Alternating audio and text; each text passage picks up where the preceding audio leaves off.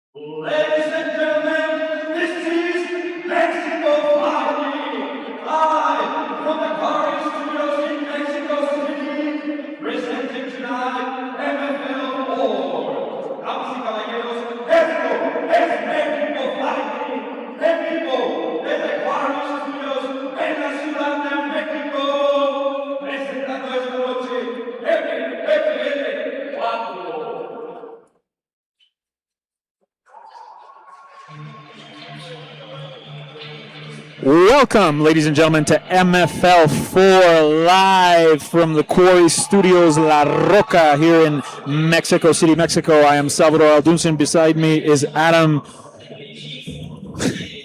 Novakovic here. Novakovic. I'm sorry, Adam. Very long last name, Serbian name, difficulty. I forgot it for a second. Sorry, Adam. How are you feeling tonight, Adam? I am excited for these fights. We are seeing a bunch of debutants who have promising amateur careers behind them, have promising starts to their professional career. We're seeing the return of Sergio Garcia, who is possibly the most exciting prospect the MFL has right now. And we are just in for an incredible night of fights. And kicking off the night, we have Diana Serrano right here and Mary Misfit de Jesus Iglesias, both of them making their professional debut, Adam. Diana is from Brotherhood, which is a very well-known team here in Mexico City, mainly a striking gym. Let's see her showcase her striking tonight. She is a Taekwondo medalist, national selection team. So let's see if she can display that Taekwondo here for us tonight against Mary, who is a kickboxer. So it's a clash of striking styles we will see by Mary Iglesias and Diana Serrano, both making their debut. It's always interesting when you have two debutants and they're both known to come from a striking background. Neither have had their grappling tested in a way that the other one can be aware of.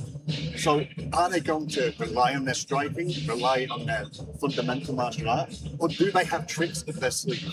It's what's going to be interesting to find out. This is going to be exciting to see the debut of both these ladies.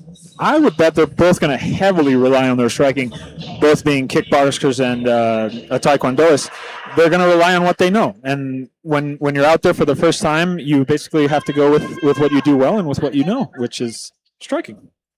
With Serrano, I saw in her amateur career, she did sometimes struggle on the ground, but she showed a great toughness and ability to survive while there. And on the feet, she has very dangerous knees. She likes to work the body, and again, she's just going to be excited to see how she does in her debut now that she's making the step up. Mary debuting a little bit, well, let's say on the older side, starting her career off a bit late, which isn't a bad thing or a good thing, but it just certainly just makes it for a shorter career span in MMA. But regardless, making her debut here tonight. As we mentioned before, she is a kickboxer, so we are promised a stand-up war for our first showcase of the evening. Coming out of the Bone Breakers gym, she has multiple training partners who are fighting on this card, and that always helps with the preparation. As I earlier mentioned, Sergio Garcia is one of the most exciting prospects in NFL, and he trains with men. They've been sparring together, they've been working together. When you have someone high level peaking at the same time as you, that's only going to be an advantage. For sure. And the Bone Breakers are known to be a bit more well-rounded. As you mentioned, you said Diana struggled with the ground game. Let's see if Mary here can expose her in the ground. She might decide if the stand-up is too close, it's too tight up there, she might decide to take this fight to the ground and see if she can expose Diana on the ground. With Diana coming from Taekwondo background, that is a very kick-heavy martial art. Whereas Mary training at Bone Breakers, she has a variety of different striking coaches who do teach more varied styles. And it's going to be whether she can neutralize the kicks and whether she can really get into positions to let her hands go. In the strawweight division,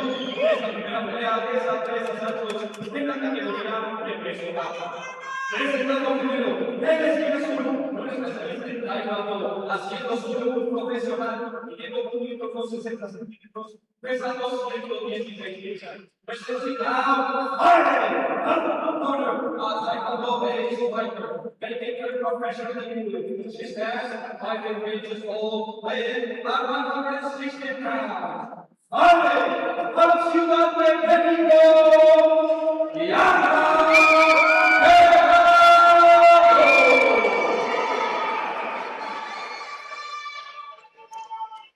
Y su oponente en esta roja, un especialista en kickboxing, haciendo su debut profesional, midiendo 1,53 centímetros, pesando 114.5 libras. Presenting now, fighting, and fresh worker, a kickboxer, making her professional debut. She stands 5 feet tall, weighing 114 and 1 half.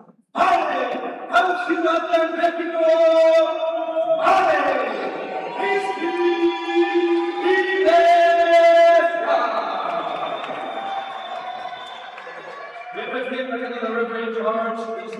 Cruz.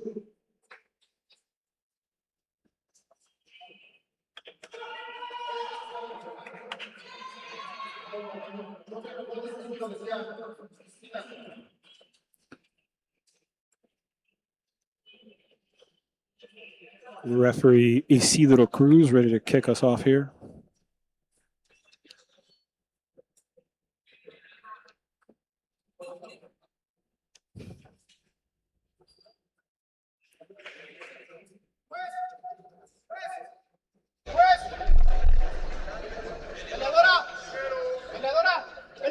And here we go, MFL4 officially on the way with the first fight, first round of the night, Adam.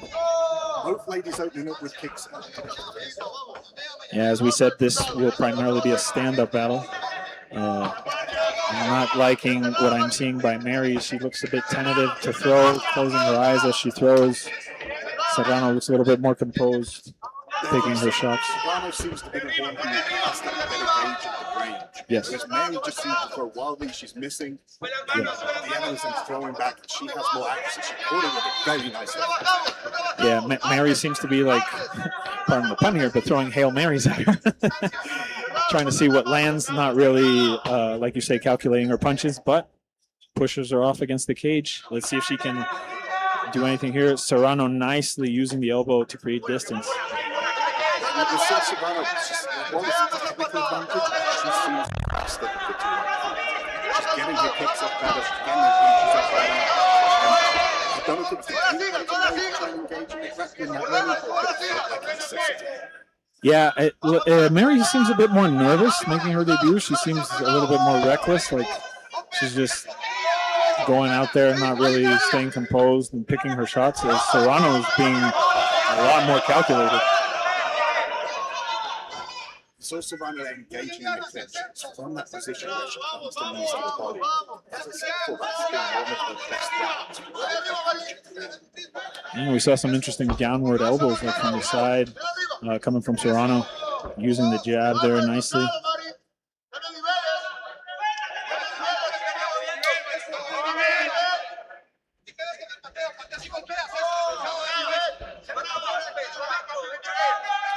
Nice one too by Serrano. She seems to be having success with almost every and those leg kicks are adding up to see Mary wince it. Mary, like exactly what you just said, she's having a reaction every time Serrano lands anything. Because she's trying to go for like a judo toss, but she's too high up. And we can see them now in front of our commentary table, and Mary's left leg is ready. I'm also starting to see a mouse around below the left eye of Mary. A little hematoma under the left eye for me. See, it's just reckless by Mary Adam. There's no control in their striking. She's just wailing big punches, trying to land something. And Serrano staying composed, pushing off against the fence, landing those knees you were talking about. Yes, Serrano just seems better from every range. From distance, getting off the kicks, comes in from the boxing range, those knees are going to happen. Looking at them both, I can tell it's Mary's debut. Not so much Serrano. She looks so composed. She looks like she's been there before many times. Glacias seems much more frazzled making her debut. And again, that leg kick landing heavy. Serrano doesn't seem to have any fear in the grappling technique. Mary hasn't looked to change levels. She's not threatening with a single leg or a double leg. And that's just leaving Serrano very comfortable and able to pick her apart with the other range. Serrano chewing up that leg, going after it. If Mary doesn't find a way to adapt those leg kicks, she is going to be compromised. Possibly before the end of this round. She seems to be really struggling. I can see it affecting her movement now. When she was walking, I saw her not being able to put her full weight on her left leg. Serrano doing a great job here. Those chopping leg kicks, knees to the body, the type of strikes that add up as the fight goes on, they will sap the cardio, they will sap the mobility of Glacias. She needs to find a solution, she needs to find a response. It's not chopping the kicks, but find a way to engage in the grappling. Fires back with a leg kick of her own, Glacias does. It's not so much the slapping leg kicks that affect you, it's the ones that thud. The slapping means usually the foot caught the leg, but when it's the shin, that's when it really does the damage. Here we see Mary catching the leg in order to try a takedown. Got to be careful there with the fingers in the face. One thing in the striking is Mary doesn't seem to be setting anything up with feints. No. She's just throwing one or two strikes at a time. And Serrano's able to beat. And you can start changing to open more things up for her. And like we said, it's just like scattered shots. It's just random shots that she's trying to land. No real planification behind them. Just throwing random shots, it seems. Serrano much more composed. What do you say? I'm round one Serrano for me. I think this is clear around as you can see, and she is not even breathing heavy like this. She looks calm, she looks composed, she looks like she can do that for another hour. Take a look over at Mary's stool. Look at her, Adam, she looks very tired. Part of it's not just physical pain, it's not just sapping up the cardio, it's the demoralization. She would have thought about this fight, she'd been fighting for a long time, and no iterations of her imagination with that first round have not that bad. Hopefully her corner can give us some advice in between rounds, and hopefully they can come up with a plan which is going to allow her to get off some offense and stop hurting those It's going to be a long 15 minutes if she can't do that. If I'm in Serrano's corner, I'm telling her, go after that leg, powder her with that jab, and just keep landing that leg kick from range and keep peppering her with that jab. Don't really need to change it. No. You can just put the frequency of what's already working. Yeah, I'd focus going on heavy after those leg attacks, trying to get her out of there with the leg kicks, impede her movement even further. Well, let's see how both ladies do adapt in the second round. Let's see. Round 2. Mary Misfit Iglesias versus Diana Serrano. Yeah, didn't land there, but she's opened it with that leg kick again. She knows what's working and knows what she's doing. Nice job by Diana. See her hit just bounce back. Catches the kick. Oh, nice head kick. There we see that Taekwondo coming into play. She seems to be so good at getting out of range of Mary's kicks. She lands and then she's not there. Yep. Precisely controlling the distance very well, Diana is.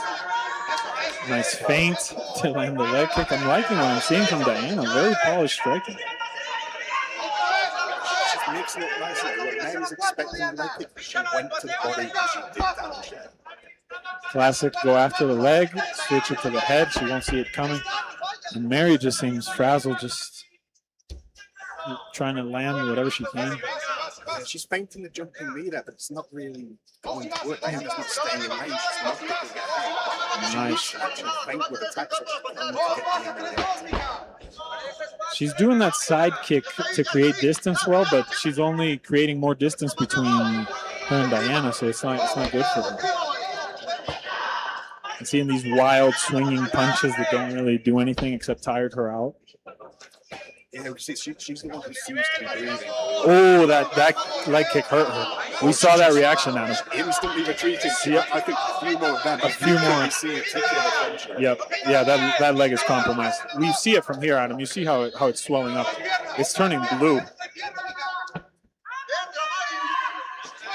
She won't be able to take many more of those. Another one landing, not as clean as some of the others, but still got the reaction from them. Yeah.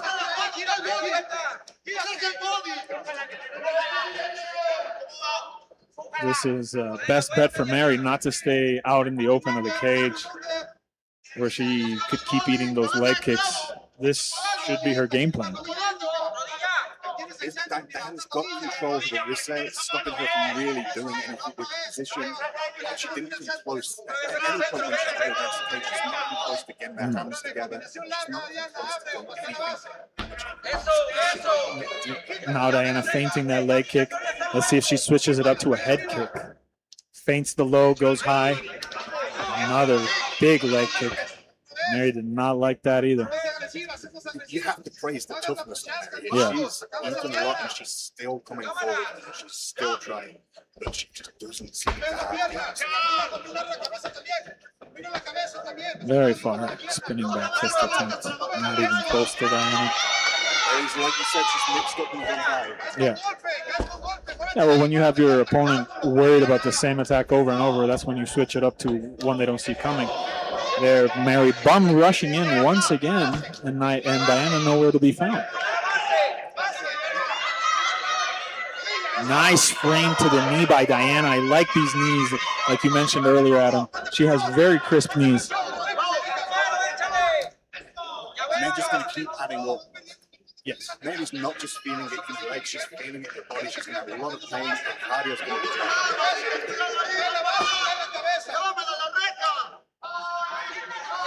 I really would like to see her try changing levels again. Just to mix it up. I see with the leg that badly damaged, it's going to make it very hard for Mary to shoot in on an accurate takedown. All she can do is push Diana up against the fence. Diana waits a little bit and then pushes her off. But this is doing nothing for Mary on the scorecards because she's just leaning on Diana up against the cage. She's not throwing any knees to the leg, to the body, trying to land some elbows up against the cage. She's basically just hugging Diana up against the cage for survival. There you see Mary.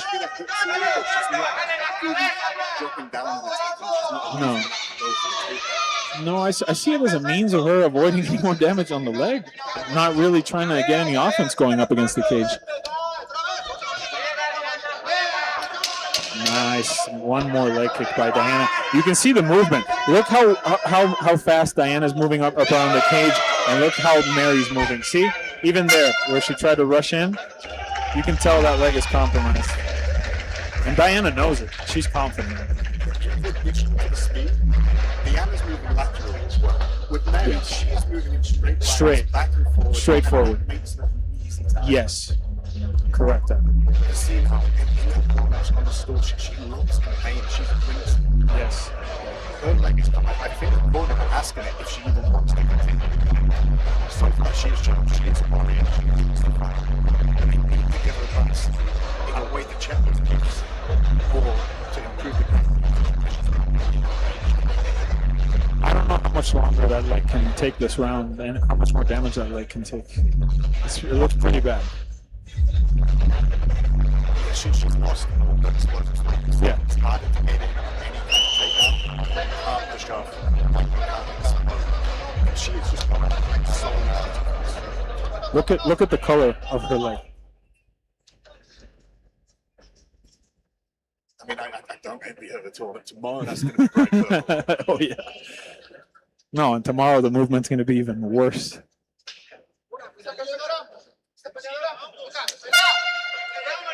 Here we go. Last and final round of our first match of the night. Diana Serrano and Mary Misfit Iglesias. Big head kick. Oh, man. Again, the punishment to that leg. With that head kick from Diana, what she did well, she was still looking at the legs. Yes. With the eyes, she made her think she was going long, and she went Look low, kick high. They'll just trick in the book. There we see. This could be a finish. Yep. Oof. Again, big knees to Those the are body. knees at him. Damaging Landing. They're landing flush.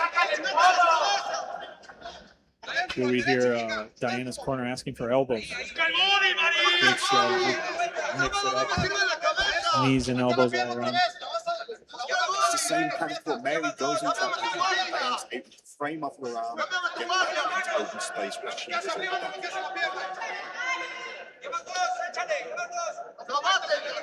Diana just so confident in him, just standing there, no concern at all about any offense Mary could bring her way. She just looks supremely confident. Her movement is on another level. And the shot selection, she's picking the shots every time. That's why she's damaging shots to the leg, because she's mixing it up. She's Mary picking her doesn't know how apart. to defend because she doesn't know which strikes are coming out. Yeah, she's picking her apart. Chooses leg kick, head kick, jab, cross. See? And then Mary, like we said, just a straight line, shoves her up against the fence, but doesn't really do anything new. Serrano's elbow just in the position that stops Mary getting close enough to be able to get those hands.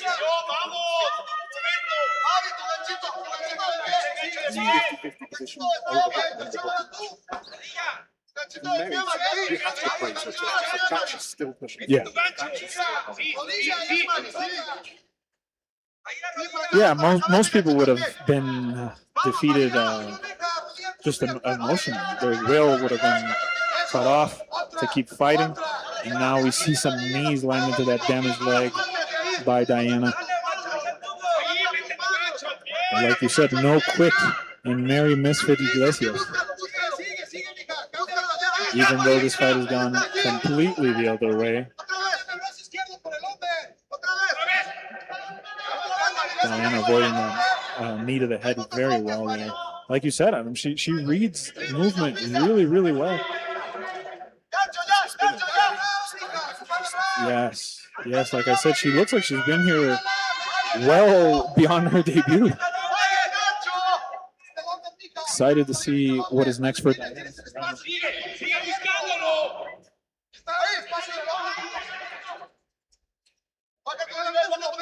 The most entertaining matchups for her are going to be when she faces but it's also going to be really interesting when she does have some contested down. That's where we're going to see how well-rounded she is. So on the feet, she looks like she's very high. Yeah, like we predicted, this fight was mainly going to develop on the feet. We have not gone to the ground once this fight, but very impressive by Diana. Here we have Molero later on fighting this evening, saying hi to us in the co-main event of the evening.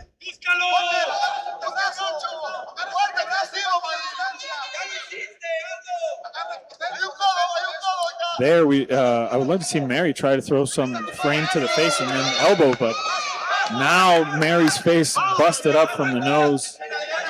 Diana should really try and put the exclamation point on this match and try and just get much more aggressive with the legs. And here we go. Mary opened up a bad cut on the side of her eye.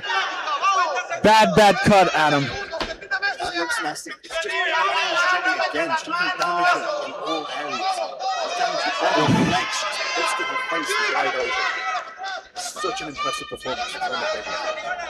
Total control on the feet by Diana Serrano. That is a bad cut, Adam. They might stop this just from the cut. It is pouring out. I don't know if it was an elbow. I think it was the cross she landed because we saw it open up right away. It was instantaneous. We just saw it pouring out.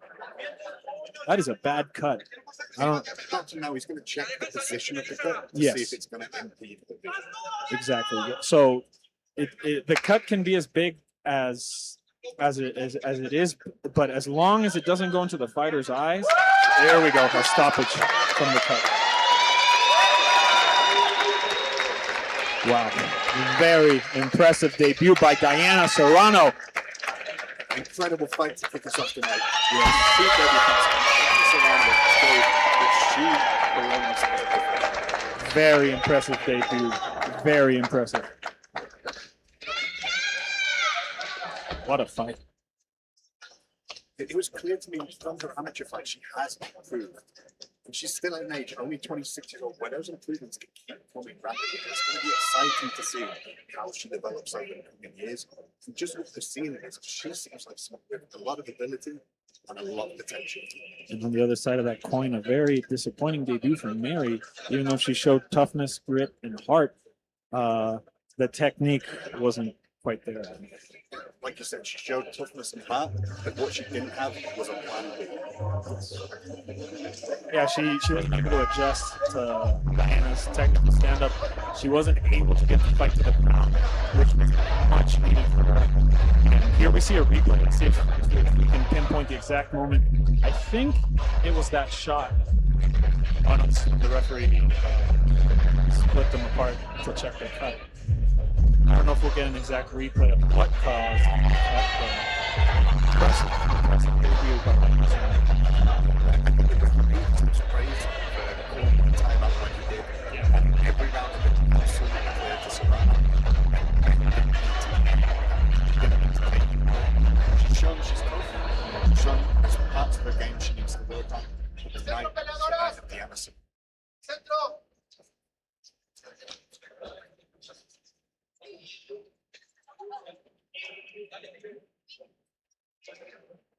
Damas y caballeros, estuvo probando en la zona de los momentos futuros en el Serrano.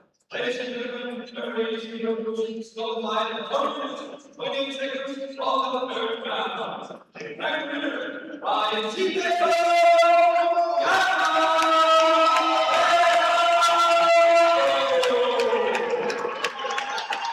Very impressive debut by Diana Serrano. Great fight to kick us off tonight, Adam. Like I said, when it's two debutantes, you don't always know what to expect. You don't know what you're going to get. That was a very polished performance. Super technical striking by Diana. She didn't seem phased by the pro debut too. She was composed in all aspects of the game. She seems like a very well coached lady. I'm excited for that next one.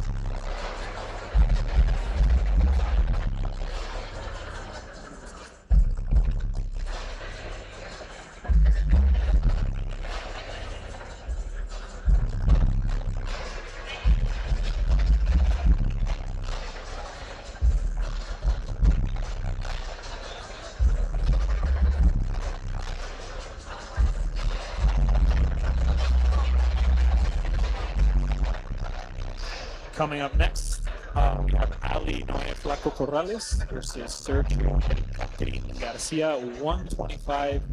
Adam, if you've seen 125ers before, you know this is the speed division. Absolutely one of my favorite divisions. It's also one of the favorite. They can't rely on pure power in the way that they because they're just the best man. That previous fight, we saw some bad stuff, bone breakers, and Sergio Garcia is someone who has trained with them. He doesn't solely train with them, but he has trained partially before with he maybe have psychological impact going into fight and just see one of your training partners receive a beat. And Sergio coming back for a second time here at MFL. He was with us at MFL 2. He was signed by MFL. There's an impressive debut here with us. And I am very familiar with Ali Flaco Corrales' team. He's from the Geraldo team. They're a very well-rounded team. They have very good wrestling and very good striking. I'm not too familiar with Ali Flaco, but I'm excited to see this matchup clash up of styles. More of a jiu-jitsu fighter versus more of a stand-up fighter in Sergio. As a promotion, NFL is still this is just a event. But one of the best stories from the promotion so far has been Sergio Garcia. He got his opportunity in NFL after costing the owners the jiu-jitsu tour. He approached them and said, look, I'm a fighter. I will fight anyone you put me against anytime. And the owners, they said, we're going to give you a shot. And in his debut, his professional debut, he looked incredible. He controlled the first round, got the finish right now in the second. It's exciting to see. As you mentioned,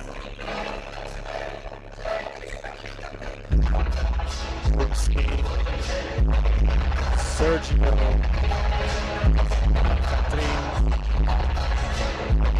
sorry, no, this is Ali Flaco Corrales. 0-1, looking to turn a negative record into a positive.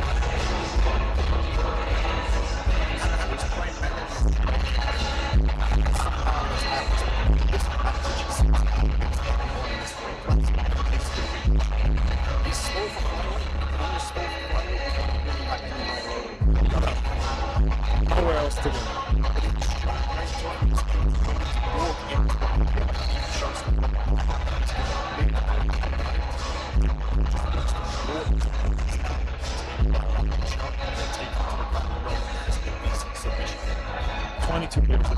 Barely didn't go quite his way in his debut. Looking to turn things around here against Sergio. Should be a very promising fight.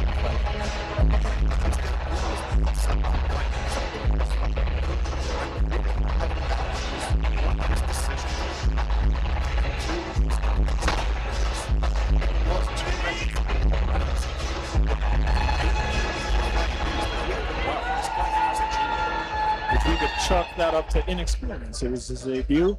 Let's see if he's made the correct adjustments here now to try and correct things against Sergio, the first signed fighter by NFL Catrin. There he is. I'm shocked this is This guy is a prospect. You hear him talk, you hear his passion, you hear his he really has star potential. He talks about himself being a future champion. He wants to get to the top, he wants to get to the top quickly. He's willing to fight anybody to get there. Same team as Diana Serrano, who we just saw display impressive striking, Brotherhood MMA.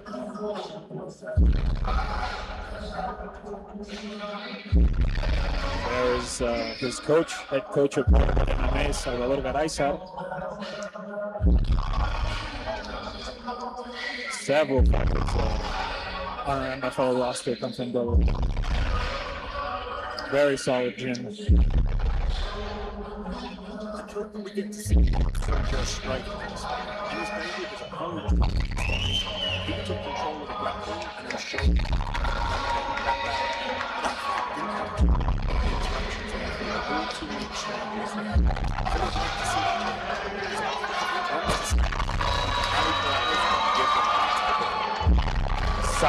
stance for Sergio Garcia. Years of age. Promising prospect here for us at MFL.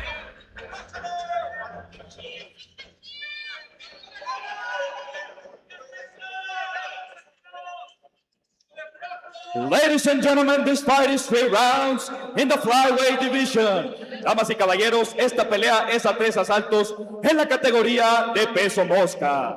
Presentando primero, en la esquina azul, un peleador de artes marciales mixtas, con un récord profesional de 0 victorias y 1 derrota, midiendo 1 metro con 62 centímetros, pesando 125.5 libras. Presenting now, fighting out of the blue corner, a mixed martial artist holding a professional record. No wins, 1 loss. He stands 5 feet 4 inches tall, weighing at 125.5 pounds.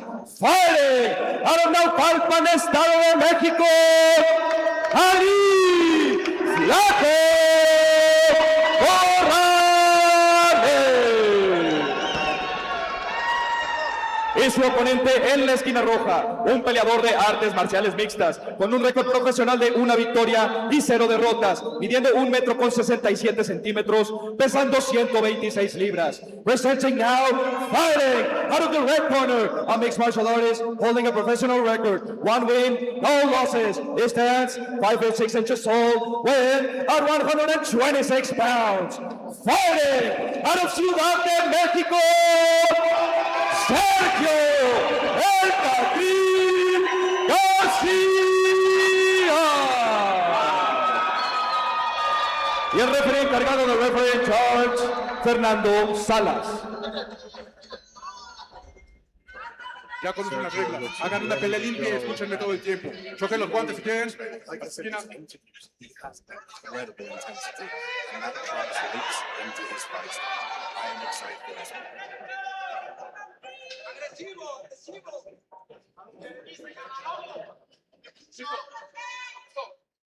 Here we go. Fernando Salas, the 3rd man in the cage. Fight between Sergio El Catrín Garcia and Ali Corrales. Corrales starting more aggressive too, landing a kick and then a left hand as well. Sergio seems like he's still getting a read. Ali lands that hook. Sergio acknowledges it. Like, okay, that got in. Wild exchanges here. And I don't think Sergio wants to be in that tight a range. He knows that Ali is going to leap in. He's going to leave himself open when he does so. He wants to time those counters. But here he is. He's got that body lock. Let's see what he can do with this. Very wild, aggressive shots by Ali Corrales in short, as you said. Yeah, he just crashes into the pocket, and it makes a really exciting fight. Yes. Sergio trying to bring the pace of the fight down. Smart.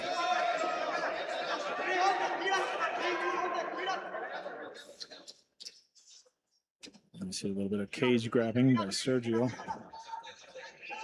Big no-no, but Fernando Salas keeping an eye on that action. Switch from a double into a single there, but it seems like, oh, he manages to get it. Doesn't quite have the control yet. He's getting those hands together. Takedown, but Ali Corrales right away back up on his feet. Very aggressive, Corrales, just very damaging elbows to the back. I just got to be careful now, not on the spinal line. Anywhere else, completely legal. Few years ago, Adam, those elbows would have been completely illegal. No downward elbows, but the rules have changed. Well, I think that's a welcome change to the sport. The less rules and restrictions we have on fighting, the better, I say. Just no soccer kicks. Well, unless you're a fan of Japanese. Yes.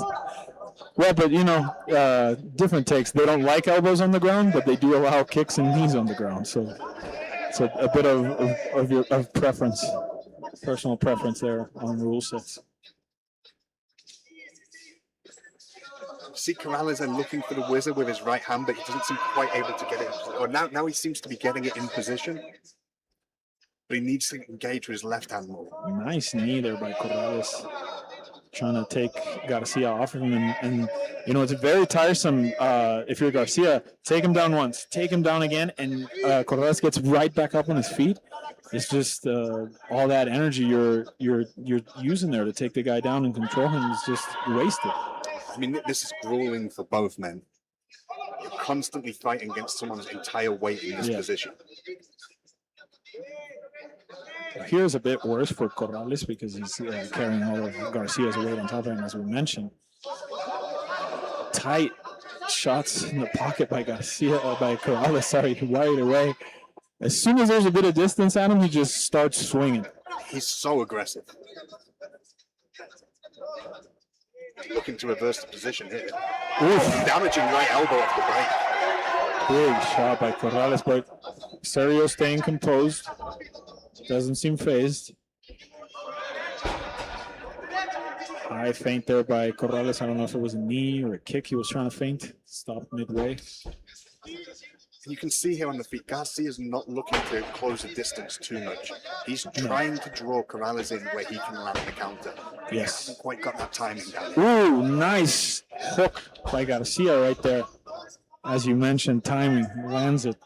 Beautiful hook. He landed it well, but Corrales just keeps coming forward. Yeah. As I said in his previous fight, he ate a couple of flying knees clean on the chin, and he was not deterred at any point. He just keeps coming forward. And we know he's got a chin by those flying knees, and just the hook he just ate by Garcia landed flush. Finally, Garcia able to take this fight to the ground. No, Corrales staying.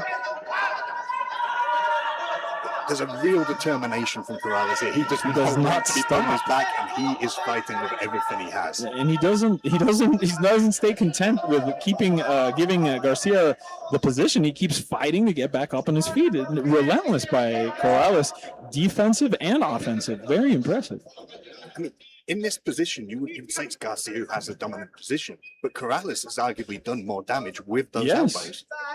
Yes. As we were saying before in the amateur fights. Ooh, big left hand. Nice shot by Corrales. Nice shot. Seemed like Garcia was a bit hurt there by one of those shots. Very impressive Corrales first round, Adam. I'd give the first round to Corrales.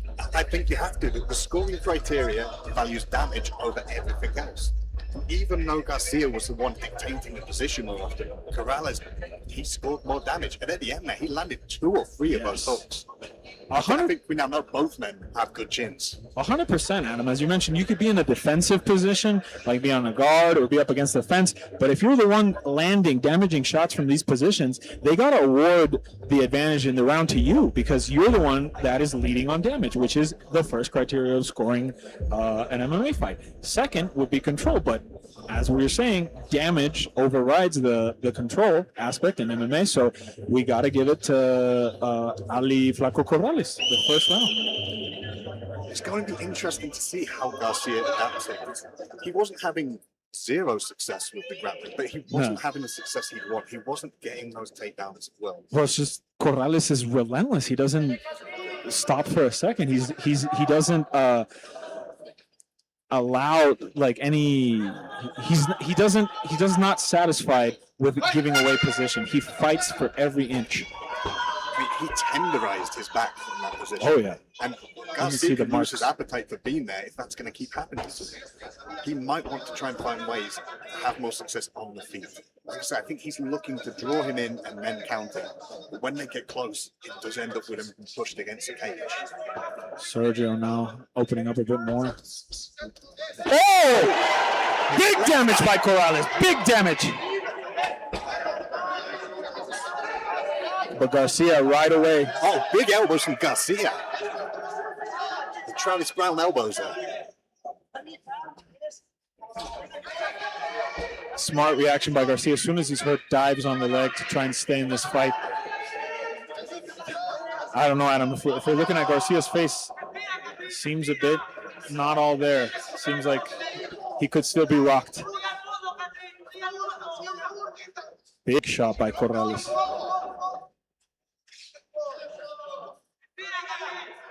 First knockdown of the night.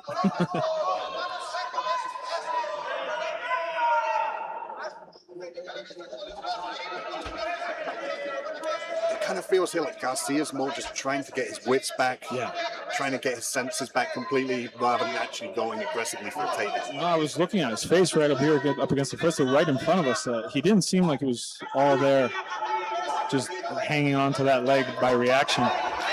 Look at him, Adam. He still does. I don't know if he's still 100%. That was a big shot. Corrales is a fighter. He's not going to give you a second to breathe. If he thinks he's got you hurt, big elbow, and he's still coming. I think Garcia can still be hurt. I think he definitely is. It was a good reactive takedown there, but I feel it was more desperation and 100%. More desperation and game. 100%. Here we see a nice, what we call in jiu-jitsu sometimes 100%. When you're in the guard and you do this lock up over underneath the shoulder, you can normally flip the guy from there in guard, and stand up much more difficult because there's weight on the legs. But just relentless shots from Corrales. Corrales is someone who just doesn't seem to slow down. No. He's not worried about his cardio. He can throw as many strikes as he needs to. He's all gas, no brakes.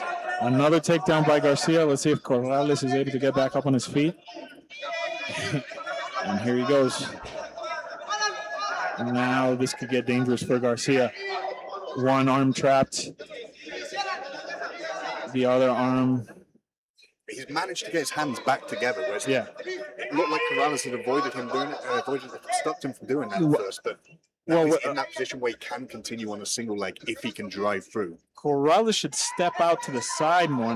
He's not able to do it anymore. But there, he could have like a type of crucifix position. If he gets on his knees and gets a little bit more off to the side here on the ground. And that is a much more dangerous position for Garcia. But Garcia doing a good job of keeping Corrales' legs together.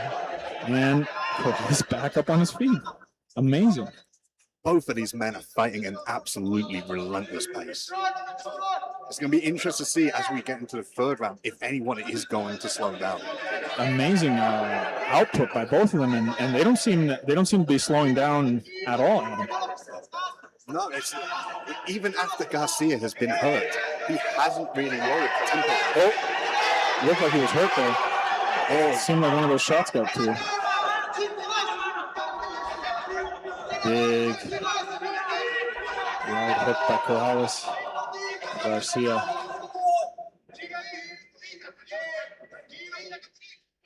One minute left in the second round. I'd like to see Corrales threaten Garcia's head. Sometimes is a bit too low. I'd like to see Corrales threaten with a guillotine of some sort to not let Garcia just keep his head in that position whenever he wants to, just to, like check him with a threat there.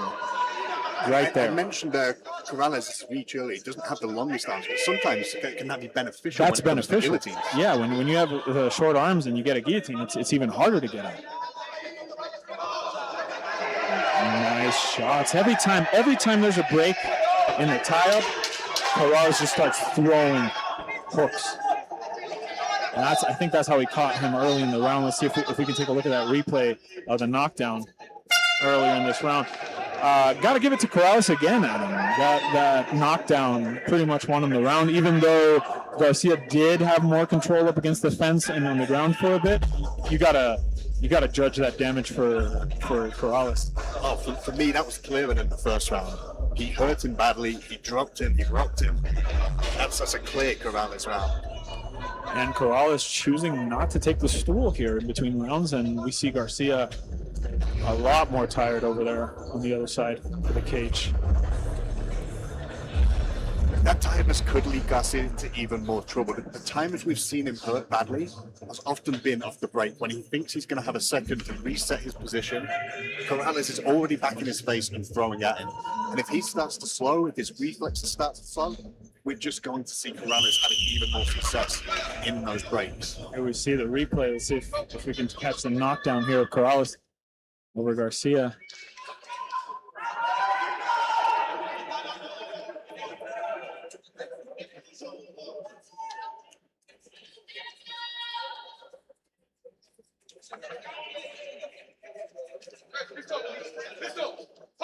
Final round of our second bout of the night between Sergio El Catrin Garcia and Ali Flaco Corrales.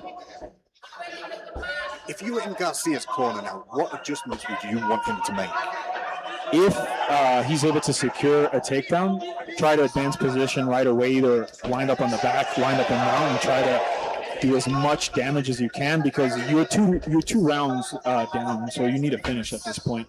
And it's the only area of this fight where we've seen Garcia just show a bit more domination over Corrales, is just in the up against the fence and landing a few takedowns, but Corrales just gets back up immediately. So maybe what Sergio needs to do is just immediately transition, or try to transition to a better position where Corrales cannot get up on his feet right away. Be interesting to see if he does that, or maybe we're going to see him get even more aggressive on the feet, knowing he needs a finish. So the improvements in the grappling could see him win the round, but if his corner believe he's 2 down, he might need to start taking even more risks. Even though he's badly hurt, if he needs a finish, he might have to get reckless. Do you think with the knockdown, maybe he doesn't see that as a clear path to victory for him? Maybe he's second-guessing himself on the feet against Corrales, because Corrales has looked much more crisp on the feet and landed the much bigger shots. I think that would have definitely dented his confidence. But I think right now, Garcia shouldn't be thinking about game plan, shouldn't be thinking about strategy. Yeah. That should be his corner directing him. Well, They should be giving him the clearest path to victory. If you want to win this fight, there, another big shot by Corrales. Garcia's keeping his hands too low. He ate a big right hand in that exchange. And just shooting for a naked takedown, no setup at all. That seems to be when he's hurt, he instinctively shoots for a takedown. And if Corrales can make his read, he can start throwing uppercuts after he's hurted. Or that's when he's going to do real damage. Or a big knee as he's coming absolutely. in.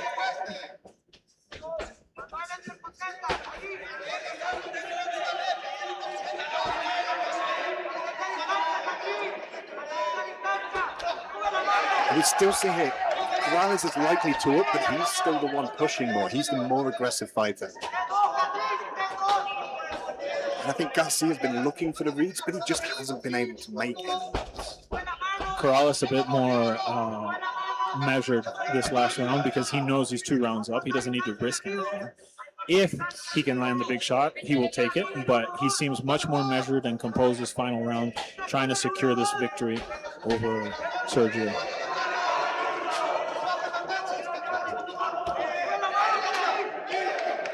Finally would get his first professional win, Ali Corrales, and it seems like he's well on his way to do so, Adam.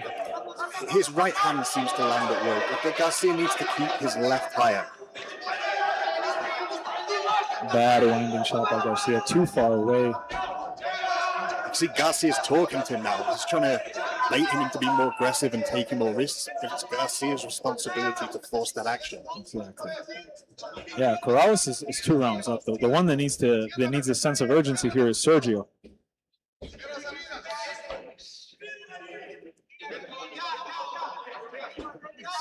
Well, as you said, a lot of talking amongst them now. I think it is purely psychological baiting by Garcia to try to get Corrales in his head a little bit. And you see sometimes it's when fighters become frustrated that they start talking to their opponent. Yeah. They don't do it when they're having success. But it's when they have that frustration, that's when they start trying to bait them out. Garcia, non-stop talking now. I think it's working, Joe. I think it's working. Corrales seems to be wanting to engage more as well. I feel when Corrales has been patient, he's fighting against his instincts. He enjoys it all, but he's following a game plan here, and he's doing it well. Listen, he wants his first professional win, and he is well on his way to getting it. He doesn't need to risk anything here. The one that needs to go after it is Garcia right now. Garcia pointing to the ground, telling him, let's exchange. let's go for it. Let's put on a show, but Corrales wisely picking his shots. You see handshake. Are they both going to throw down in this last 10 seconds? Corrales. So clear victory for Ali Flaco Corrales. Sergio didn't quite do enough to get this victory, even though he's got his hands raised. I'd say clear victory for Corrales. Well, I think it was a fantastic performance from Ali Corrales. Having dropped his pro debut in what was a close fight, he needed to come in and show something tonight. He didn't want to go 0-2 in his career, and he put in a fantastic performance. He hurt him on multiple occasions. He dropped it. He was landing hooks, he was landing overhands, and even when he was the one in the more negative positions, he was still landing more. Right from the opening of the fight, you saw the urgency in Corrales and the aggressiveness. He wanted this win tonight, Adam, and he certainly worked for it. Oh, he didn't stop working that whole fight. It was the levels of cardio to go for that much cage wrestling and then still come out swinging immediately after. That guy, he's durable. He can fight for days, and his output was won in this fight. Completely agree. Great showcase by Corrales. Great game plan. I'd say a complete shutout, 3-0 by the side of Corrales. So we will wait the official decision coming up next.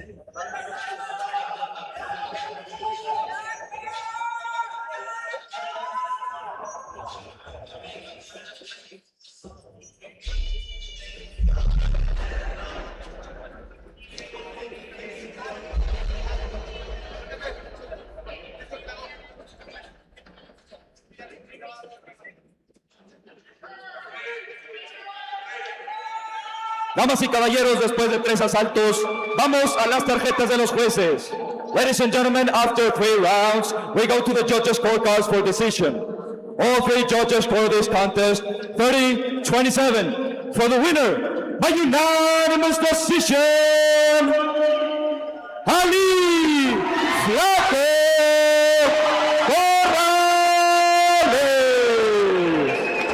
As we said, Adam, it was clear advantage of Ali Corrales getting his first professional win in the MFL cage. Impressive performance by Corrales.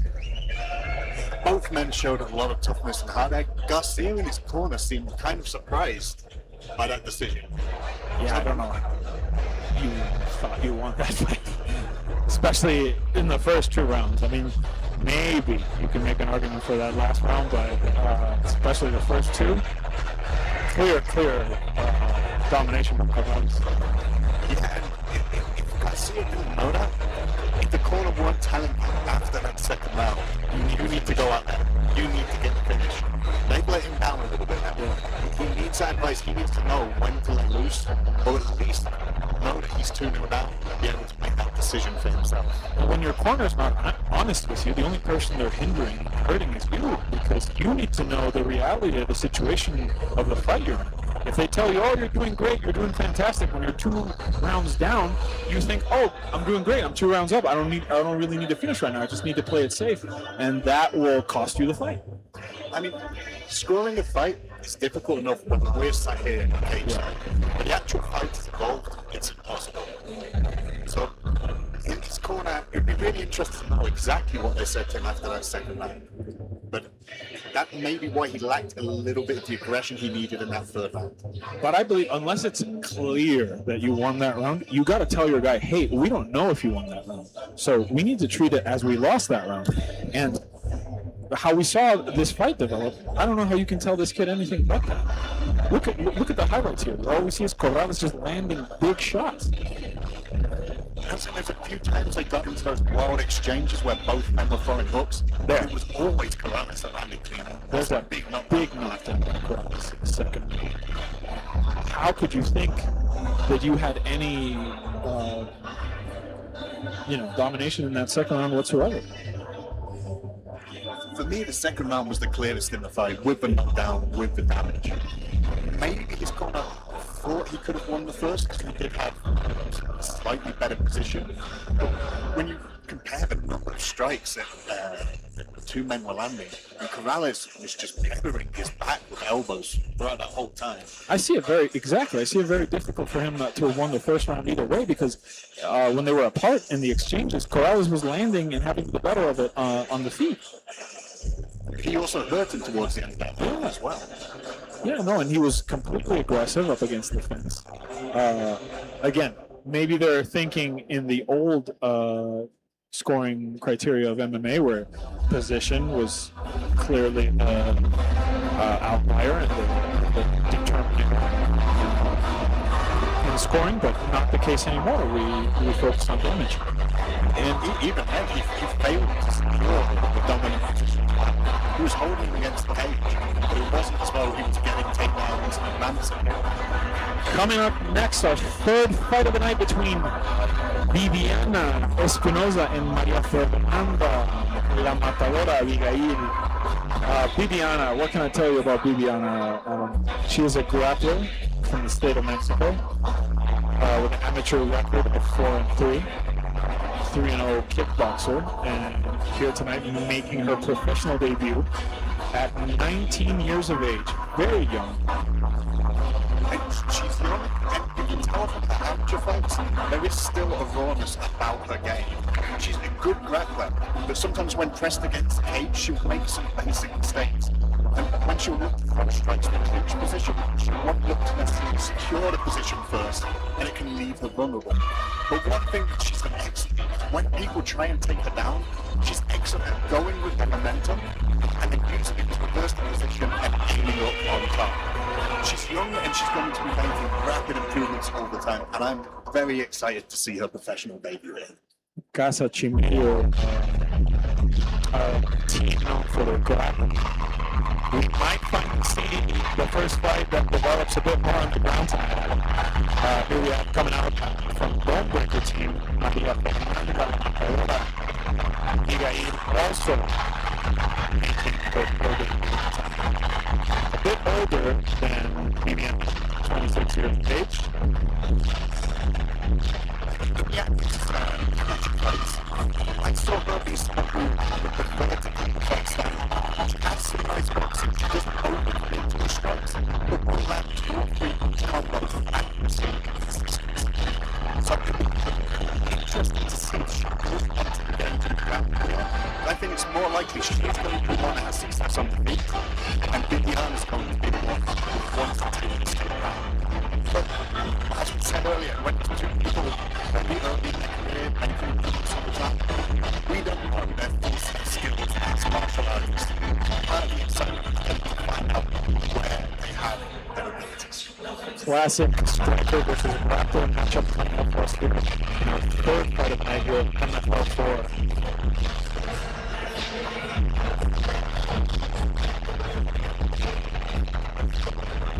Let's see how the Bonebreakers fare in this matchup so far. They've been involved in every matchup of the night.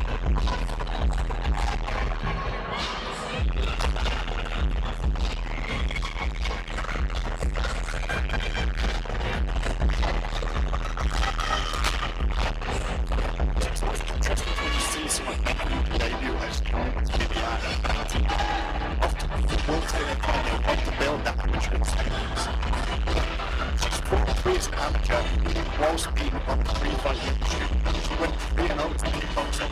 Clearly her gym has seen enough, her coaches have seen enough to be able to say, you're ready. Ladies and gentlemen, this fight is 3 rounds in the bantamweight division. Damas y caballeros, esta pelea es de 3 rounds en la categoría de peso gallo.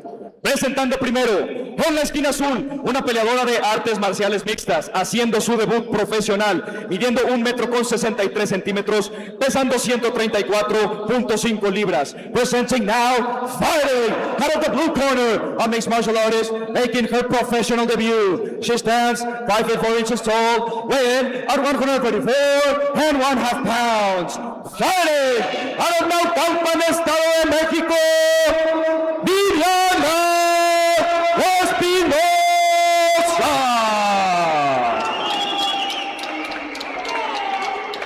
Y su oponente en la esquina roja, una peleadora de artes marciales mixtas, haciendo su debut profesional, midiendo 1 metro con 60 centímetros, pesando 134.5 libras. Presenting now, fighting out of the red corner, a mixed martial artist making her professional debut. She stands 5 feet 3 inches tall, weighing at 134.5 pounds.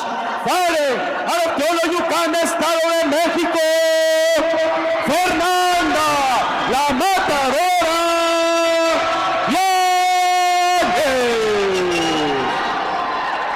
y el referee encargado del referee en charge, Moisés Ruiz.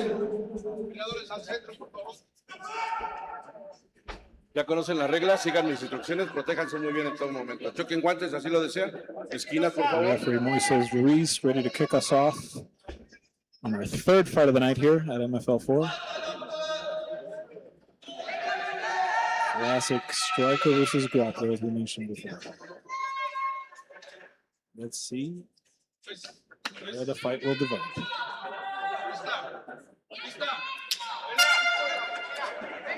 It's interesting to see if Bibiana has developed more confidence in her striking. She has been trying to improve that aspect of the game, obviously, with the kickboxing fights and doing well in that area. Always, right? You got to focus on your weaknesses, not your strengths. You got to try and put them to par with what you're good at, so there's no hole in your game, your overall MMA game. Bibiana looks, as you mentioned, comfortable. Kind of a Muay Thai stance, bouncing back and forth. She got caught a little with the hook kick from Yanez there. It was a very sneaky one. Again, Yanez looking to get the kick straight to the head. Oh, big right hand. A nice side kick also by Yanez, landing a big cross. Bibiana putting her up against the fence, trying to land some big knees. I think if Bibiana did have a game plan of wanting to feel out the striking, those shots there from Yanez have made her change her mind. Yeah. There's some big shots, and Yanez trying to pick her up and put her down. A nice elbow on the exit here up against the cage by Yanez.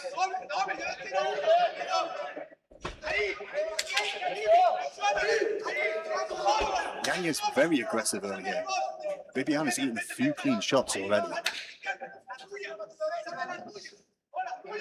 So far, no takedown attempt by Bibiana so far. Let's see if she tries to set it up with her striking. Yanez is landing some big shots when Bibiana steps in. Here you see finally Bibiana trying to put her up against the fence. Let's see if she goes for a takedown from here. Feels like in the striking, Bibiana was trying to be technical. She's just throwing one jab, one kick, and Yanez just aggressive coming in with that elbow, and that's been more effective. Nice takedown by Yanez here. Bibiana almost had like a judo toss, and Yanez was able to keep it on the feet, landing big shots back. Oof, that side kick to the knee, Adam, makes me wince. She went for the spinning elbow there, but Bibiana read it well. That's a career-ending kick, potentially, those side kicks to the knee. Oh, they're devastating. Who was it? This John Lithuanian Jones and fighter. Rampage Jackson. Rampage said he was never the same after that and called for those kicks to be done. Khalil Roundtree landed on a Lithuanian fighter. Terrible. Khalil was so good at that because he has that Muay Thai background, and that's often where that kick comes from. You see people do it when they're in quite an upright stance. But Yanez is mixing a lot of different striking techniques together. No, and those side attacks, she does them very fast, very quick. She's throwing it to the knee. She's throwing it to the center of the body. Bibiana landing a shot. So far, getting denied to go to the ground by Espinoza. By Yanez, sorry.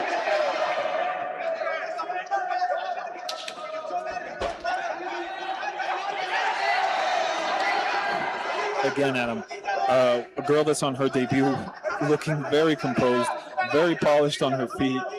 Impressive. I mean, she's landed that right hand so cleanly a number of times now. She seems to be having a huge amount of success. And Bibiana's not making the reads. Espinoza's not capable of making the reads here. So she's doing the right thing in closing the distance, engaging in the grappling, but she needs to find a way to take this to the ground. We've seen tonight, you're not going to win rounds just by holding your opponent against the cage. No, and Yanez has done very well with the takedown defense. Big elbow. Yanez. Yanez is just looking so comfortable now. Ooh, Huge right hand. big cross by Yanez. Another one. Bibiana needs to keep her hands up. She can't eat many more right hands. Oh, arm triangle from standing position by Yanez. That looks tight. Bibiana seems to be unfazed. I don't think it's quite. It might be on the chin a little. She's giving the thumbs up, saying she's okay. Yanez's shoulder, if it was a little bit lower, Yeah. she would be able to get this, but No, and still not going to be a comfortable position for Espinoza. you can finish it by standing, but it's much more difficult. But nonetheless, pretty exciting, exciting things Yanez is doing here. That was nice. And now, oh, look at the aggression with those downward elbows on the back. Yanez. For not Bibiana Espinoza acting unfazed, but very dominant round by La Matadora Yanez. Yeah, fantastic debut round from Yanez. She looks like she belongs in this cage. She looks like she's had many fights in her career. That was just excellent composure. She showed a full showcase skills there. She was landing all kinds of strikes. She was using the kicks to the legs, showed the boxing towards the end, got his 1-2s where the right hand really hurt Espinoza, and then almost locked up that standing triangle. Another debut that impresses us with the caliber of striking, the caliber of composure, the game plan. Just amazing performance by Yanez so far. For it to be her debut, very, very impressive. I mean, it speaks volumes to how well she's coached to come into a debut and look like this. Because Espinoza is a good fighter. She's a talented grappler. She's won kickboxing fights. And you can still see with Espinoza, she's still kept her composure. Yeah. She's not out of this fight yet, but she needs to change something because Yanez is having success in all areas. Look at Yanez, just so confident. Looks completely settled into this fight. But as you say, Espinoza seems unfazed. She doesn't seem too bothered by the dominant round Yanez just displayed. She went right after her with a flying knee. It wasn't the best flying knee, but trying to say I'm still in this fight.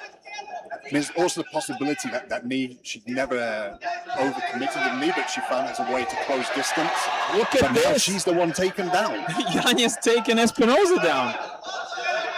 Yanez showing us not afraid to take this fight wherever she wants to. Now, could this open up Yanez for back attacks? For attacks off of her back by Espinoza? Could be. I mean, Espinoza does have 2 armbar victories so far in her amateur career. So we know she's capable of locking things in. Let's see if this was the right decision by Yanez to take this fight to the ground, especially when you're showing so much success on the feet right now. I don't know if her corner asked her to do this or she's just trying to showcase her overall MMA capability. I mean, it seems like it was kind of reactive after Espinoza closed the distance. Espinoza looked to be getting in on the body lock, and Yanez is now just showing that even if you get to the position you want, I'm still going to take you down, and I'm going to be better at it. Yanez now in full mount, landing big shots. That was 2 huge elbows to the head there. And now she's flattening down. She's flattening down Espinoza. This could be bad for her right here, Adam. This is a very tough position, and those elbows were really damaging. Espinoza's demeanor changed instantly after that first one landed. Yeah, what Yanez needs to do is push her hips in, try to flatten out Espinoza and land some big shots where she can't escape. She's got a hold of that arm, making Bibiana's defense a bit harder. And she's got almost 3 minutes to work from this position. Oh, yeah. Yanez can afford to be patient. This is a lot of time to have somebody on your back. Not good for Espinoza. For Espinoza, sorry. She looked like she got a little high there, but she's going to try and turn this into an armbar. bit too high. Looks like she's going for it. The leg placement for her right leg is not quite there. Viviana doing a good job of hiding her face from the leg so that Yanez cannot get that armbar fully. Seems like she's going to try and pull it out, but sometimes as you pull it out, it could... And she's out. Now we get to see Espinoza work from top position. This is exactly where she wants to be. And maybe it was a mistake by Yanez to keep constantly engaging in those grappling positions. So this is where the inexperience in your debut can play in. Yanez, complete domination, doing everything she needs to do, goes for a takedown, which isn't wrong, but going for that armbar from the back exposed her, but immediately back up on her feet. But that could have been bad for Yanez right there, Adam. Well, we just saw Espinoza land a big knee there, and this may be the tide of the fight turning. And all because of that decision making, all because she was that confident in her grappling, she was willing to take the fight there. Now she's managed to get a separation, and I think we're going to see her want to continue striking rather than taking this back to the ground. If I am Yanez's corner, I'm telling her, keep this fight on the feet. Keep damaging her off the distance. Don't go to the ground. You're having all the success on the feet. Right now is not the time to show variety in your game. One thing we're seeing from Bibiana on the feet is after the first strike from Yanez, if it doesn't land, she has a tendency to drop her hands, and that's leading Yanez to land with the second or third punches. Particularly if she's leading with the jab, it's that straight right that's coming after. That's what's doing the damage. Here we see Yanez pushing her up against the fence. Oh, going for the foot stomps. Those aren't nice. An old school technique, and never fun to be on the wrong end. Espinoza able to reverse. Oh, big elbow by Yanez. A kind of a heel kick to the calf there, Adam. You don't see that every day. No, it's fun to see, but it's risky because it does leave her off balance and would open up the takedown more for Espinoza. Oh yeah, if Espinoza had a bit more judo technique, she would have immediately gone for a takedown right there. I don't know if I see Yanez's forehead. I see a bit of a welt on her forehead. I don't know if Espinoza was able to land something. You see a bit of a hematoma there on her forehead. I think there was an elbow off the break towards the end there after they were separated from the clinch. But for me, that's still a Yanez round. But elbows she landed on the ground, they were the most devastating strikes. That elbow she landed almost here at the end of the round up against the fence when Espinoza had her up against the fence. That was a nasty elbow. And that armbar setup was the deteriorating factor for Yanez in this round. Espinoza wound up in side control. Yanez was able to get the fight back up on her feet, landed a big uppercut. But one of the most notable things when you see someone move from the amateurs through to the professionals, some of the things that worked against a lower level opponent, doesn't like work. that armbar, doesn't always work now. Now you're against a better grappler. Now you're against someone who is high level, and you need to make those adaptations. Well, now you need the correct setup of that armbar before you could get away with it, with just throwing it up there and maybe catching somebody. Now, if you don't do it the correct way, you're never going to get anybody in the armbar if you don't have the correct technique to get it. But both legs have started a ferocious pace in the third round. You think Yanez might want to just keep the range, keep the distance, circle off. She's likely 2 rounds up, but she's happy to throw down now. And there we see a very taekwondo-ish stance by Yanez, landing a lot of side kicks. Espinoza hugging her up against the fence. If you're Espinoza, again, you need a sense of urgency. This is not going to win you the fight. You need a fight-ending sequence here to get the victory.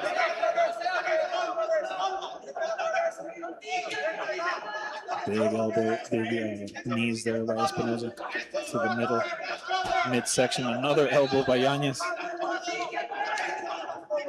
See in that position, Espinoza, she had the hands locked, but instead of looking to lower her hips, lower her hands, and then go for a double leg, just holding in. She allowed Yanez to get that underhook, and then it just leads to being a break in the action, back in striking, which is where Yanez wants to be. And Yanez is very dangerous with those elbows. See, there we go again. when the action breaks apart, when Espinoza is in close range, nice spinning elbow by Espinoza out of nowhere. Whenever there's a break apart here, when they're tied up, look for Yanez to throw a big elbow as soon as she feels the separation. Yeah, we've seen it sort of have success with that in the last round, and credit has to go to Espinoza. She's ate some big shots, but she's undeterred. She keeps coming.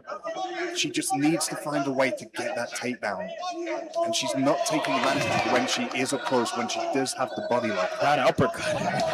She's throwing big uppercuts. Yanez, I like what I'm seeing from her in the stand-up. Just needs to put an exclamation mark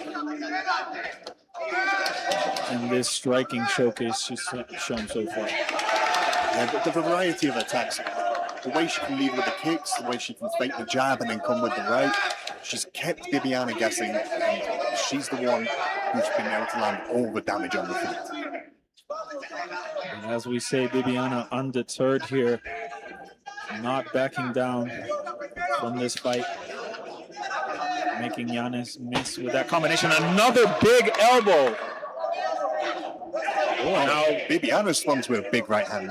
Espinoza landing with a shot of her own, but Yanez gets her up against the fence again. Look at that head control, head pressure up against the fence.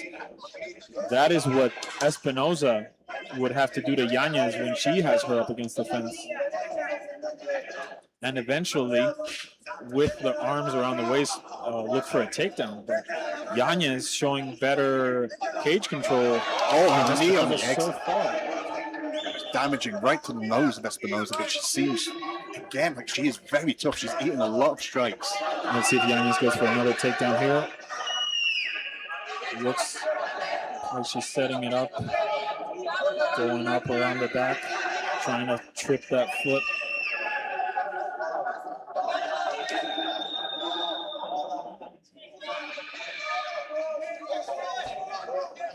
So now Espinoza's got the body lock, but you can see it. Her hips are still kind of elevated. If she wants to go for that takedown, she needs to drop them. She needs to lower that and then look to switch for either a double or a single. And the head position as well. I mean, look at how Yanez had her forehead completely underneath Espinoza's chin up against the fence, and Espinoza just has her head off to the side. That allows Yanez a lot more movement up against the fence. Yanez looking for a big shot here.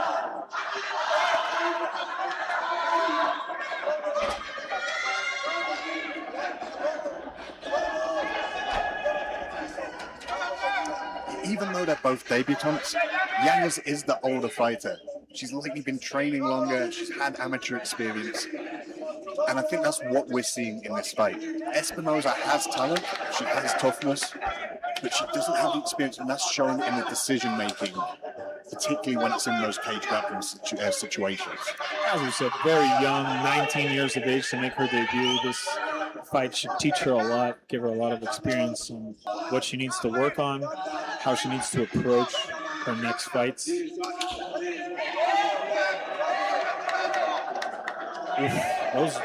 Another spinning. You could see she was going for it, and Yanez ducked out of it. A bit of a tell before that spinning elbow by part of Bibiana. Oh, this is a fun exchange to end the fight. Both ladies throwing again. Bibiana missing with that spinning elbow, but almost just. Fantastic debut performance from Yanez. Nice entertaining fight by these ladies, Bibiana Espinoza and Maria Fernanda Matadora Yanez, giving us a nice stand-up war here.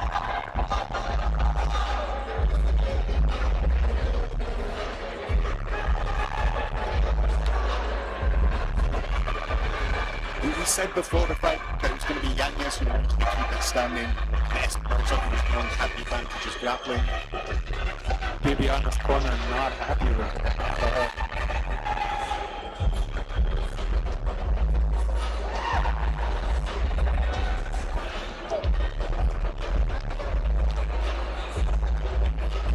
Sometimes you do have to make allowances for the fact that it's a 19-year-old making their debut.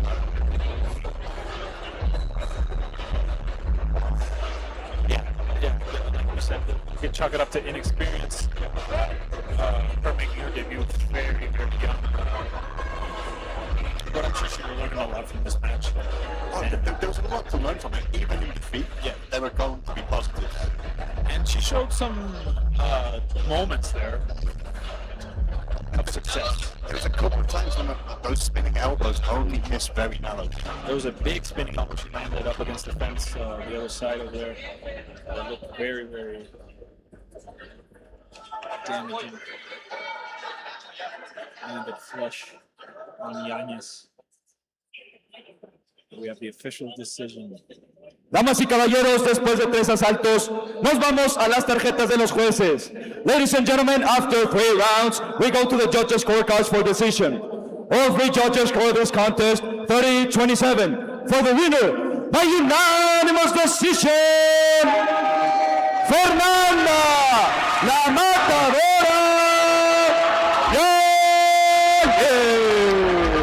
As we said, clear victory, 30-27 unanimous decision by Maria Fernanda La Matadora Yanez. Very entertaining stand-up showcase on. Second time tonight, we've seen a young lady make a professional debut and put on a striking clinic. Yes, Diana, Really impressive. Diana Serrano and Fernanda Yanez showing for their debut. Very impressive stand-up by both ladies.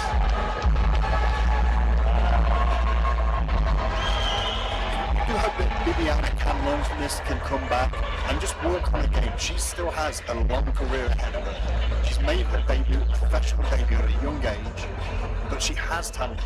You hope she doesn't get too discouraged by a loss like that against someone who has the talent of Yanez. No, she had nothing. She has nothing to feel bad about. She clearly stayed in the fight. She showed heart. She showed relentlessness, even in bad positions here. This armbar attempt, she did very well to get out of it. End up in a dominant position. Wasn't able to hold Maria Fernanda down from that position. But even in the striking, Maria Fernanda was just getting the better of her. She was still trying to exchange, trying to throw those spinning elbows. She didn't do too bad. There's a few basic adjustments she can make with her defense, particularly knowing when to keep her arm up, when to drop it. And if she could work on her wrestling, she's a solid grappler. We saw her get out of that armbar. We saw her manage to take it from being on the bottom position to on top. She has submission victories in her amateur career. There's something to work with there, but the wrestling is what's going to allow her to take her to the next level. Returning MFL fighter Jose Chavez back in the MFL cage against Javier Cruz. Adam, here we go to the 155 lightweight division. Very exciting matchup coming up next. I'm excited to see this one. It's hard to have a good read for where Javier Cruz is at in his career. He's 1-1, but he made his professional debut back in 2016. He then returned to the world of combat sports in 2024, successfully winning a pro boxing match by KO, and then had his second MMA fight last year. So we get to see how much has he evolved as a fighter. He had long layoffs in between fights. And this is going to answer the question of where is he at now. It's always interesting to know what is the reason for these long layoffs, what causes some fighters to step away from the sport for a long period of time, then come back. It's always interesting to see if they've been constantly working on their game, or have they just stepped away for different reasons and suddenly decide to come back. Today we'll see, as you say, where Javier is at in the sport today. And on the other side of that coin, we have Jose Enrique El Niño Chavez Orozco returning from MFL 2. Very impressive fighter. Had a great showing his last fight here at MFL and ended up getting a contract signed by the organization. Very excited to see him return to the MFL cage. In his debut, he showed a composure and a maturity far beyond his years. He was in some tough positions in the first round. His opponent was a good grappler, there were some tight chokes, and he stayed incredibly calm, fought out of it, and then when his opponent started to slow down, he poured the pressure on him and got the TKO victory. And sometimes for the younger fighters, the hardest part to learn can be that mindset, can be to have that calmness in the cage. But this young man who already has it, he is impressive. Here we see the crowd coming alive for Jose Enrique El Niño Orozco.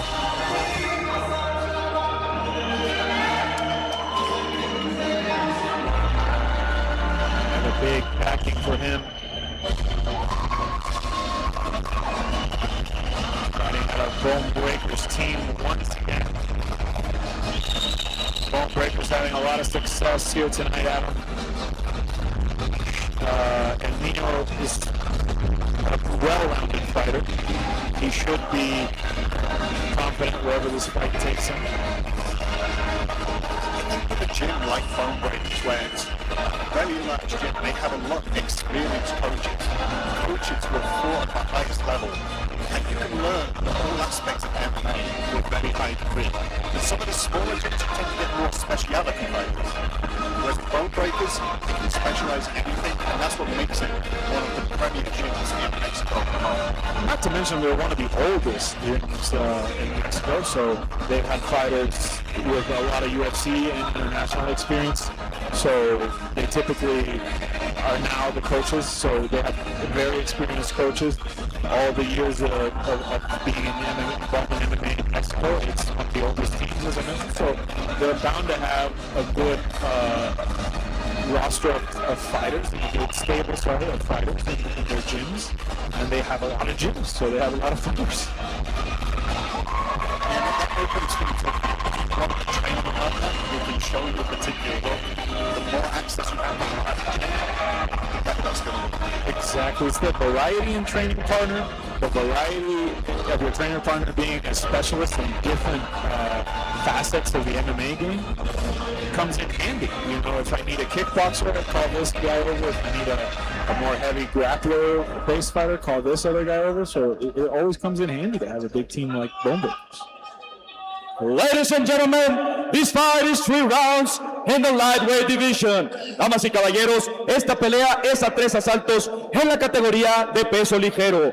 Presentando primero, en la esquina azul, un especialista en striking, con un récord profesional de 1 victoria y 1 derrota, midiendo 1,75 metros, pesando 155 libras. Presenting now, fighting out of the blue corner, a striker, holding a professional record, 1 win, 1 loss. He stands 5 feet 9 inches tall, weighing at 155 pounds.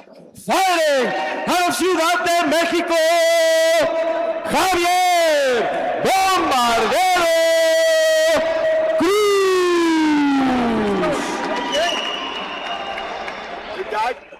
Y su oponente en la esquina roja, un peleador de artes marciales mixtas, con un récord profesional de 1 victoria y 0 derrotas, midiendo 1,82 metros, pesando 155 libras. Presenting now, fighting out of the red corner, a mixed martial artist holding a professional record, 1 win, no losses. He stands 6 feet tall, weighing at 155 pounds. Fighting out of Ciudad de Mexico, Jose El Niño Chavez. Y el referee encargado del referee en charge, Isidro Cruz. Al centro, peleadores. Ustedes ya se saben de reglamento. Hagan una pelea limpia. Sigan mis indicaciones en todo momento. Choquen los guantes si así lo desean. As you could hear, this crowd very pro Jose El Niño Chavez coming alive.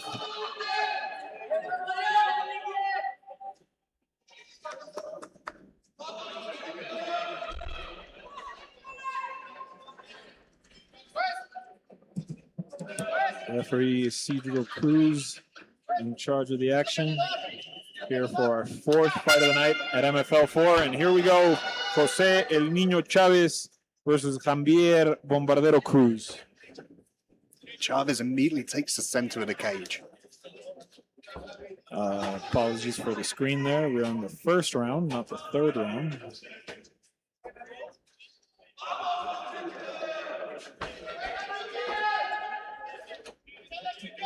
Interesting short uniformity here, Adam. Typically, we don't see fighters wearing the same shorts in the same fight. Well, I think you have to give the guy with purple hair the purple shorts. 100%. Takedown for Jose El Niño Chavez right away. You can see he was threatening that level change early, but he was staying bouncy on the feet. And that was keeping Cruz kind of in a state of lack of awareness of what was happening. He's threatening leg kicks with Chavez and then also bouncing, looking to go down. And then by the time he got in on that takedown, he got in well on that takedown, showcasing his speed. But we're seeing now Cruz working back to the feet quickly. Nice job by Javier to get back up on his feet. Let's see if Jose can replicate that takedown. And there he goes once again. Catching the kick there. That was a great read. Great timing by part of Jose to time that takedown. Now gets a bit better position. Almost in full mount up against the cage. But Javier, again, doing a great job to get back up on his feet. Big knee to the body there. That seemed to hurt Cruz. El Niño trying to land some damaging shots to elbows and knees as Javier was trying to get back up on his feet. Separation again. Let's see if Jose goes once again for that takedown attempt. Javier catches him with a nice uppercut coming in. And that uppercut rocked his head back, but it didn't deter him from the takedown. What we see with Cruz, that second takedown was just off catching the leg kick. And that was because Cruz didn't set it up.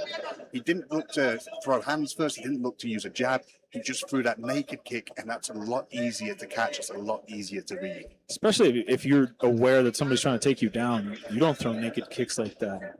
Not the best strategy to do so. Again, It's winds timing up, on the kick.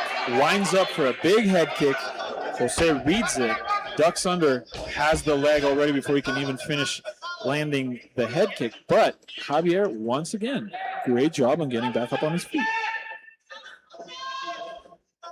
I think the fighter in the purple shorts will win this match, Adam. It's a bold statement.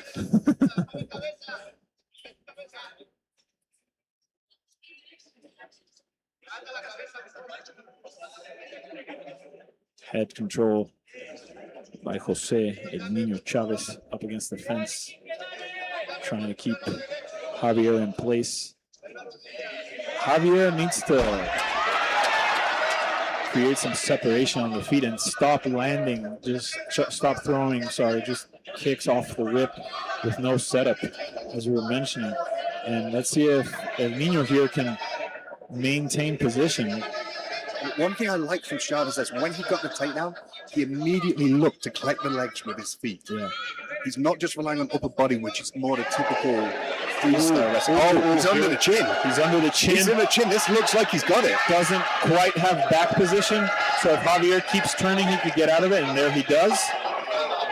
So he had it completely under, but Javier's back was safe because the fence was protecting his back, and as he turned into the fence, he was able to take that choke off of him.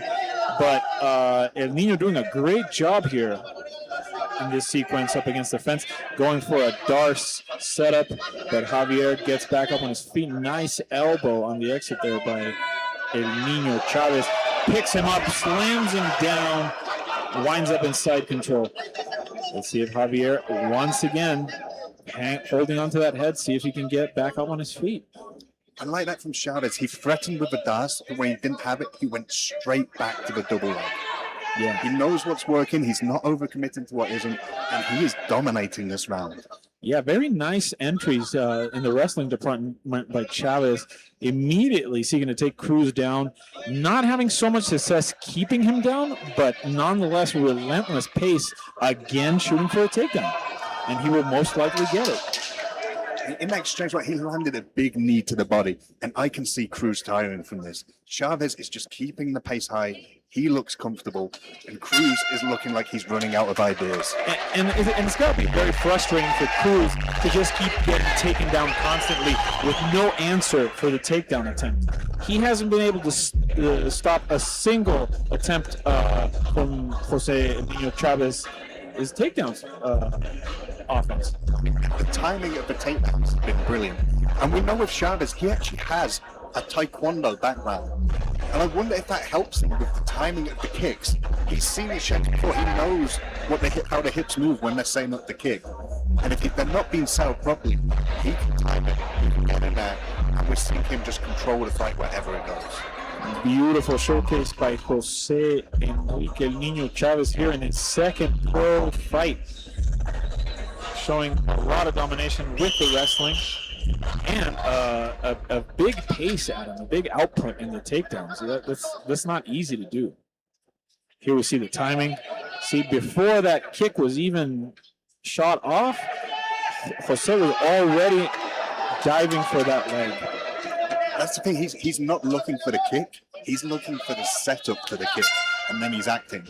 But Cruz can use that. If he feints the kick, that could be something he uses to his advantage, looking for the knee or the uppercut counter, looking to sprawl out. 100%. I feel Cruz should feint some kicks, have Chavez commit to a takedown, and then catch him coming in. That could be the best game plan for Cruz, but let's see what approach he takes here in the second round. A big left hook there for Chavez. For Chavez, more of the same. Just relentless with the takedowns. Should keep that. And you can see now Cruz is keeping his hands a lot lower. He's wary of the takedowns, and that's just going to open up the striking even more for Chavez.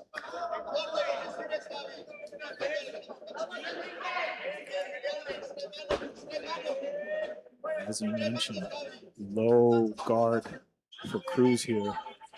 Very low guard, which Chavez could take advantage of. And you can see people get away with that low guard depending on how good their head movement is. But if Cruz is starting to slow and Chavez is still fresh, it's just another avenue of attack that Chavez has and another way to go. Really want this cage grab there, but he still gets a takedown. There we see a nice hook landed by Chavez, then sequencing it to a takedown, even though the blatant fence grab by Cruz did not stop the takedown from Chavez. And Chavez here throwing up a deep guillotine attempt over the head of Cruz. If not, we'll just keep him in place in that position, having all of Chavez's weight over the back of his head. Again, I like that Chavez is threatening with this, but not overcommitting. Oh, does he manage to get the arm under the chin? Now we have a fully locked darts here, Adam. Let's see if Chavez is able to lock this in. Cruz seems composed.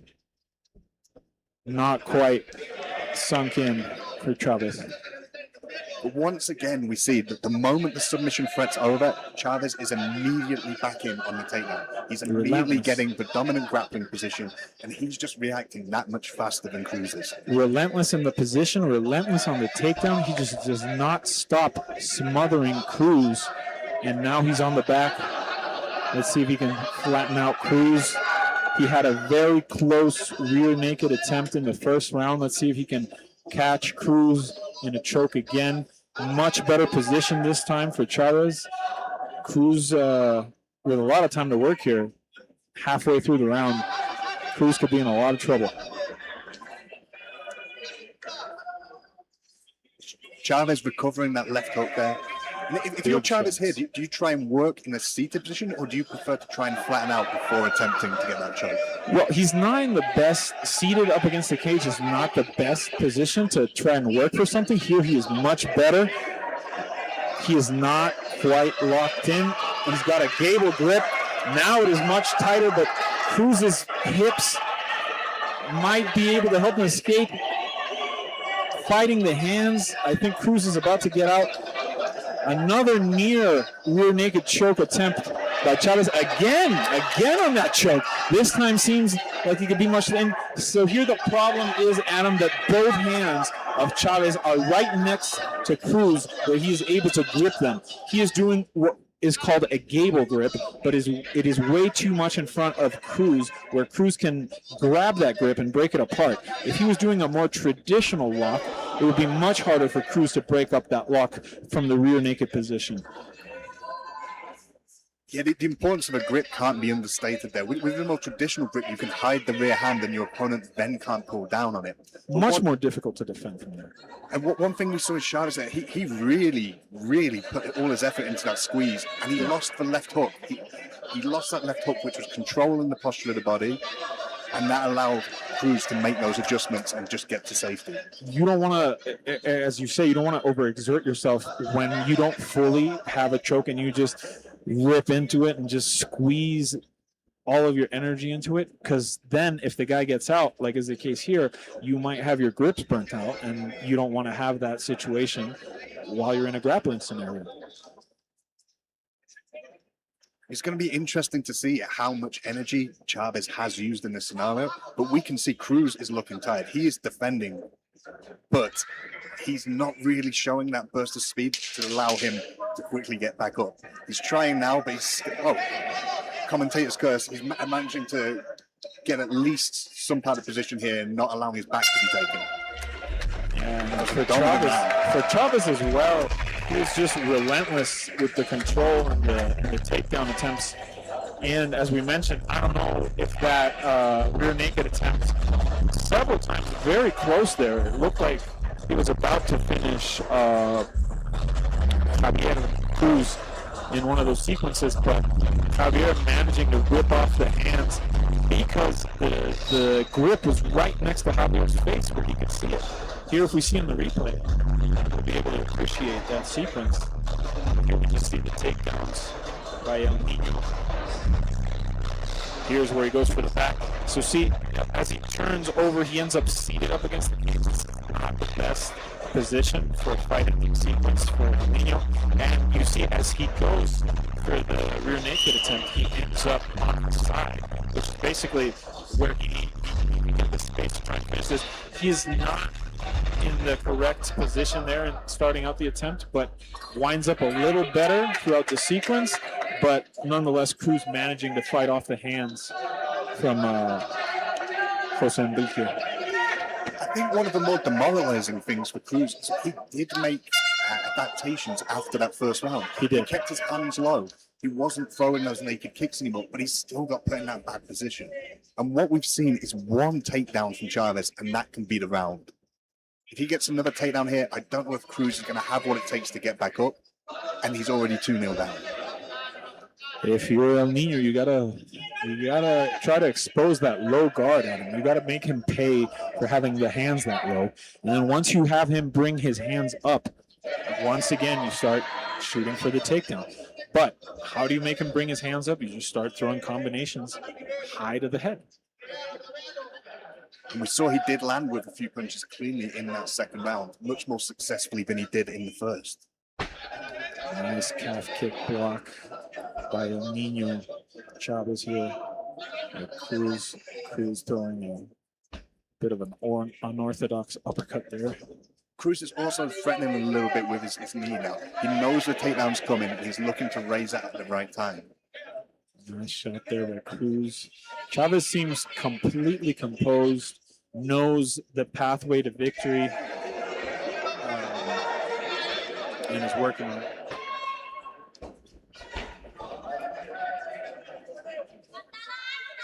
Both men definitely slowed down now. We've seen them tired. And everything that Cruz is doing seems to be... Oh, with that right head kick, he caught that as Chavez was lowering in, as he was going to attempt the takedown. Much better timing now. This third round for Cruz seems much more composed, landing the bigger shots on Chavez here. Could we see a potential turn in this fight, Adam? It would be dramatic if there is, because Chavez is so dominant. And now he's got in. Chavez landing shots of Cruz his own. has to defend this takedown.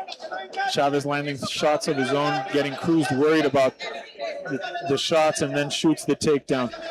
Immediate transition. We see Chavez has a bit of success on the feet, lands one or two shots, and immediately shoots for that takedown, which has been where he has had most of his success in this fight with that takedown entry. And Cruz, one of the first times he's able to stop that takedown. Could be because they're a little more tired out this third and final round.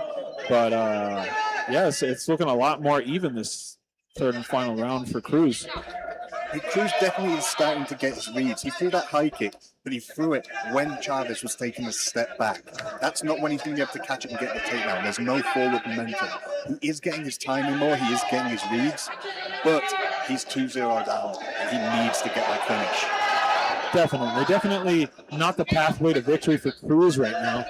Staying in Cruz control, part of the time, but he needs some sense of urgency here to finish this match, because if not, Chavez has done enough work so far to earn this victory.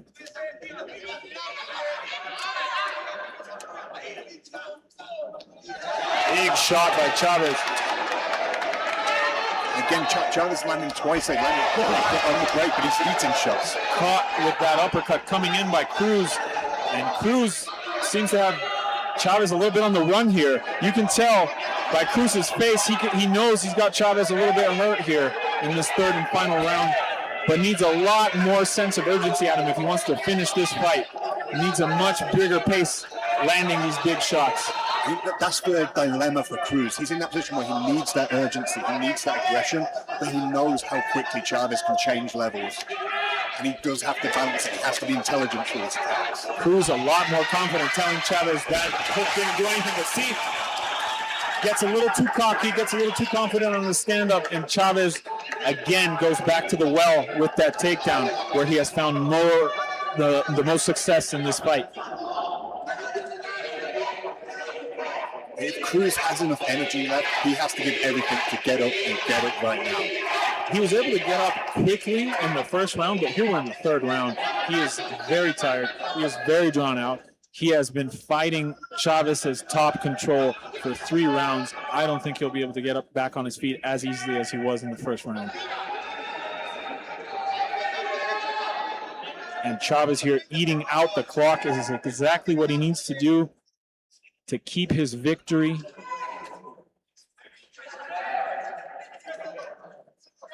A more mature, composed approach in this second MFL outing by our youngest signee, Nino Chavez, trying to put a stamp on this third and final round here.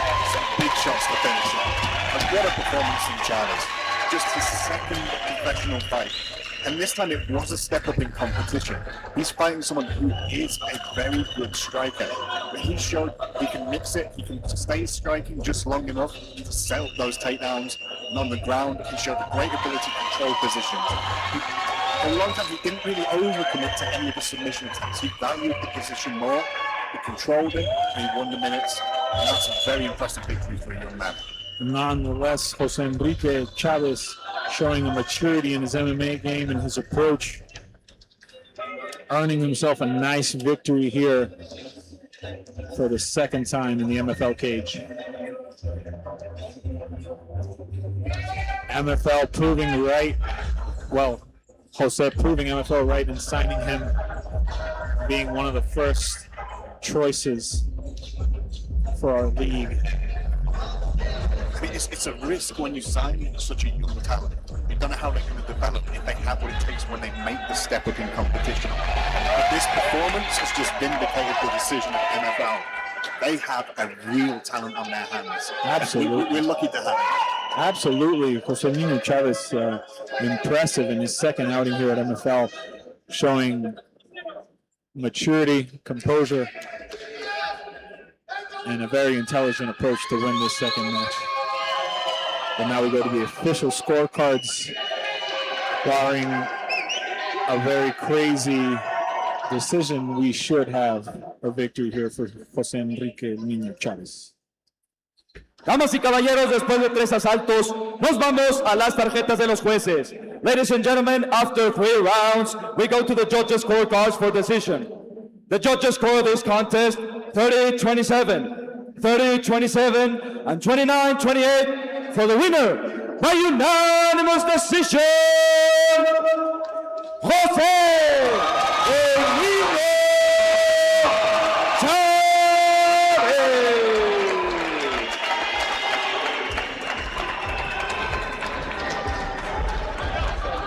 Very nice victory for Jose Enrique Nino Chavez, as we were mentioning. for his second pro fight, Adam, it looked like a very matured performance. There's two things that really amaze me about this fight. One, as you say, is the maturity. To have that composure, that intelligence, it's very rarely seen in a fighter of that age. The second is just how well-rounded he is. We've seen him have success in striking. His first MFL victory was a standing TKO. And now we've seen him dominate the ground while still being competitive on the feet with a specialist striker. It's very, very rare you see this in a fight of that age. Especially this early on in his career to show this sort of well-rounded game. It's very rare. As you mentioned, his first outing, showcasing striking here in the second outing, showcasing a very heavy grappling pace, takedown, top pressure control against Cruz. And I mean, Cruz is also very tough. Other people would have tapped to either of those submission attempts well beforehand during this matchup. Oh, he showed very good defense. And Cruz never will. And what fighters won't be able to take the beating he took for the first time in the second fight and still recompose himself and come out in that third round. But unfortunately for Cruz, in the third round, he was having a lot of success in his stand-up. Got a little bit overconfident, which he shouldn't have because he was down on the scorecards. He should have looked to finish this fight to earn himself a victory. Here we go for a 145 showcase, fifth fight of the night in our prelims. Victor Quintana versus David Thunder Sanchez.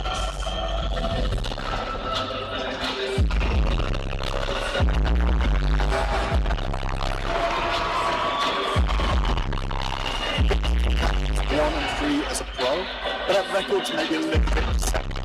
Took his probably on very short notice against a high-level background early on. But he lost against high-level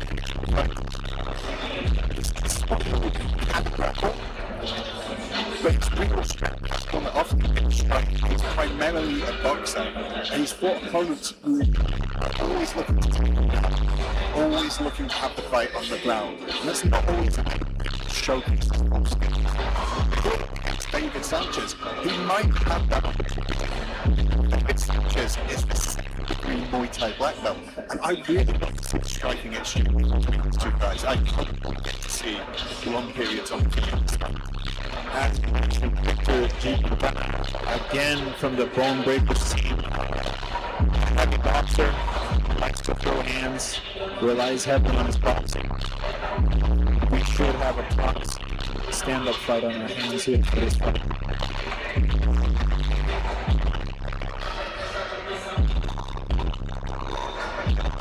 Deceptive record, as you said, for Victor. 1-3.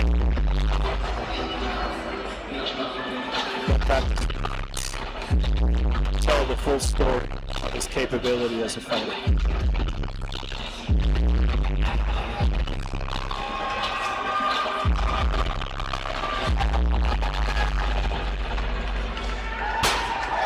Victor looking to turn that heavy loss record into a victory record here, taking the first step tonight against David Thunder Sanchez. This is the pro debut of David Sanchez, and as I'm really looking to see how his Muay Thai game translates to MMA. He started training karate at the age of 14 and switched to Muay Thai shortly after. He's a second-degree black belt. He has been an international Muay Thai champion, but he also trains Sambo, so he might be willing to take this fight to the ground. But it's going to be the striking exchanges which are going to bring the fireworks. There we see in this corner Woody Chavez, who is slated to be our main event here at MFL4. Unfortunately, as you can see, he suffered a very bad infection in his left leg, was forced to withdraw from the main event. Now our main event this night, Alfredo Ruelas versus Raul Zaragoza. Should be a very entertaining main event later on tonight here at MFL4. But right now, We head back to the cage for Victor G. Quintana versus David Thunder Sanchez, as you mentioned, Adam, making his debut tonight. We saw the Muay Thai shadow boxing, but as you mentioned, also has that Sambo card in the back of his pants that he can pull out if needed. If it comes into trouble on the feet, look for him to take this fight to the ground. Ah, Jesus. 6'5".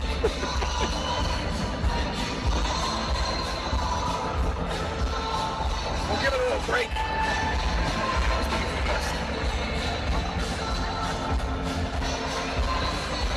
I'm also interested to see how the striking stances of these two men compare. Traditionally, the Muay Thai stance is much more upright, and with the feet closer together, which in an MMA background doesn't always translate well. It makes you more vulnerable to. Ladies and gentlemen, this fight is 3 rounds in the featherweight division. Damas y caballeros, esta pelea es a 3 asaltos en la categoría de peso pluma. Presentando primero, en la esquina azul, un peleador de artes marciales mixtas, con un récord profesional de 1 victoria y 3 derrotas, midiendo 1 metro con 79 centímetros, pesando 145 libras. Presenting now, fighting out of the blue corner, a mixed martial artist holding a professional record, 1 win, 3 losses. He stands 5 feet 11 inches tall, weighing at 145 pounds. Fighting out of Ciudad de México, Geraldo Quintana.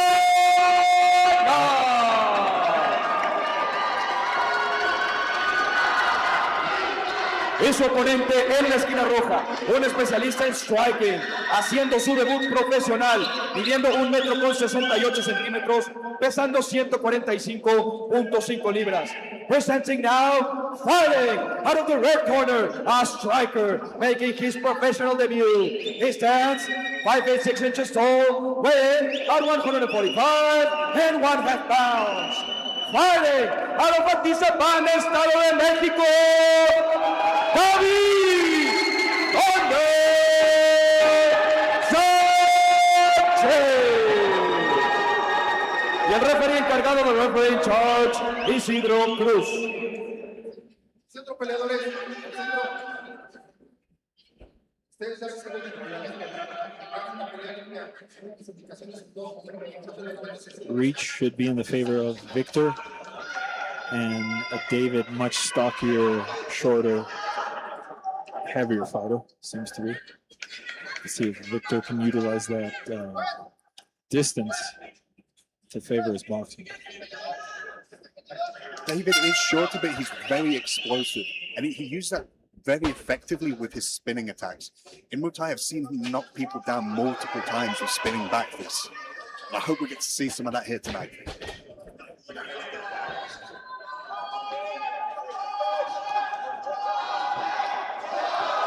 You can see the distance, the range difference right away from Victor. Sanchez is going to have to come in close to land his attacks on Victor. He has that reach advantage, but in that first 40 seconds, he's the one who's been pushed back. And it's a lot more difficult to use that advantage correctly when you're on the back foot.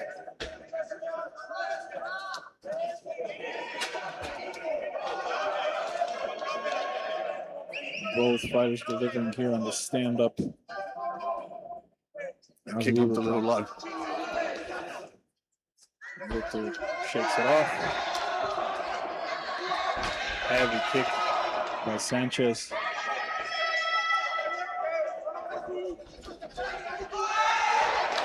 Bit of a clash of heads there, but it looked like Victor may have landed a left hand to the chin as well, but David doesn't seem too phased by it.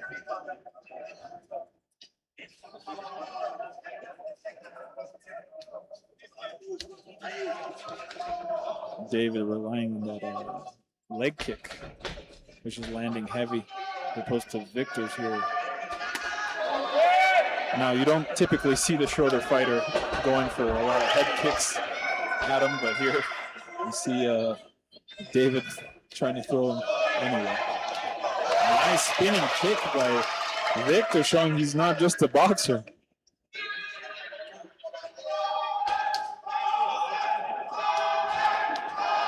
seems that both men are using the kicks as rangefinders. Yeah. And then when they're getting close enough, they're trying to take each other's heads off with their hands. Just big, heavy, winding hooks.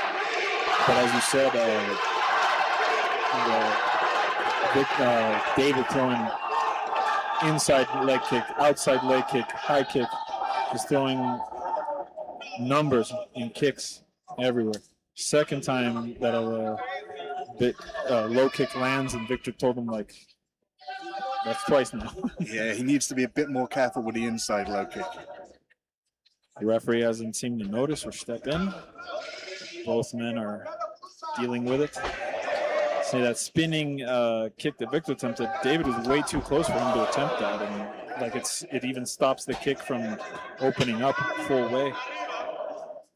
Victor having, even though as you said, Victor has the advantage in the range, he's having a harder time dealing with the range because David is so close. It's the forward pressure of David, which is taking that range away as a weapon. And he keeps moving out of the way as soon as there's separation. Big shot by David Thunder. Dropped into the knee there, but Victor right back up. His eyes looking a little glazing. Now that landed flush at him. With the way these two men are throwing, it felt like a matter of time before someone gets hurt hard. And it's going to be interesting to see if Victor can change his approach. Is he going to try and be more cautious? As you say, they're trying to find range. They throw like these pitter-patter punches, kicks, but as soon as they feel they can land the big one, they're going for it. Yeah, neither man holding back here.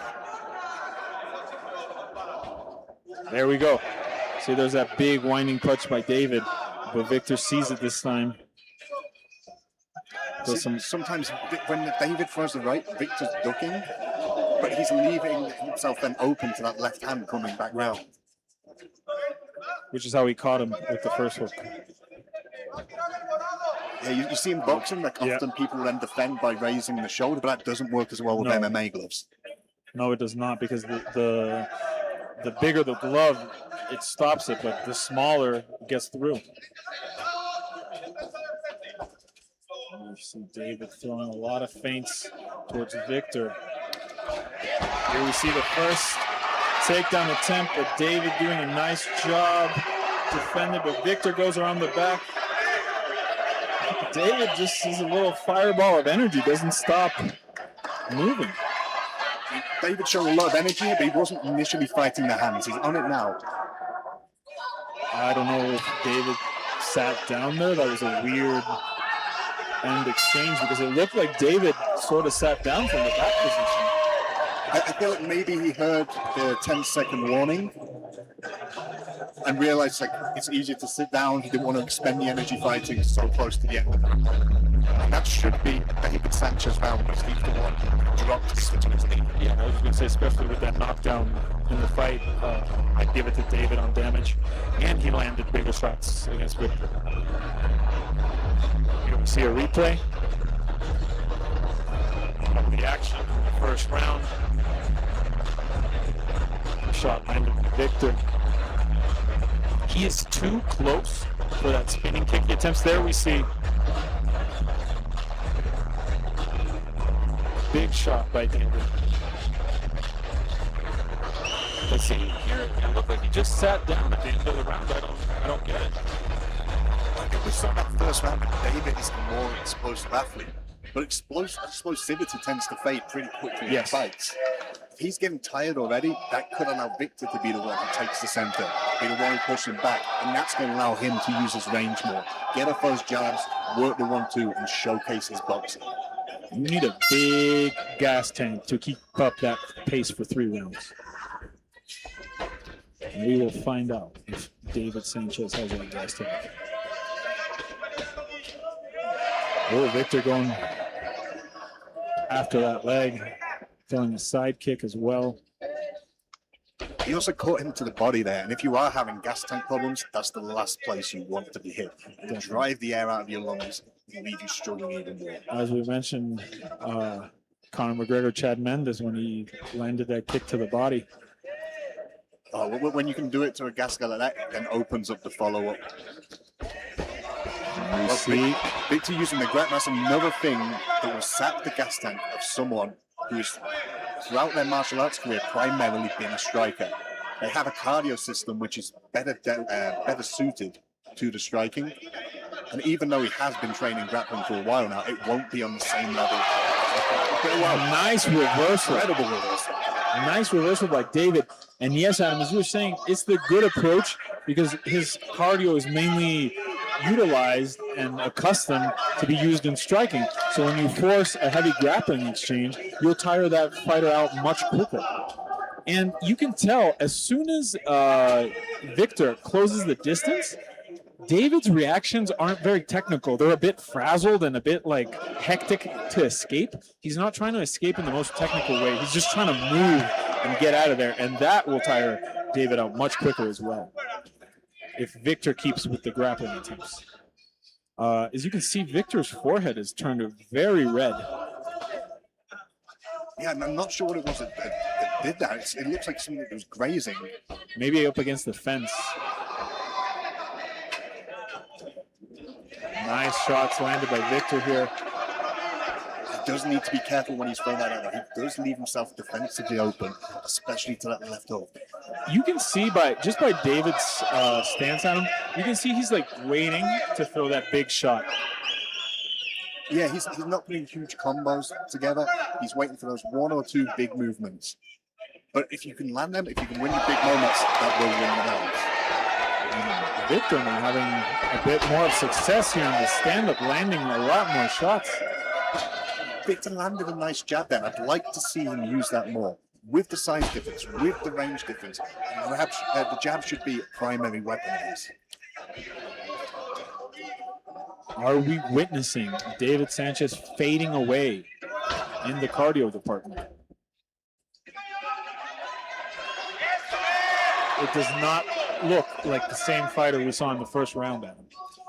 He's still showing good reactions there. Victor lowered his head a lot, and he almost caught him. I think he caught him slightly, but he's shown he's still making reads. He's a little slower, but if he can bank this round, if he can have another big moment, it's going to depend on whether he has enough to survive the third. And those big shots, when you miss them, they tire you out much more. The shots that you miss tire you much more than the shots you land. See Victor again with that jab, utilizing it nicely, and David just swinging wildly, not landing. But all it takes is one of those big shots to get through could really hurt Victor and sit him down again. Victor's had a lot more success in this round compared to the first. Yes. But it's still a somewhat close round, and either man could steal it in the last 70 seconds. I'm leaning a little more towards Victor this round, but as you said, round's not over yet. We gotta let it play out, but we could potentially have a 1-1 round apiece scenario going into the third. And if it is 1-1, Victor looks like the fresher fighter. Yeah. We're seeing a lot of boxing head movement by Victor with a high guard, a lot more defensively sounded. And see David just going wild here with a spinning back kick into a big winding hook.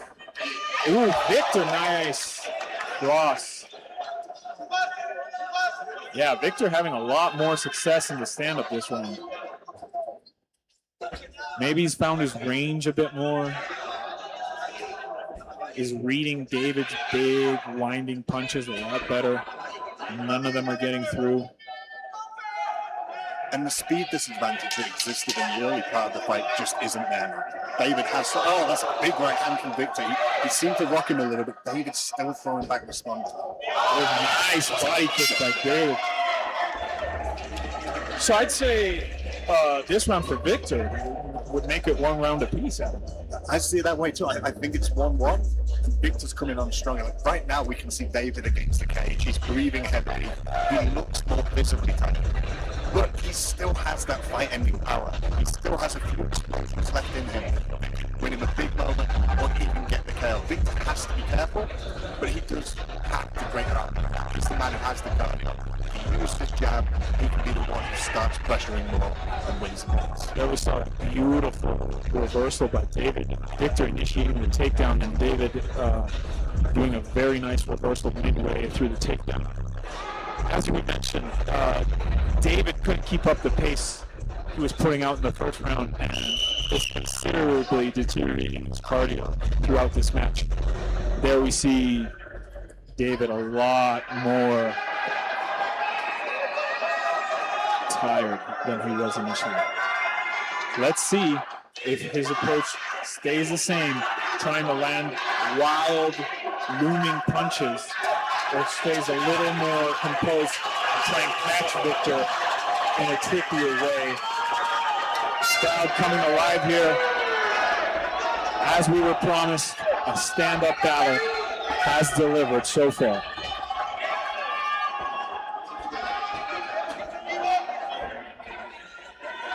Oh, big shot. Apologies, we had a bit of an audio problem there. Big shot by Victor.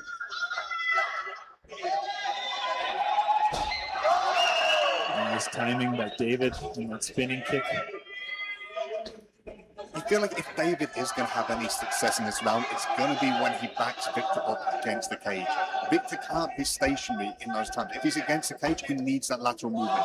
He needs to maybe mix it, take out, do something to not be pinned up against him. Do you think David's power is still there?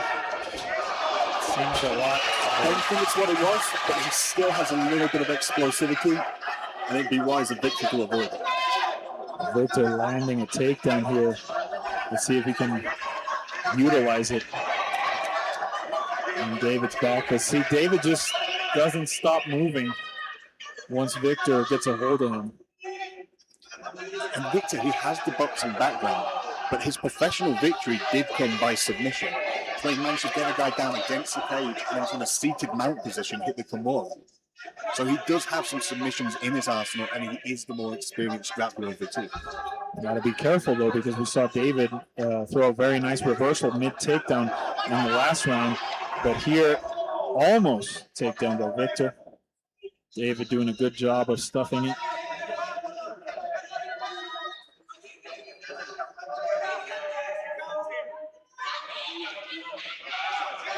This is going to leave both men a lot more tired midway through the round almost.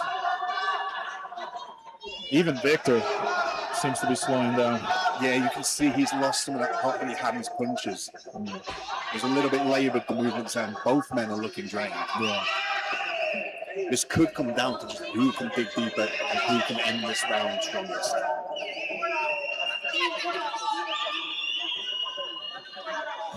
Both men much more hesitant than initially. Trying to catch one another coming in. Not the same pace we saw in the first round.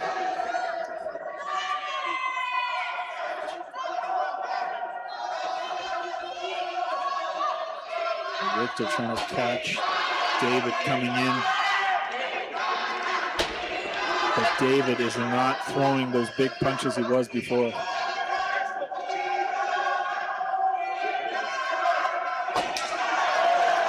Slapped leg kick by David.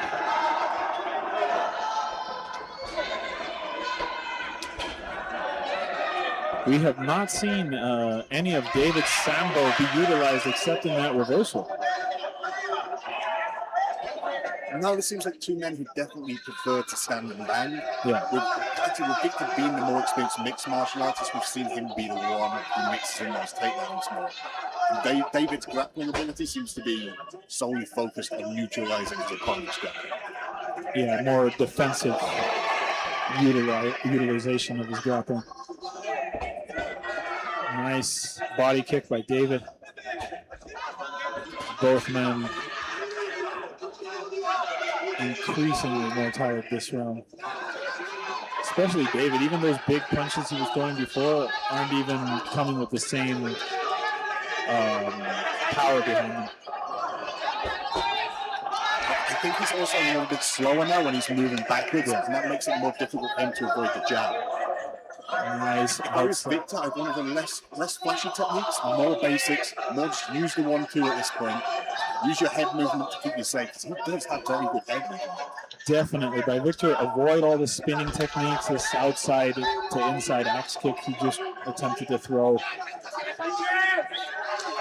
Nice takedown by Victor, putting the stamp in this third and final round for him. If you want to steal the round, this is what you got to do, Adam. You just got to put an exclamation point on it. Oh, absolutely. That's a sign of intelligence and experience from Victor, but he's losing the position now. And David immediately on his feet, wants no development in the ground with Victor. Close fight, but I'd give it to Victor. But that third round is close. Yeah. If he could have ended with that top position, that would have been a better look in the eyes for the judges. He just seemed to put too much emphasis on advancing and trying to improve his position instead of just holding on to that position. Fast-paced fight initially, both by Victor and David. Nice showcase of stand-up ability. Here we see Victor landing big, nice shots against the more tired, not as quick David. Because that was the factor in the first round for David, was his quickness to get in and out, because he had the reach disadvantage, and that's what was helping him in the first round, step in and out. But as we saw in the last round, it was way harder for David to keep moving in and out because of the output he placed in the first couple of rounds. He was considerably more tired and gassed in this last third and final round. It was always going to be difficult to maintain that pace. And what you see often, when you're striking and you start to slow down, you can still explode forward, you can still carry speed there. But when you're moving backwards, that's when it becomes more difficult. Moving backwards is more taxing on your cardio anyway. But that's what leaves you defensively vulnerable. And whereas Victor was struggling to land cleanly in round 1, he did manage to get his accuracy going in round 2, round 3, when David was slower. Official decision coming fairly short here. I think something's happening, Adam. It's always worrying when the judges take this long. Let's see how the judges scored this. Damas y caballeros, después de 3 asaltos, vamos a las tarjetas de los jueces. Ladies and gentlemen, after 3 rounds, we go to the judges' scorecards for decision. Judge number 1 scores it 30-27, Sanchez. Judge number 2 has it 30-27, Quintana. And judge number 3 scored the contest 29-28 for the winner by split decision, David!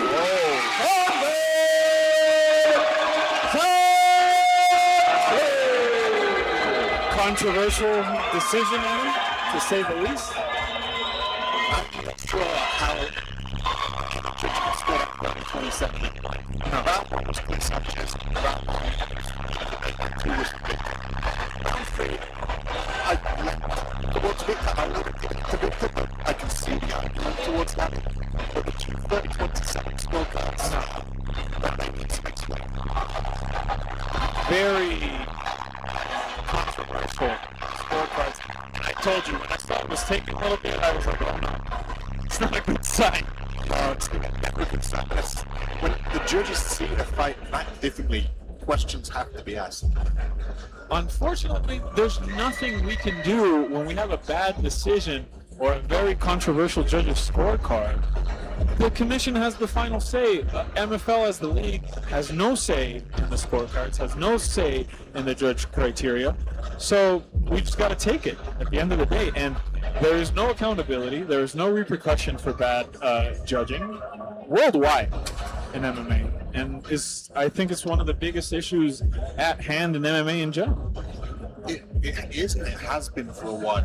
But what I hope is that decision doesn't overshadow what was a very good fight.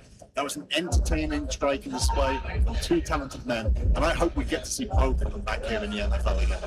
Unfortunate for Victor because he had a 1-3 record, and this would have been a good win to have on his record, and now unfortunately goes to 1-4 and makes his record look really bad. And like we said at the beginning, it is not the full story of who Victor is as a fighter. Another unfortunate decision that makes his record look even worse. If his next opponent sees his record as 1-4 and thinks I'm in for an easy night, they're going to be very pleasantly surprised. Victor is a very talented They're going to be in for a rude awakening. Now we move to our final preliminary fight of the night. Nicole Geraldo making her MFL showcase. Very experienced internationally, Nicole Geraldo. This should be a very high-level, exciting fight, Adam. Nicole Geraldo has a lot of experience. She's 6-2 in her career. She has fought for Invicta, the largest women's-only promotion, and she's someone who's still improving. She's someone who's still, from fight to fight, you are seeing new strings being added to her bow. And she's a well-rounded fighter. She's someone who still has a lot of potential, and this could be the win that springboards on to the next step. Also, Combate Global experience. As we said, experience all around for Nicole Geraldo. She is one of our best Mexican, what do you call it? Talents to showcase. Women's MMA, she is one of the best exponents, one of the most talented ladies we've seen out in the last decade. Lux experience, Combate Global experience, Invicta experience, as you mentioned. Heavy experience all around. IMMA AF amateur experience. She is a seasoned fighter at her young age. And a very technical fighter. She doesn't have huge power on the feet, but she's very good at winning minutes. She doesn't have a devastating submission game where she takes you down to the other pivot, but she can control and she makes good decisions. She's a well-educated fighter and uses her skills very well. Exciting return to Mexico from Nicole Geraldo. Looking to do good on her return to Mexico. And on the other side, we have Diana Ramirez, 3-3, more of a local talent. Nonetheless, experience in the bigger leagues here in Mexico. Most of her wins coming via TKO. A bit of vulnerability on the ground, or her loss.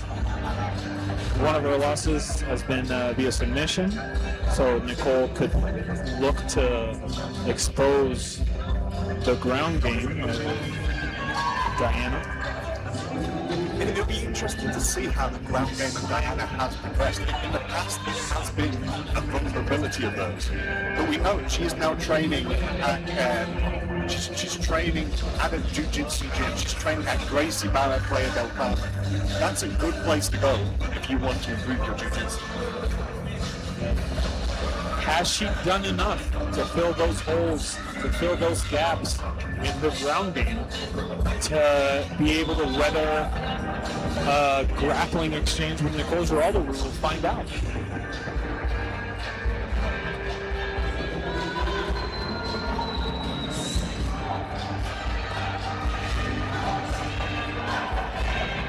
It's going to be interesting to see where Geraldo wants to take this fight. If she sees that ground weakness, something she can exploit, or if she's just going to be happy to exchange and strike with her.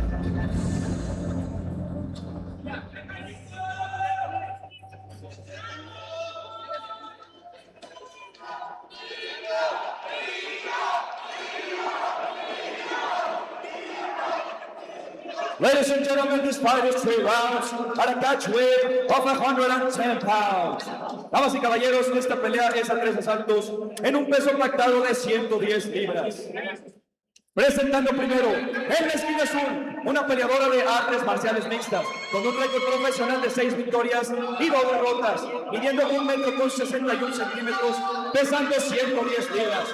Presenting now, fighting out of the blue corner, a mixed martial artist holding a professional record, 6 wins, 2 losses. She stands 5 feet 3 inches tall, weighing at 110 pounds. Fighting out of Ciudad de México, Nico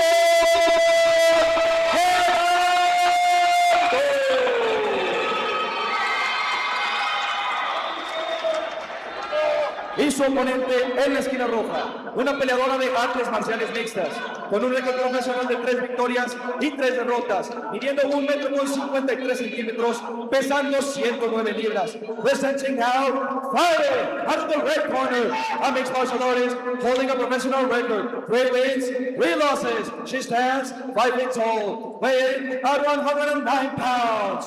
Fighting out of Playa del Carmen, Quintana Roo,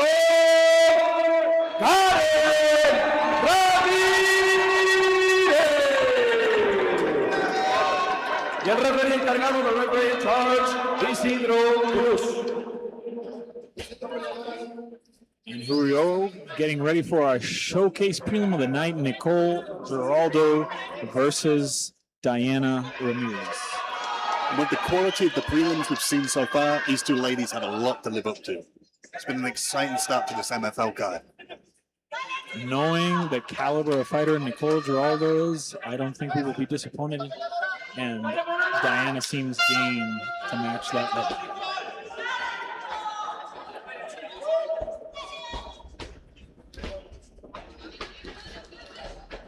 But they're both throwing down straight away.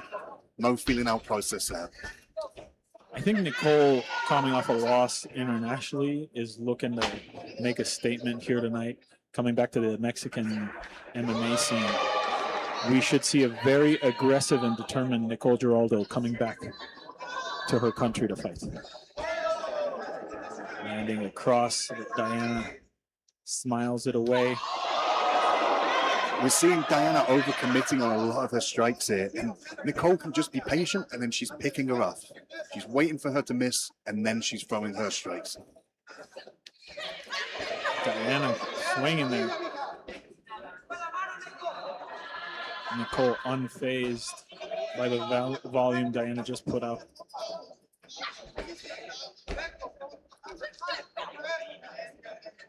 Diana trying to catch Nicole quickly, but Nicole's out of the way as soon as Diana starts to get wild. Catches her there.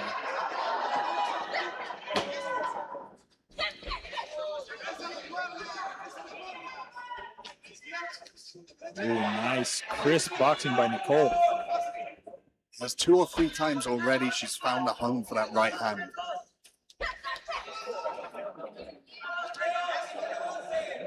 I don't like that Nicole closes her eyes a little bit. If you see mid combination, she starts like closing her eyes a little bit. That makes you more vulnerable to be knocked out yourself. Yes. They always say it's the punches you don't see that knock you out. Your body doesn't see it coming. It doesn't absorb it. It doesn't prepare itself for the impact. Exactly. You're not bracing for impact. You're just taking the impact full on. Nicole, nice takedown attempt, but doesn't quite land it correctly. And Diana takes advantage and ends up in side control. Let's see what Diana does here. As we mentioned, what she's been working on has been her ground game.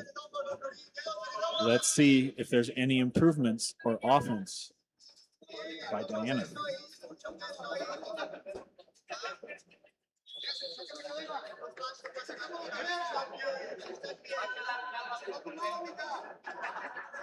So far, Nicole trying to escape. Now, see Nicole's right hand next to Diana's hip. She should be pushing off that hip, trying to escape underneath what is called kind of a ghost escape. Nice reversal by Nicole.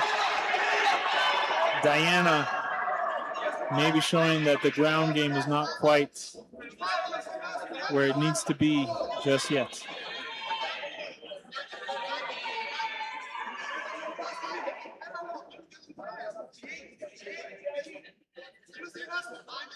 Cole trying to stay on that back at him, keeping that hook and that wrist control is very important. That kind of what they call it, the Dagestani handcuff over the wrist, gives you a lot of control. You see, she's trying to use her left leg to disrupt the balance of Ramirez here. And pinning her up against the fence should keep Ramirez in place. Nice takedown by Nicole Geraldo. It was a mistake by Ramirez. She exposed the back when getting up there and was slow in getting up. It's a big opportunity for Geraldo now. Here we have a rear naked choke attempt by Nicole.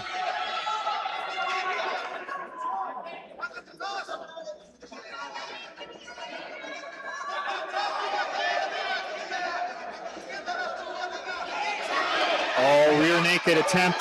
This could be it, Adam. It's under the chin. Even if it's not under the chin, you're just trying to fight that rear hand. But it's just how much longer can she do that for? It's not as locked up as it appeared to be initially. Nicole's arm would need to be further around Diana's neck here, and see, it's almost off. Diana stayed composed there. But still a strong end to the round for Nicole, yes. And that one that likely wins her that round. Yes, 1 round for Nicole, up on the scorecards. So again, Diana's issue here being the grappling once again. She showed some strength there early. She managed to get in top position. She managed to consolidate that position. But then when it came to the scrambling, when it came to her looking to stand up, she got up very slowly and she exposed her back completely. I don't think there's any jiu-jitsu coach who would teach you to get up like that. So here we see the reversal by Nicole. Immediately takes Diana up against the fence, throws that leg hook over, and controls Diana for the remainder of the round up against the fence. They had no answer for Nicole's grappling up against the fence. Nicole just needed to make a few adjustments in that rear naked choke, and maybe she could have been a much bigger threat with that choke for Diana. But as we saw, Nicole initiated the takedown. Diana did a good adjustment to wind up on top, but from there, wasn't able to hold position, and Nicole was able to end up in a better position from being underneath Diana. In that standing rear naked choke position, how easy is it for Nicole to adjust her right arm so she brings the crux of the elbow under the chin? I mean, she just would have had to fed her arm through a bit more, but I don't know if Diana was holding her hand, if she wasn't able to feed that arm through a bit deeper to get that choke. But as we were saying, you don't need to be precisely underneath the chin. You can put jaw pressure on the choke and just tap somebody from there. You can break their jaw, even if the choke is a little bit above. I think Nicole just needed to adjust her squeeze more than anything.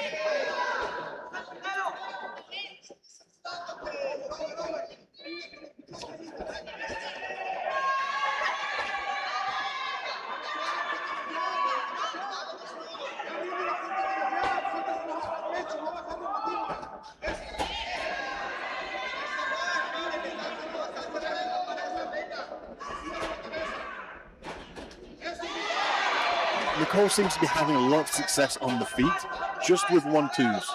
Just with 1-2s and looking to counter with that straight rock right when Diana overcommits. Yeah, Nicole seems very composed, very confident. She's switching stances too. In the first round, she landed a really nice kick to the body. And I think when she switches, that's the kick, that's the main strike she's looking for. And as you said, there's 1-2s by Nicole. Just keep getting in, keep getting in. Diana betting on a bigger looping punch for her, showing those, how can you say, multiple hooks when Nicole comes in. Big hook by Diana. spinning attempt by Nicole. Now Diana initiates the takedown. Let's see where it goes from here. If she can have some success. Nicole fishing for the underhook with a left hand there, and that's going to help her defend this takedown attempt. Yeah, as long as she's able to hold up Diana and not let her get a lower base up around her waist or anything, Nicole should be good here and is able to separate. Again with the 1-2 crisp boxing by Nicole. See, she went for the spinning hook there and Diana tripped her with the foot. Diana jumps on the back but does not have the hooks. She's focusing on the choke. There, a little bit better, trying to wrap her arms around Nicole. Diana needs a seatbelt to keep this position. One hand over the shoulder, the other one underneath. There's the seatbelt. But she should have threw that on when they were on the ground. Now that Nicole got up, it doesn't really help much. Nonetheless, Diana has Nicole up against the fence now. And that seemed like a big mistake from Nicole. She's having so much success just with the 1-2. And that spinning attack left her vulnerable. Unnecessary. Yeah, Diana had the lead and it put her in a bad position. Yeah. In a round, she was clearly winning before that point. And as you saw, she threw the spinning hook or elbow, whatever she threw. Diana like kicked the other leg, the lead leg, and Nicole just fell. Tripped her basically. Again, ooh, nice shot by Diana. Nice takedown by Nicole. Now we will see the difference in back control, Adam, of Diana versus Nicole. See, Nicole gets her hooks in right away. Is now in mount. Diana's in a bad spot with a minute left. Not quite underneath the chin. Look for a second then, like Nicole was going to get that arm under the chin, and Diane just adjusted the position quickly enough. She managed to tuck it just in time. Diana seems fine here, not too concerned. Nicole lets it go, strangely. Maybe she felt she couldn't get a better position around the neck. Strange position where she still had the legs over Diana but was standing, and as soon as Diana tries to like bump her off, she puts the hooks back in. Strange position here. Now a little more. Again, we see Diana taking all the weight of Nicole. Up, and we're ending the round in the same way we ended the first round. Nicole on her back, up against the fence. Nicole lets go of the backpack.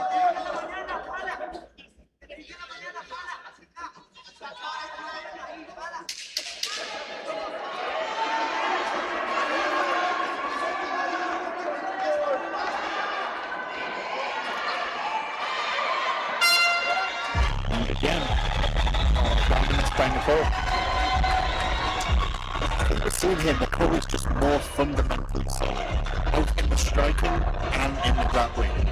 She's the one making the better decisions, but saying that, she's not been perfect with it. She just needs to stick to her basics, and then she is controlling Diana. She's winning the minutes, she's landing the better strikes, and it's forcing Diana to go into these grappling exchanges where she ends up giving up the positions. As we can see, Adam, that hole in Diana's game hasn't quite been filled with Gracie Baja. She still needs to work on her grappling exchanges a lot more. You wonder if it is that she doesn't have the knowledge and she's making mistakes because she's unaware, or if it's just the pressure of being in the fight. We've seen some fighters with excellent composure who make great decisions under pressure, but it's not an easy thing to do. And we've seen Diana make a couple of mistakes, possibly because she is struggling with that pressure and struggling under the bright lights of the NFL. Could be the pressure, could be the, as you say, problem-solving scenario in a quick, reactive situation. Or it could be she does not have a polished enough or a technical enough ground game or grappling game.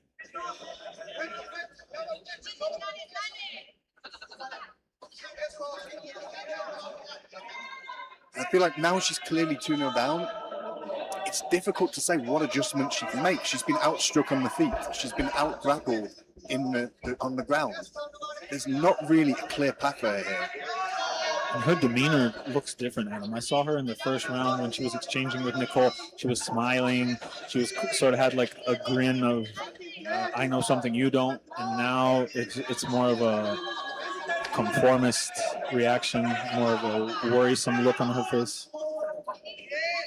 And she's throwing. She's eating a few kicks to the body. She's had to take Nicole's weight on her back for minutes of this fight. Yeah, and her, look how she's throwing her punches. They don't have a lot of gas behind them. Nicole still looks fresh, still landing her 1-2s. And Diana's just slowed down. Her punches don't have a lot behind them. She kind of backed herself into the cage. Yeah. She's put herself in a bad position. She's lost a bit of confidence, and now Nicole's just standing in front of her and picking her off. I'm telling you, her demeanor looks different, kind of, I don't want to say giving up, but yeah, sort of. Like there's no, as a fighter, when you don't see a clear path to victory, what do you do? What reaction do you take? How do you address the, I can't win this fight, or I don't see a path for me to win this fight? What do you do? See, this is the time where we saw Nicole go for that spinning move in the second round. That seemed out of place. She was winning clearly. She didn't need to do that.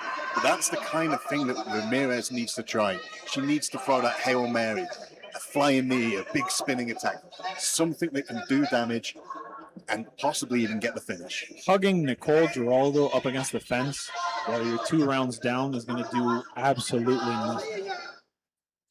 And even if you do get her down, you haven't shown a lot of savvy to react or to have a certain control or offense on the ground to do anything to her.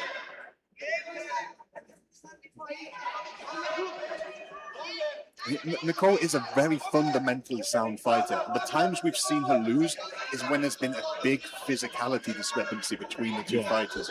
And now she's fighting a 110-pound catch weight, but she's fought up higher before against ladies who were much bigger than her, and that was a problem. Here, where it's purely technical and Ramirez doesn't have the physical advantages, she's really struggling against Nicole. Unfortunately, for a lot of strawweights at 115, a lot of them are atom weights, but you don't see 105 in a lot of leagues, and a lot of these ladies are forced to fight at 115 when they don't have the size for 115. When they get a big girl that cuts to 115, they're severely outsized because they're naturally atom weights.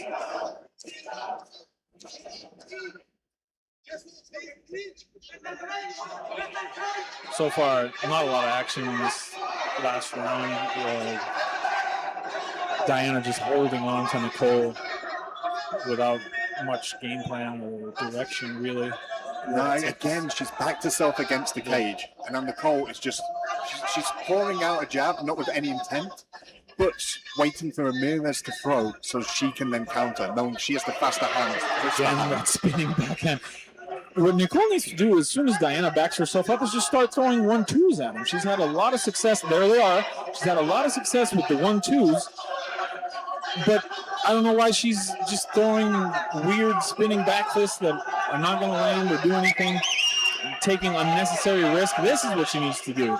Throw a head kick, throw a 1-2, keep Diana against the fence and throw shots at a distance. I feel like it's almost that she gets too confident. She's having so much success just with the 1-2s. She's thinking, well, what else can I throw? What technique can I try? Something she might not have otherwise thought of doing in the cage, but she's just having that much success. She sees the opportunity there.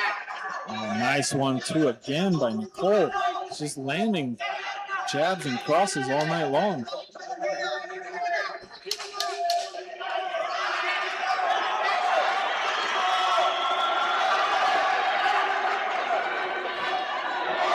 Finally lands that spinning back fist. Nicole Geraldo with a very decisive and definitive performance in her return to Mexico in her first appearance here at MFL. having a clear-cut victory over Diana Ramirez. Diana just looks completely exhausted, defeated in her demeanor, and Nicole very, very happy. And it's a great way to bounce back after a defeat. Show your superiority on the ground, in the stand-up. She won every round and she won it clean. Very emotional here. Her decisive victory in return. And here we see the striking of Nicole getting through. As we talked about, Diana backing herself up on her own up against the cage. It needs a lot of work and a lot of things, I'd say. Maybe space awareness, some things on the ground. Credit to Diana for taking this fight. It was always going to be a huge step up in competition for her, for sure. Damas y caballeros, después de 3 asaltos, vamos a las tarjetas de los jueces. Ladies and gentlemen, after 3 rounds, we go to the judges' scorecards for decision. The judges score this contest 38-27, 30-27, and 29-28 for the winner by unanimous decision, Nico Finally get the right decision. I'm still not sure which round one of the judges gave to Diana there. 2 30-27s I agree with, but the 29-28 I'm really not sure which round that could have been. One of the judges tonight is not seeing what we're seeing, Adam.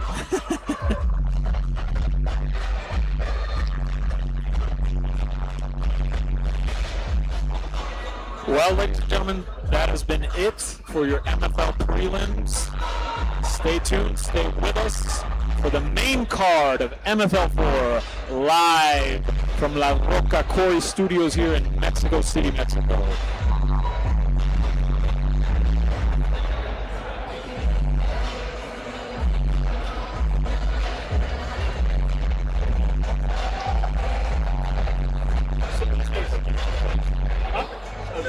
I have no idea how much more that's happened. It rarely happens. It was more me. No, it's definitely.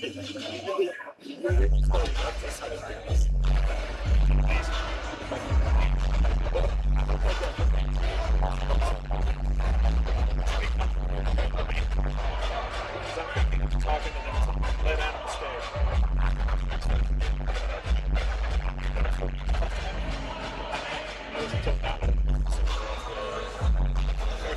I felt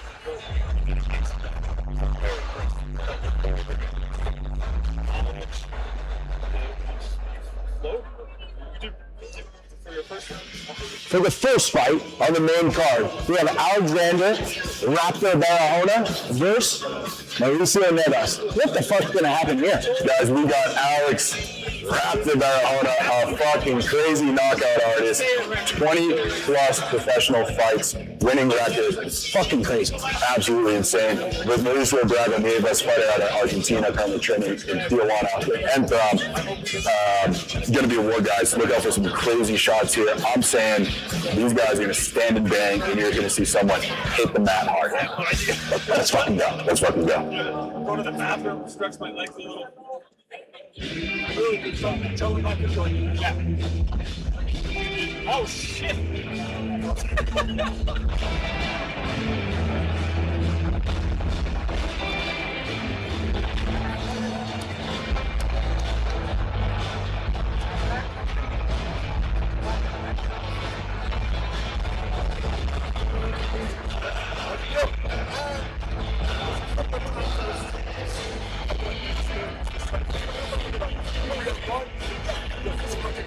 That's all that matters. We're back. This guy knows what I'm going Yeah, that's a lot of them. Great good fights. Nice job.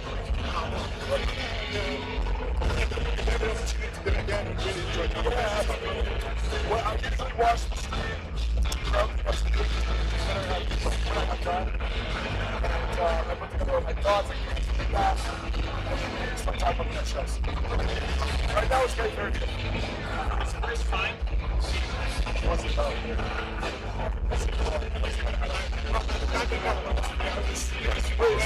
And we're back, ladies and gentlemen, kicking off the main card of MFL 4. Joining me cage side now is one of the owners.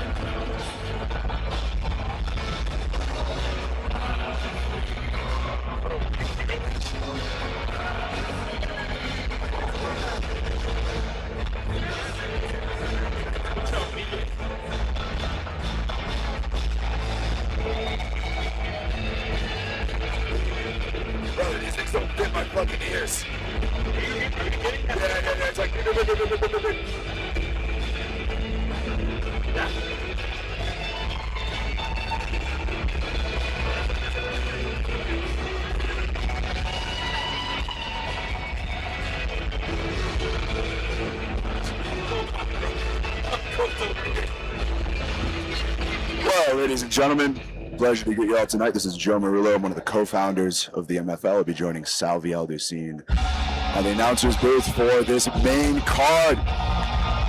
First up, we got Alexander Raptor Barahona, a Mexico City native, facing off against the Argentinian Dragon Nieves. We have some small technical difficulties in the booth right now. We'll be back with you all very soon. And in the meantime, here you got Raptor.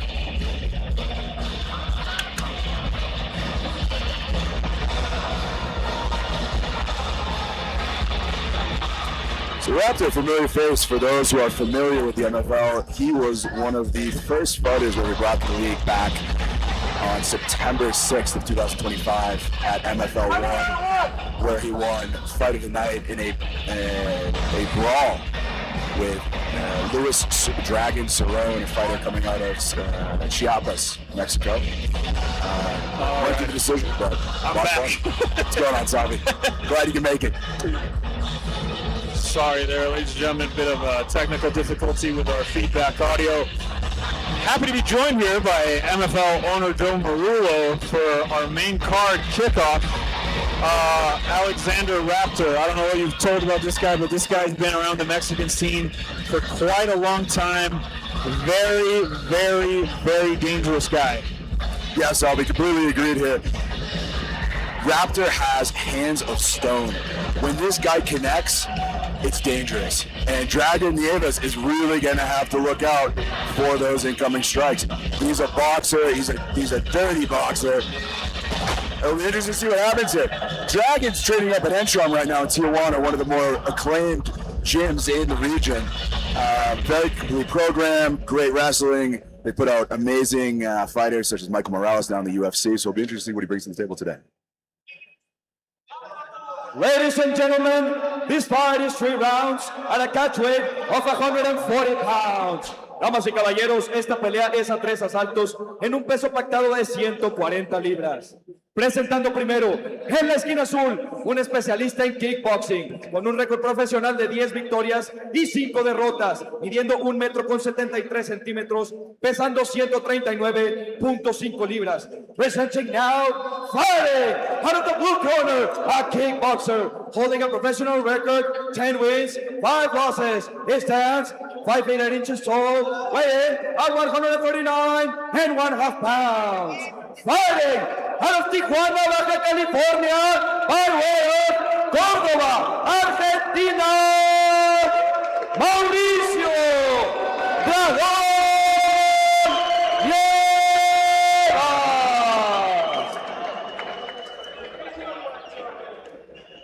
y su oponente en la esquina roja, un especialista en striking, con un récord profesional de 13 victorias y 12 derrotas, midiendo 1,73 metros, pesando 140 libras. Presenting now, fighting out of the red corner, a striker, holding a professional record, 13 wins, 12 losses. He stands 5 feet 8 inches tall, weighing at 140 pounds.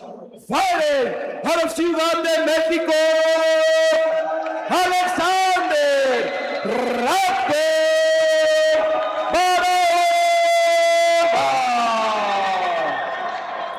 y el referee encargado del referee in charge, Isidro Cruz. Well, Joe, I think we have a treat here to kick off the main card of MFL 4. I couldn't agree more, Salvi. Raptor is one of the meanest mofos that I know in Mexico City. Nicest guy you'll ever meet, right? But Nicest guy outside the cage, I think. Yeah, outside the cage. I mean, look at it, just the stare down here. This guy is full of rage. It is awesome. Joe, he did not blink once as his name was getting called by the announcer. This guy is looking to smell some blood in the water here, and I think he's going to get it out pretty soon. This is going to be a stand-up treat, ladies and gentlemen. Yeah, Raptor not much of a ground fighter. Very conservative in his use of wrestling in his fights. Hasn't been able to achieve any submissions lately. Very much so focused on his stand-up. And Nieves, I think, is more of a well-rounded athlete. Obviously up there training at Entrom. So I'm interested to see how Raptor does here. Yeah, those Entrom guys work the whole aspect of MMA. They don't just focus on a certain part of MMA. They just focus on being the more well-rounded fighters they can. Yeah, I completely agree. But Raptor connecting here. Raptor's GM brother also putting out a good amount of athletes on the regional level here in Mexico City. We had a few here tonight, most recently Nicole Geraldo, who was the fight before this at the end of the prelims. She increased her record there to 7-2. Unfortunately for them, Sergio Garcia was not able to secure the win. The second fight of the debuts, the second fight of the prelims. Raptor, obviously, they got to give him an advantage. Would be the advantage of the experience, right? He's got a much larger record than Mauricio. I think so. This guy's just a lunatic. He's in there just smiling. He's having the time of his life. He connects. He grins. It's really something awesome to witness. There's certain guys, Joe, that you can tell just by the way they fight, the way they approach a fight. They're just different. They just enjoy the chaos. They enjoy getting hit. They enjoy being in there. Raptor's one of those guys. 100%. Couldn't agree more, Salvi. Still in a bit of a feeling out process of the fight here by both fighters. Trying to land heavy kicks. Yeah, looking a little wild right there. Raptor staying composed, trying to push him up against the fence. Yep. Good cage IQ out of Raptor. As you mentioned, certainly the more experienced athlete. He has a total of 25 professional fights, with Dragon Nieves only 15. That being said, Mauricio Dragon certainly has an impressive record, 10-5 against highly ranked opponents here in the regional circuit in South America and Mexico. I don't know about you, Sal, but I'm expecting a knockout in this fight. Oh, 100%.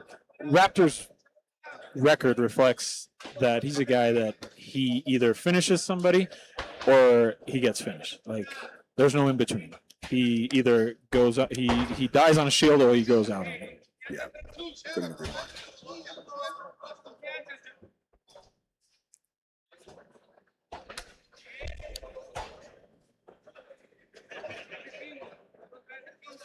Still a little bit of a feeling out phase. I think they're trying to. Oh, nice takedown. Spoke too takedown soon. Great takedown from Mauricio Dragon. Let's see if Raptor has an answer here for Mauricio's ground game. Nice job getting back up on his feet. Yeah, well done. Immediately turns, steps up. Mauricio still got hold of him, but Raptor doing a nice job trying to get out of the grappling exchange. And we know he wants to keep this fight standing. Absolutely. He does not want to take this to the ground. For him to win, he wants to stay in the pocket and throw shots. That's his game plan. That's what we've seen in all of his former fights. Maybe a low blow? Yeah, it looks like the Dragon landed a low blow to Raptor here. Give him a second to recover. Raptor just gave him a look like, you mother effer.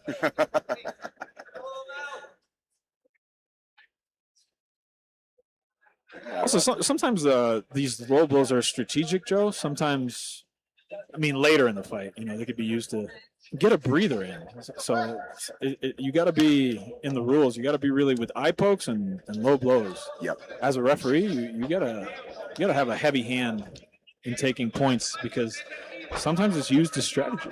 Yeah, absolutely. You see these fighters get tired later in rounds, or maybe suffering in a poor exchange early on, and they'll use that eye poke or a groin strike sometimes to give themselves a minute to recover. And it looks like we have another takedown here. Another big takedown by Mauricio Nieves with a leg trip. Raptor not too comfortable on the ground. You can tell right away. He looks a little lost in the half guard here. He's struggling to create a frame. Yeah, the telling part for Mujo is the other leg instead of using it as a knee shield to try and get away. Mauricio very far away from Raptor here. He could have kept him down, but was too far. Yeah, you would think he'd like to close the space and advance and pass into a more dominant position. Nonetheless, back on the feet. Raptor just got up, literally turned around on his hands and knees and got up. He said, well, I'm not doing this. Oh.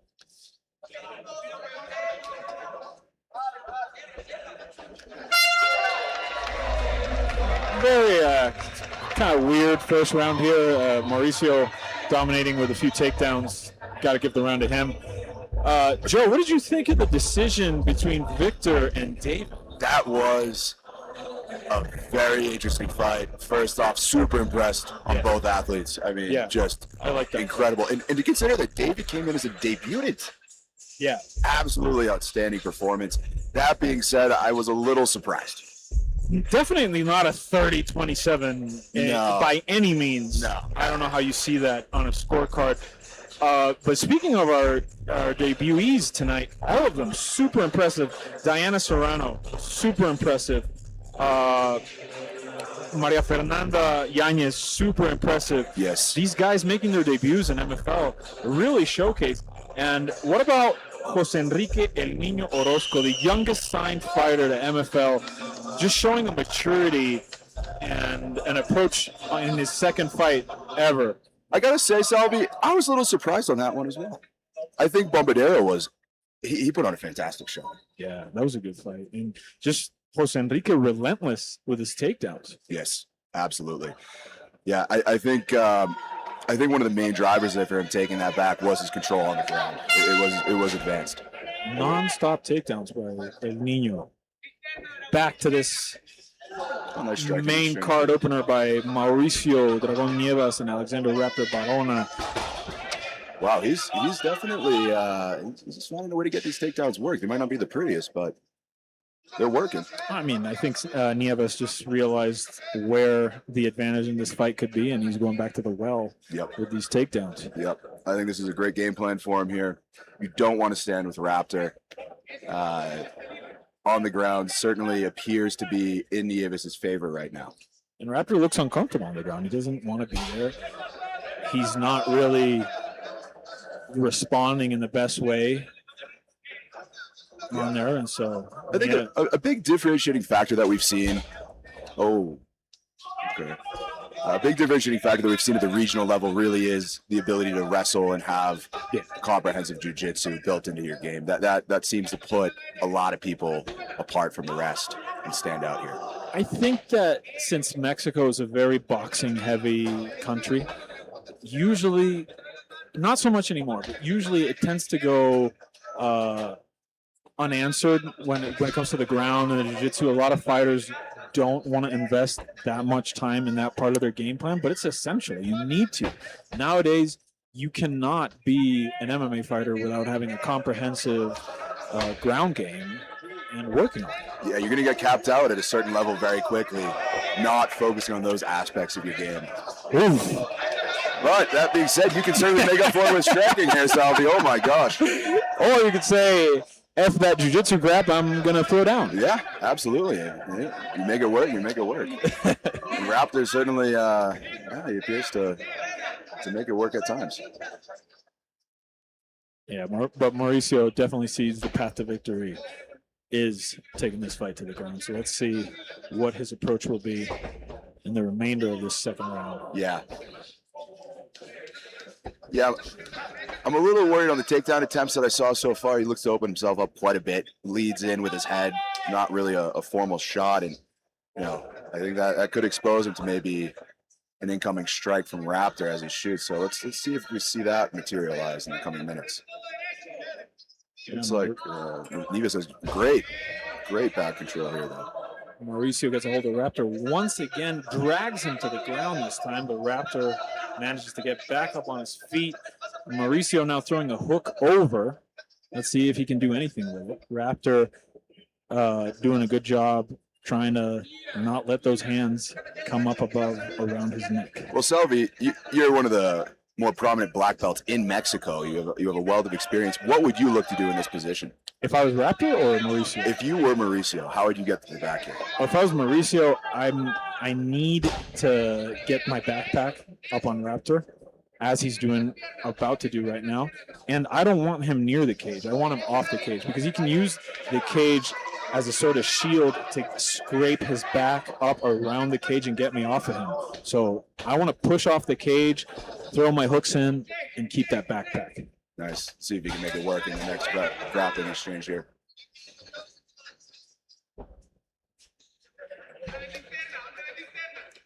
Well, Neves looks to be doing well. He prepared for this fight. Being based in Tijuana, you at a lower altitude, and a lot of fighters struggle here in Mexico City. He took this opportunity very serious. He moved to Querétaro about 6 weeks in advance of the fight and started preparing for the altitude. A second low blow. Oh man, hate to see it. Raptor not too happy about that. Yeah, I think you gotta see a point taken here. No. Yeah, as I say, nowadays, especially nowadays in MMA with eye pokes and low blows as a referee, you got to be a bit more sturdy. Yeah, absolutely. Raptor looking unfazed as ever, ready to continue. Referee tells Mauricio, that's the last one you're getting, buddy. Mm-hmm. He's got to watch those kicks. I told him, one more, I'm taking a point. I think the warning, Joe, a lot of people have been saying this. The warning is before the fight. Immediately, if somebody gets an eye poke, I don't care if it's accidental or not. In other sports, when you do a foul, you get something out of that foul. You don't just, let me give you a warning. No, you either lose. In football, I don't know, you lose yards. In basketball, you get a free throw. Like, there's a consequence to fouling somebody, and these are fouls. Accidental or not, there should be a consequence. I saw Paige Van Zandt talking about that recently, and I do agree. I think in regards to eye poke specifically, a point should be deducted immediately. It's so devastating to the fighter. It has possibly permanent repercussions. And it needs to be penalized accordingly. Specifically, eye pokes. I think they're the most dangerous foul that can happen in an MMA fight. Yeah. Like look at the heavyweight in UFC, Tom Aspinall. Yeah. Double eye surgery, if I'm not mistaken. Hate to see it, man. The guy's at the top of his career and suffers that. And now Rose Namajunas also having to deal with eye surgery over blatant eye pokes in her fight, which weren't even addressed. That's who it was. It wasn't Paige. It was Rose. Rose Namajunas. Yeah, Rose Namajunas. Exactly. Yeah. Well, gearing up here for the third and final round. Looks to be a pretty even match. I think Neves obviously dominating on the ground. Probably leading so far, no? Yeah, more than anything, I think Nieves is just shutting down Raptor. Raptor not having an answer for the grappling, not really being able to get anything going on the feet. Nieves just, with a well-rounded game, just being able to shut down Raptor. Here we see the highlights. Nieves rounding some shots, landing some shots. Raptor swinging wild, but not really landing anything. Nieves just controlling. I'd say Nieves 2 rounds up. Yeah, Nieves certainly looks like a more well-rounded athlete in this bout. It's going to be interesting to see what we have here in the third round. I really think Raptor needs a knockout. Obviously, or submission. I don't think he has that in his toolbox today to secure the victory. When you're 2 rounds down and you really want to win this fight, it's go broke. You gotta go balls to the wall. Yep. And just try and finish this fight. I think we're going to see his hands start flying here. Yeah, because you're already losing anyway, so you might as well just risk it all to try and get a win, try and get a finish. Because you need a finish. There's no other way you're winning this fight. Oh, Raptor taking the center of the octagon here. And you see like a more higher Muay Thai stance by Raptor. Yeah, absolutely. It makes me think he's going to start throwing some kicks. That's a great call out. See what he brings to the table here. started off with a Muay Thai stance. Now we're lowering the hands a bit again. I think this is going to try and burn out the clock. Yeah, I saw one of Raptor's training partners recently up in Monterrey, Mexico, at MMA Mexico. Great promotion by none other than the legend Master Vic. I'm blanking on his last name, unfortunately. But, Alexis David, is that his name? Victor Davila. Yes, Victor Davila. But the kid from Raptor's gym who competed there, Alexis. You know what I'm talking about? Devastating KO finish. I mean, they have some killer strikers up in Brotherhood right now, and I don't doubt Raptor has the ability to land and connect here and possibly pull this fight in. Well, as we mentioned, Brotherhood having a nice showcase here at MFL 4 tonight. Big head kick. I don't know if it was fully blocked by Raptor. But as we were saying, Brotherhood having a good show out here at MFL 4 tonight. Yeah, and for those who are not aware, we had another Brotherhood fighter scheduled to fight Matias Malero this evening on the co-main event. That fight actually fell apart this morning. Brian Geraldo, suffering from very serious kidney issues, was unable to make the event, is in the hospital. We wish him the best from the MFL. Wish for a speedy recovery. Obviously, it's a very serious issue that the fighter needs to treat rapidly. And we were able to find a replacement to take that bout. So we have a 2-2 fighter from Hidalgo coming in to take that. Caleb Cervantes. Hats off to you, Joe, because we've had a lot of adjustments this week. A lot of changes. A lot of guys dropped last minute. Weight issues, health issues. Obviously, the main event, Tonke versus Woody, that fell apart due to Woody's leg surgery. He had a very serious blood infection that required operation. We talked about it on the broadcast. We saw Woody out here with a boot on his leg, coaching David Thunder Sanchez. I told the people listening to us that Woody was scheduled to be our main fight of the night. Unfortunately, suffered a terrible infection to his leg, and we saw him walking around in a boot tonight. Yeah, we're super bummed. We know Woody really wanted that fight. Tanky, obviously, super excited as well. We're going to try and run it back once Woody's recovered. I think he's going to need a couple months. It was a very serious surgery. Oh, yeah, you don't come back quick from that. You got to make sure that thing's clean. It can't get infected anymore. It's a very serious thing to happen to you. You could lose a limb. Absolutely. And Woody Chavez, a regional legend down here, he's fighting once a month, if not more. Oh, yeah. Approaching 60 professional fights. He's a warrior. So I'm sure it'll be a great bout when we do make it happen. And Nieves here. Oh, God. Not again. Not again. Come on. Referee's going to take a point this time. Yeah, this is denying it, saying it wasn't there. Yeah, Raptors pissed. Referee's going to take a point. I mean, 3 low blows in one bout. That's Now, with how crazy judging has been, I hope the slow blow doesn't give us a freakish result at the end of this bout. Yeah, I really hope so here. I think Nieves obviously leading the match. I got it at 30-29 for the first 2 rounds in favor of Nieves.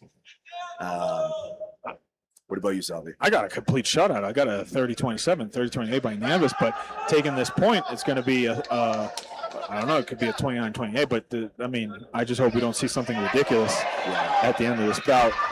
I agree with you on that one. Reminding the people at home, MFL has nothing to do with the results of the bouts. This is a completely outside entity, being the commission. That is correct, ladies and gentlemen. It is an independent third-party commission. Cram is refereeing tonight. They've been fantastic backstage. Cut on the Raptor. Oh, wow. Yep, that's leaking. Raptor has taken a fair amount of damage. He's smiling, wiping the blood from his face, having a great time.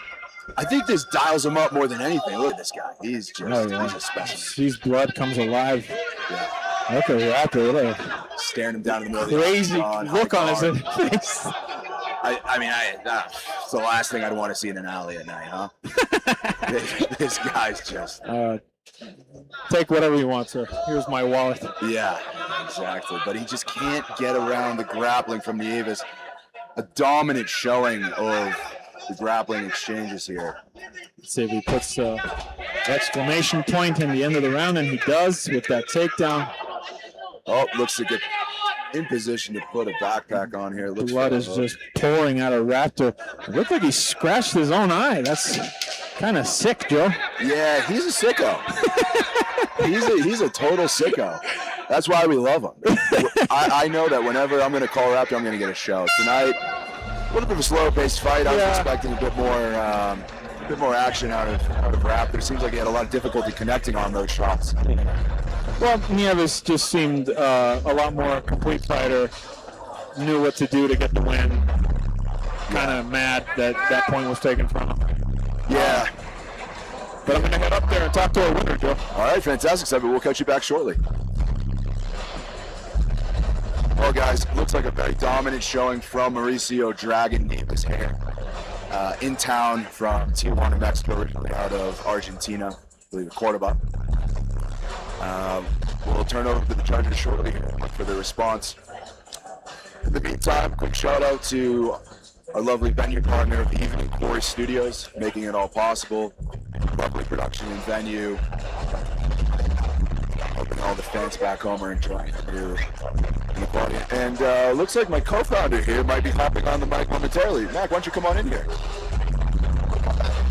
Oh, we'll be back in a second. All right.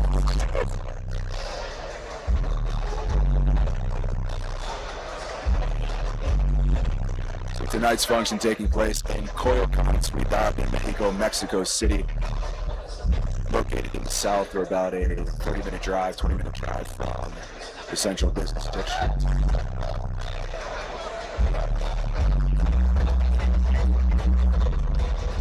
Raptor smiling.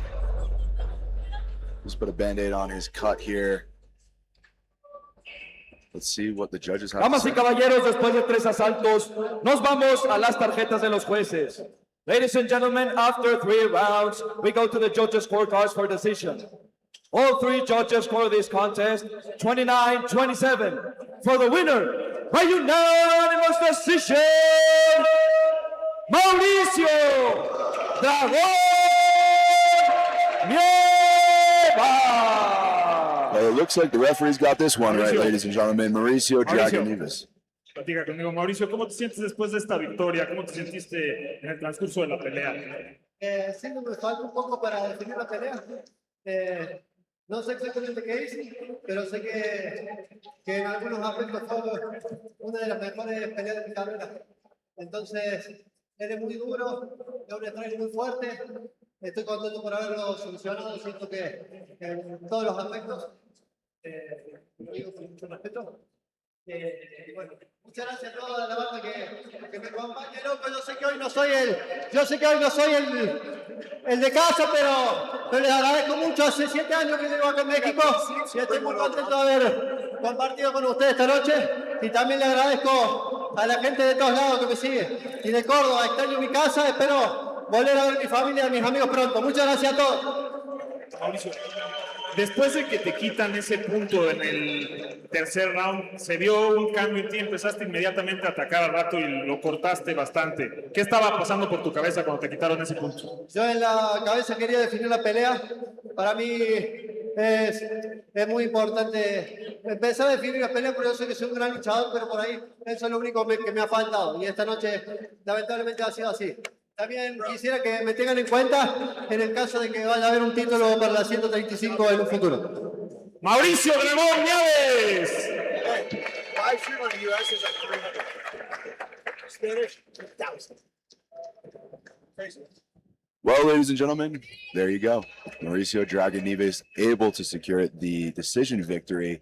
Kevin Areola versus Alex Hope Sanchez. We didn't know what would happen here, but nevertheless, it came together. If you're seeing this video, you're going to see 2 absolute warriors walk out onto the stage. Weighing in at 183 pounds in a catchweight bout, we have Alexander Hulk Sanchez, 16-4, former The Ultimate Fighter competitor, versus Mr. Kevin Zikocan Areola, coming all the way down from Durango. we got ourselves a knockout coming your way. Impossible this goes to decision. Impossible this goes to decision. Someone's getting knocked out. Let's see who it is. Well, ladies and gentlemen, a last-minute change on the card here. This bout, originally arranged between Kevin Areola and Fabian Alberni at 155 pounds, did not make it to the stage. Kevin gave notice ahead of time he was not going to make weight. We went ahead and canceled the fight about, I think it was Wednesday, and started looking for new opponents. We were not able, unfortunately, to find an opponent for Fabian. We did secure one for Kevin in the form of Alex Hulk Sanchez, one of the more prominent talents in Mexico. He made an appearance on The Ultimate Fighter a few years back. Unfortunately, did not win. Was not brought up to the UFC at that point, and he's now making to look his return. So, expect some action tonight. This bout is now a catchweight fight at 182 pounds. And yeah, a shout out to Hulk taking his fight on a day's notice, basically. Yeah. Kevin Sekel Khan, the only fighter, a repeating fighter from MFL 3 to come back with us right away to MFL 4. That's also an impressive feat. Quick turnaround for him. As you mentioned, Joe, there was a lot of issues this week with Kevin and the weight. We changed the fight to a weight class above. Then there was a rehydration clause for tonight. Fortunately, he made it. And as you mentioned, Hulk Sanchez, a PI fighter, taking this fight on very short notice. We should be in for a big, big show right now. With all due respect to Hulk, he's got balls of steel. This guy called me up 10 p.m. on Wednesday night and said, hey, I saw you need somebody. I'm down. Came in, weighed in, made weight. Here we are, folks. Guys, talk to me a little bit about Kevin. We see him dancing around the cage here, but he's kind of a psychopath. Yeah, if you look at this guy in the eyes, you'll see that, something might not be right there. He is a terrifying guy.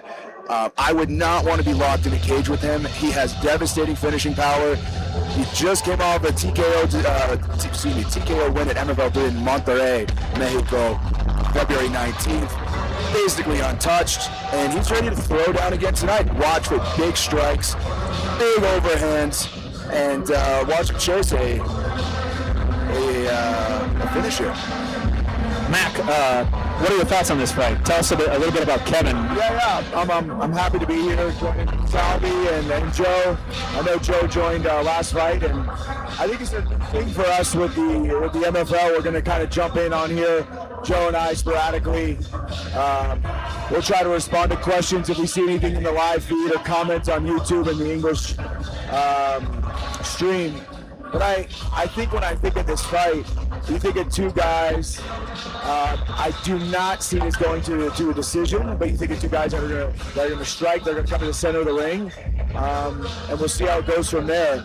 I think Joe mentioned this, but big-time stuff from Hulk to step up on short notice here.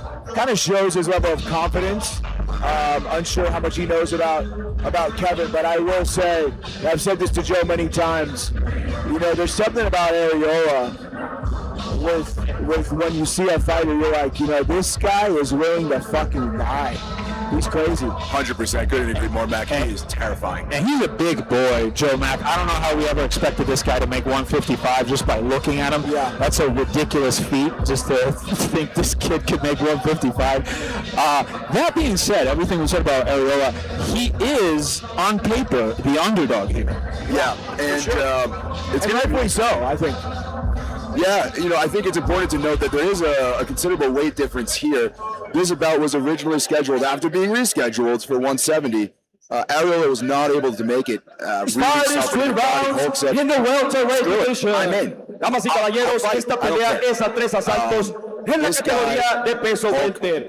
Presentando primero, en la esquina azul, un peleador de artes marciales mixtas, con un récord profesional de 4 victorias y 3 derrotas, midiendo 1,73 metros, pesando 179 libras. Presenting now, fighting out of the blue corner, a mixed martial artist, holding a professional record, 4 wins, 3 losses. He stands 5 feet 8 inches tall, weighing at 179 pounds.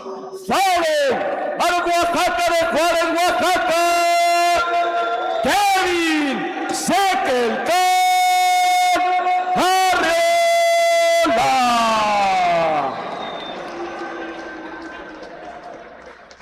Y su oponente en la esquina roja, un peleador de artes marciales mixtas, con un récord profesional de 16 victorias y 4 derrotas, midiendo 1,80 metros, pesando 170 libras. Presenting now, fighting out of the red corner, a mixed martial artist, holding a professional record, 16 wins, 4 losses. He stands 5 feet 11 inches tall, weighing at 170 pounds. Fighting out of Ciudad de Mexico, Alejandro Sanchez. El referee encargado de referee in charge, Moisés Ruiz. Conocen las reglas, sigan mis Hulk, prominent Mexican fighter, UFC PI, bet on this guy. He's been around the top scene here in the Mexican MMA. Finally arrives here at MFL.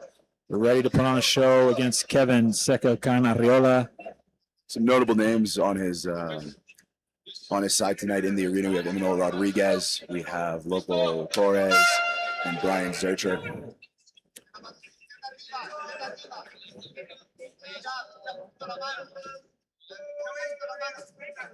Hulk certainly looks to be the more mature fighter here with more experience. I believe it's a record of 16-4. Areola 4-3. Now, guys, when you take a fight on a day's notice, it's because you're supremely confident, thinking you can 100%. completely shut this guy out. 100%. So I think this is what Hulk is thinking. Like, Areola is no match for him. And Areola is tagging him with shots here. How do you see, Salvi, the different game plans for Areola and Hulk here? Well, Hulk is going to be the more measured fighter, picking his shots. Areola is just going to go crazy, throwing. Oh my God! Oh my God! Second gun! Left him! Areola! Knockout! Oh! We called it! We thought this would happen! Oh my fucking God! And here we have Seckelton screaming at Joe at Kate's side, telling him, I'm that guy. Wow! Oh my God, Mac. Joe, I'm speechless. I hate to say it. I thought I saw it coming. Holy. His power is wild, dude. This kid is crazy. Wild. Oh my Joe, fucking God. Are you kidding me? Something else. This guy has something special. Dude, he hasn't moved. This kid. We need this kid at a 170 title fight. No, he is signing. Holy. Oh my God, dude. Oh my God. Oh. You know, the celebration by Kevin.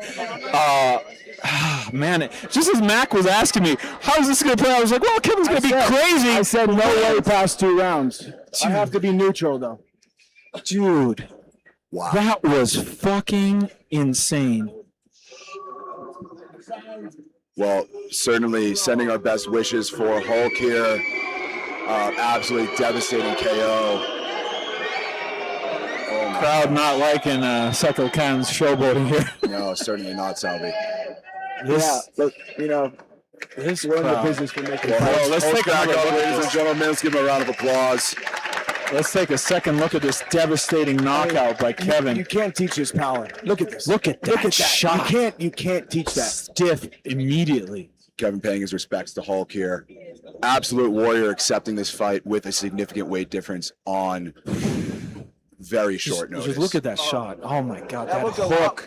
a lot like the left hand McGregor threw against Aldo. That was devastating. The power this kid has. It's scary. And Hulk tagged him because his nose is busted. Yeah, his nose is busted here. Comments in the feed.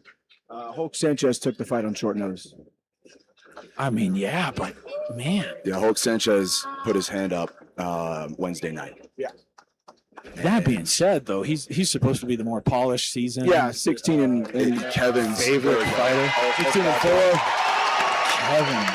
I'll tell you what, guys. Kevin Areola is a name that is under the radar.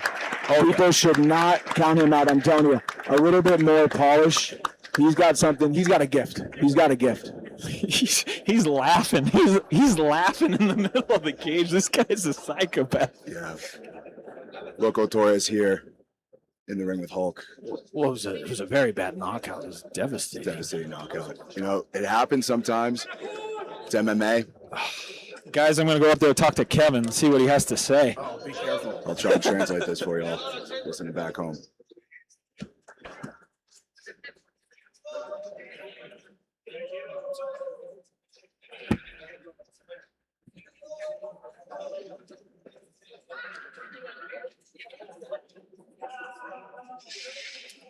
Kevin here, ready to get his hand raised.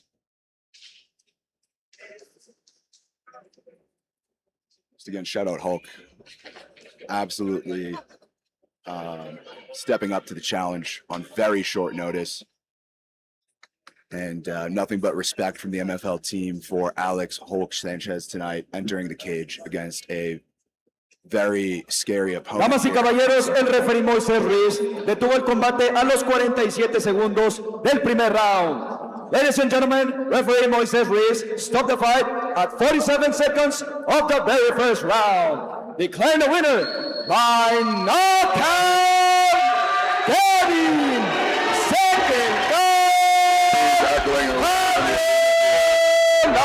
This might be the birth of a heel character. I think this is something else. He's got a shot. Kevin, ¿cómo te sientes That después de un power is knockout tan grande como ridiculous. ese? Quiero aprovechar para disculparme con absolutamente nadie. El rey hace lo que quiere. Yo soy la siguiente superestrella. Puro second show. Vámonos recio. Yeah. Puro Invictus, puro Miguel Estraki. Puro Duraino, puro Dracos. Vámonos recio. Puro Areola Romero. Yeah.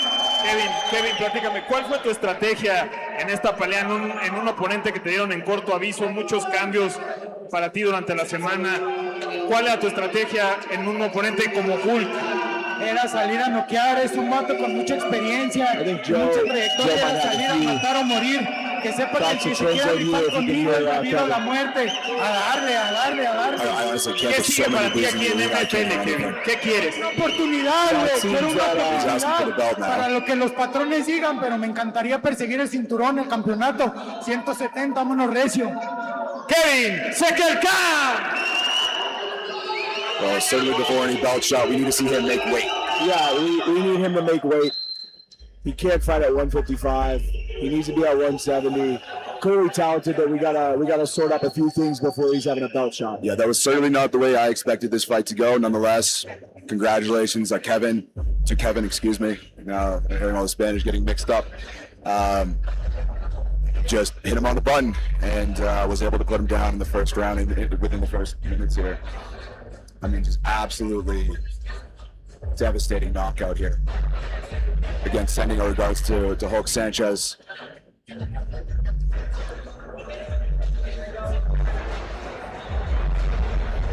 I don't think we've seen many finishes like that. We haven't seen many finishes like that so far in the MFL. No, certainly not. And up to this point, the only knockout of the night, Matt.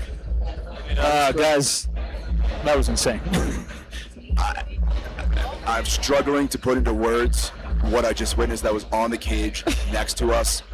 And that was terrifying. Crowd is not happy with Kevin, though. I don't know if it was the showboating. I don't know if it was the missing weight. I don't know what it was, but crowd was not happy with Kevin at all. I think it's a combination of both, Salvi. And looking back, a lot of questions open there. I mean, talking to both of you guys, I need to know, are you confident in giving Kevin a title shot?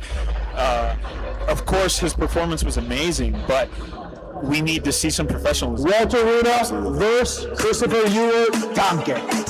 This is a clash of titans. The big boys are about to step into the holla.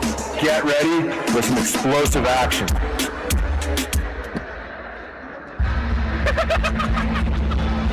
Well, coming up next, ladies and gentlemen, Walter Luna versus Christopher Ewert. This, again, another short notice fight. Christopher Ewert went through 3 separate opponents to make this happen. Woody originally arranged for a title fight as the main event, 5 rounds at 205. Fell ill due to a blood infection and had to go under emergency surgery. Second opponent, well, honestly, not much to say, just he disappeared. He agreed one day and stopped responding the next. We went out, talked to his team, talked to Chuti here in the image, Javier Torres, and they wanted to propose this fight. We said, okay, well, Tanque is obviously spending a lot of time preparing for this. Why don't we go out and try and make something happen? Walter raised his hand, said, I'm super down. Again, a little bit of a mismatch on weight here. Walter Luna weighing in around 240 and Tanque at 205. We'll be interested to see how this transpires. You know, it's not easy having an opponent change after an opponent change after an opponent change as Tanque, because you're preparing for a certain body, you're preparing for a certain style, and having that opponent kept being changed is difficult to adjust, not just strategically, but mentally as well. Yeah, absolutely. Different game plans, different fight styles. There's a lot to go through, but Tanque is an absolute warrior, former Dana White Contender Series combatant. He did suffer a loss to the Russian Polar Bear, who is now an active member of the UFC light heavyweight roster. This guy has competed at a very high level, and we're interested to see how things shake out. One other thing I'd add here is, for those that are passing by in the MMA community as fans, these fights are super challenging, Joe. If you want to give a little bit of insight on why fights fall out, the complications between health, guys missing weight, there's catch weights, and then there's the strategy behind whether a coach accepts a new matchup, on short notice. So for those fans that are not as familiar with it, it's really hard to put these together. And at the end of the day, when athletes are preparing for months and months for a fight, and a guy misses weight or pulls out, for me and Joe, it's really hard just to say, okay, we'll find another fight. We don't need you. We're always trying to find another opponent. And I think that's a really challenging part. And I think even Saudi understands it as well. Oh yeah, props to MFL and you guys for keeping so many of these fights alive in such short notice. Like this week alone, we have to have so many adjustments to this card. It's amazing that we kept so many of them. Yeah, absolutely, guys. We try to deliver to the fans here and give shows. And to those, listening, you might not be familiar with all the reasons behind why matches fall apart, but a big reason is weight. And I think, Mac, moving forward, might be a little bit stricter on giving people repeat appearances on not making weight. I think so. I mean, the respected upper fighters missing, 2 pounds or 3 pounds. It may not sound that big to the common fan, but it really puts a lot of pressure on your opponent to accept the catch weight or some type of purse reduction. But nevertheless, we're here now. Luna took the fight on 36 hours notice. He's a purple belt. And I mean, there's not much I can more say than this. Ladies and gentlemen, this fight is 3 rounds in the light heavyweight division. Damas y caballeros, esta pelea es a 3 asaltos en la categoría de peso semicompleto. Presentando primero, en la esquina azul, un especialista en striking, con un récord profesional de 7 victorias y 2 derrotas, midiendo 1,85 metros, pesando 205 libras. Presenting now, fighting out of the blue corner, a striker, holding a professional record, 7 wins, 2 losses. He stands 6 feet 1 inch tall, weighing at 205 pounds. Fighting out of Santiago de Chile, Christopher Ewert.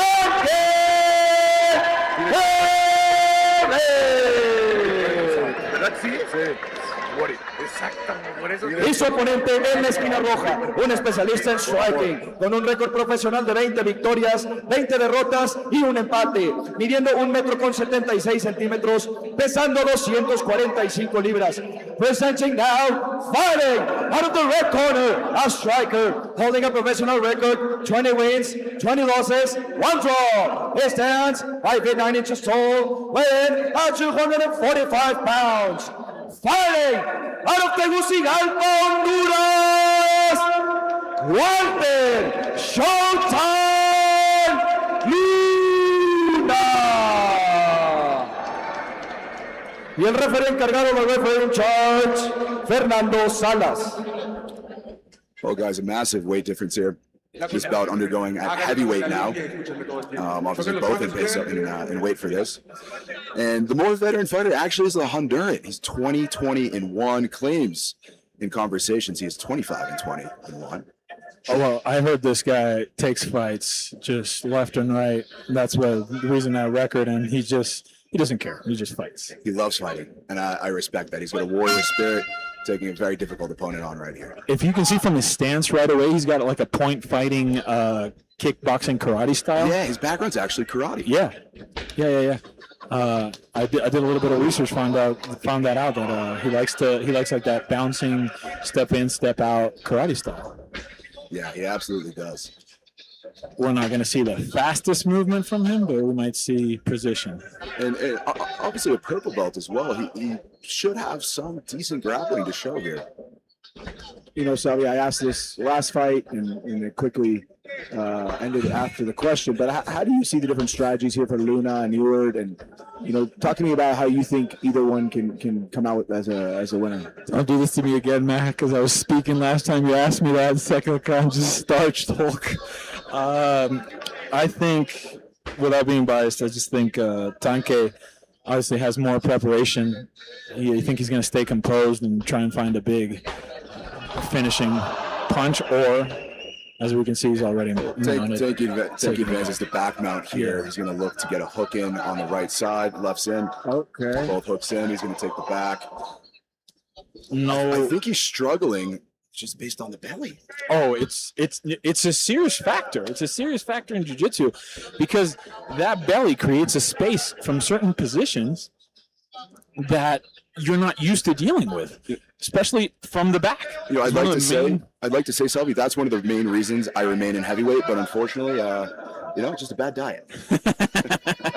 But it is an advantage, though. Like, if you remember Roy Nelson in the UFC, that guy got in like a crucifix top position. There was no way you were getting him off you. Wow. No way. You know, and that reminds me of Mr. Nelson here. Walter really is a Latino version, if you will. Yeah.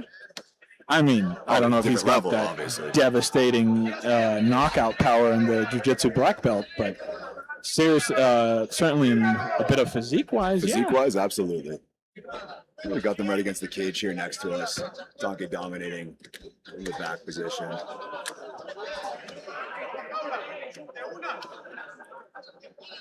We have Luna punishing him. Sorry, Tanque Ewert punishing him up against the fence here. One thing to note as look at the live stream again, always trying to be conscious of the fans virtually. A lot of fans really streaming in from Chile. Yeah, Tanque is a great fan base, very active on social media, and overall just a great guy. He's been nothing but the best since he flew to Mexico. The demeanor of Walter's just not looking great. No, it's not. I think we're probably going to see a first-round finish here. Walter obviously giving everything he got, taking the fight on 36 hours notice, but I think the conditioning and training of Tanque training with Chunti up at UKF in Phoenix is certainly showing to be more dominant in the match. Oh, big shot thrown by Walter.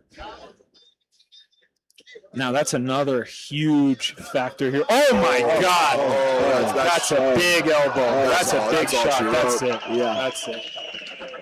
Yeah, guys. I mean, not like a deflated response, but kind of what everybody expected, right? You come in on such short notice, having to deal with a guy that's been preparing, having to deal with the altitude of Mexico City on such short notice. not showing up in the best, what do you want to call it? The performance ready Conditioning shape. shape.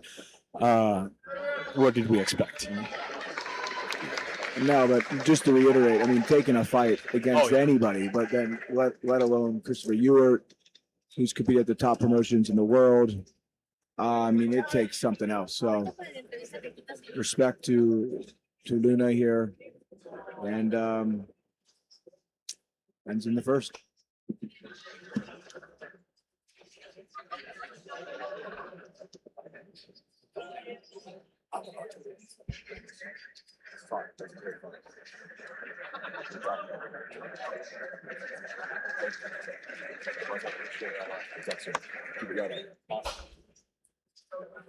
Well, just here chatting with Mr. Quintana, who fought earlier against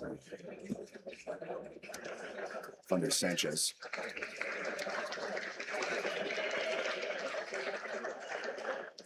Well, guys, I'm going to go up there and talk to Tanque real quick. Good.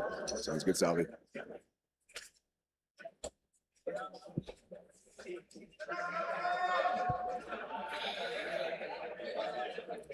Well, Mac, looks like we're going to hand it over to the final decision here.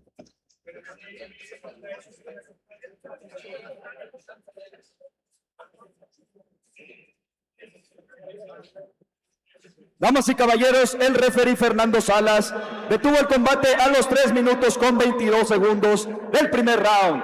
Ladies and gentlemen, referee Fernando Salas stopped the fight at 3 minutes, 22 seconds of the very first round. Declaring the winner by TKO, Christopher El Tanque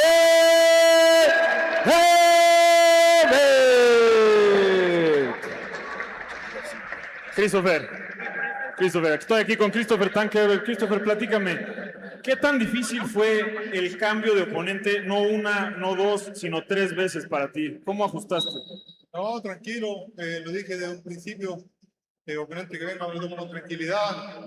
Estábamos haciendo un campamento, venía entrenando desde Chile, ahora me encuentro entrenando con Javier Torres en Arizona, en Monguillé, así que nada, me tomo siempre cada desafío con calma, ahora el desafío que esperamos, pero lo importante es que MFN hizo lo posible para que pudiera estar en este Thank you here, sharing his respects for his opponent. ¿Cómo te sientes después de este desempeño, de esta victoria que conseguiste aquí en MFL 4 esta noche? Bien, tranquilo, este triunfo es para mi familia, para mi hijo, mi esposa, mi mamá, mi papá, mi hermano y toda la gente de Chile también.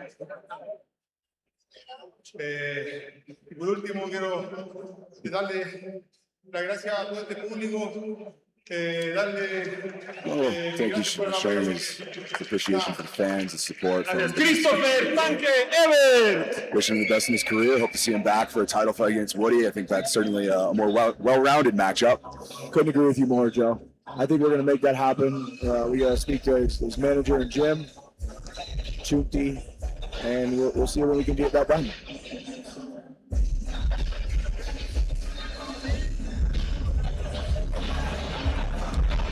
Well, next up, we have our co-main event, the final change of the evening. Originally scheduled to be a bout between Matias Papa de los Salados Malero, a fantastic prospect here at the MFL, coming off a victory at MFL 3 in February against Brian Geraldo, a great fighter out of Brotherhood MMA, 4-2 record, national champion at the amateur level, and a blue belt in Brazilian Jiu-Jitsu. Unfortunately, Brian Geraldo suffered severe complications in his weight cut and is currently in the hospital with serious kidney issues. We wish him the best here. Hope to see him back soon. We were informed of this at 9 a.m. today. We let the team know, and we presented a few options on canceling the fight or possibly transition to a grappling match. We called the commission, excuse me, not the commission, we called another gym here, and we had Caleb Cervantes raise his hand. 2-2, bumped it up to a catchweight to accommodate, and here we go. So Caleb walking out here, hailing from Pachuca, Hidalgo. Yeah, another adjustment, a very surprising one for me because I was notified of this adjustment change only this morning. That is just amazing level out here that we have the MFL 2 adjusting, ladies and gentlemen. Just on 9 hours notice. Props to Caleb and Cervantes on taking this fight on maybe the maximum amount of short notice you can take a fight. Mac, what do you think of this craziness? I just think, it goes back to what we're trying to do at the MFL, provide the most opportunity to fighters that are preparing and make stuff happen and do our best. That's not to say fights won't fall out, they will fall out, but at the end of the day, we're here to make matches, and Joe says it best. We're here to make fights, and most importantly, fair fights, and getting them the best opportunity to compete. It's part of the game. A lot of things happen. A lot of things shift. That's out of the hands of you guys, and all you guys can do is adapt and just keep the ball rolling. And you guys have shown that you're the best at doing that, quite frankly. Thank you, Sal. We have to know that I'm the best, but we're working on it. We're working on it. The best in Mexico, I'll say. I certainly think I'm going to be more apt to cancel fights outright moving forward.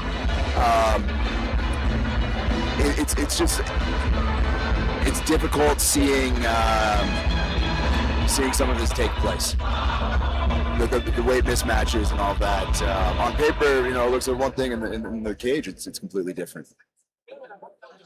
So now this guy we have coming out here, he's a big MFL prospect star, Matias Molero, el papá de los helados. We saw an amazing performance at MFL 3 in Monterrey Show Center by Matias. He was so hyped after that victory. It wasn't an easy victory, he had to fight for it, but he kept composed and ended the fight in a very nice TKO. Interesting to know that Caleb is sitting in the cage. He does not seem phased, he's just chilling out. We should see what happens here. Matias, obviously, as Salvi said, a huge prospect for us. One of the first additions to the MFL roster. We could be more excited to see him step into the cage tonight and put on a great show for everyone watching. I think one thing to also note, and as we've been observing, how we're constructing MFL, the backstories, and so much of what we see as so important is providing the fans with more insights, providing the fans with more understanding of who fighters are. So if you guys are tuned in on the screen, you want to have more interest in what MFL is doing, head over to Instagram. We do lots of content about the fighters, why they fight, where they're from, what their goals are. And ultimately, that's our job, and I think Joe says it best. Our job is to tell stories. Absolutely, and Papa de los Helados translated to the father of the ice cream. It's certainly one of those. A victory from Caracas, Venezuela. Now a fan favorite in Mexico City, famous for quoting the quote, "My martial arts are 100% made in Mexico." Oh yeah. Yeah, he won the crowd over in Monterrey with that one. Yeah, very much a fan of Mexico. Ladies and gentlemen, this is the Professional event right now. of the evening. 3 rounds in the bantamweight division. Damas y caballeros, esta es la pelea coestelar de la noche. 3 asaltos en la categoría de peso gallo. Somebody's a little Presentando overconfident, primero, en la esquina azul, this doesn't un say peleador de artes overconfidence to me. marciales This mixtas, says con un récord profesional de 2 I'm just here for victorias a paycheck. y 2 derrotas, I think so. midiendo 1,68 m, pesando 140 libras. Presenting now, fighting out of the blue corner, a mixed martial artist, holding a professional record, 2 wins, 2 losses. He stands 5 feet 7 inches tall. I really like our uniforms, those Yokai pounds. shorts. Fighting out of Pachuca Hidalgo. We got 4 ¡Dale! Shout to Yokai. ¡El Cuervo! Been nothing but Cervantes! and we're proud of our partnership for multiple years and many years to come. Y su oponente en la esquina roja, Caleb, un peleador de Caleb, artes marciales Caleb, mixtas, somebody in the con un crowd. récord profesional de 5 victorias y 2 derrotas, midiendo 1,80 m, pesando 135.5 libras. presenting now, fighting out of the red corner, a mixed martial artist holding a professional record, 5 wins, 2 losses. His stats, 5 feet 11 inches tall, weighing at 135 and 1/2 pounds. Fighting out of Ciudad de Mexico by way of Caracas, Venezuela, takes him. Matías, el papá de los helados, Molero. Y el referee encargado, el referee in charge, Fernando Salas. Molero, you can count, is always ready. He's got that similar sparkle in his eyes to Seco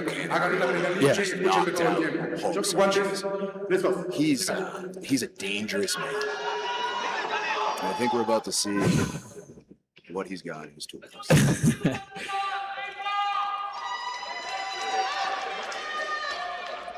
Well, ask it early, Salvi. How do you see both corners kind of finding a path to victory?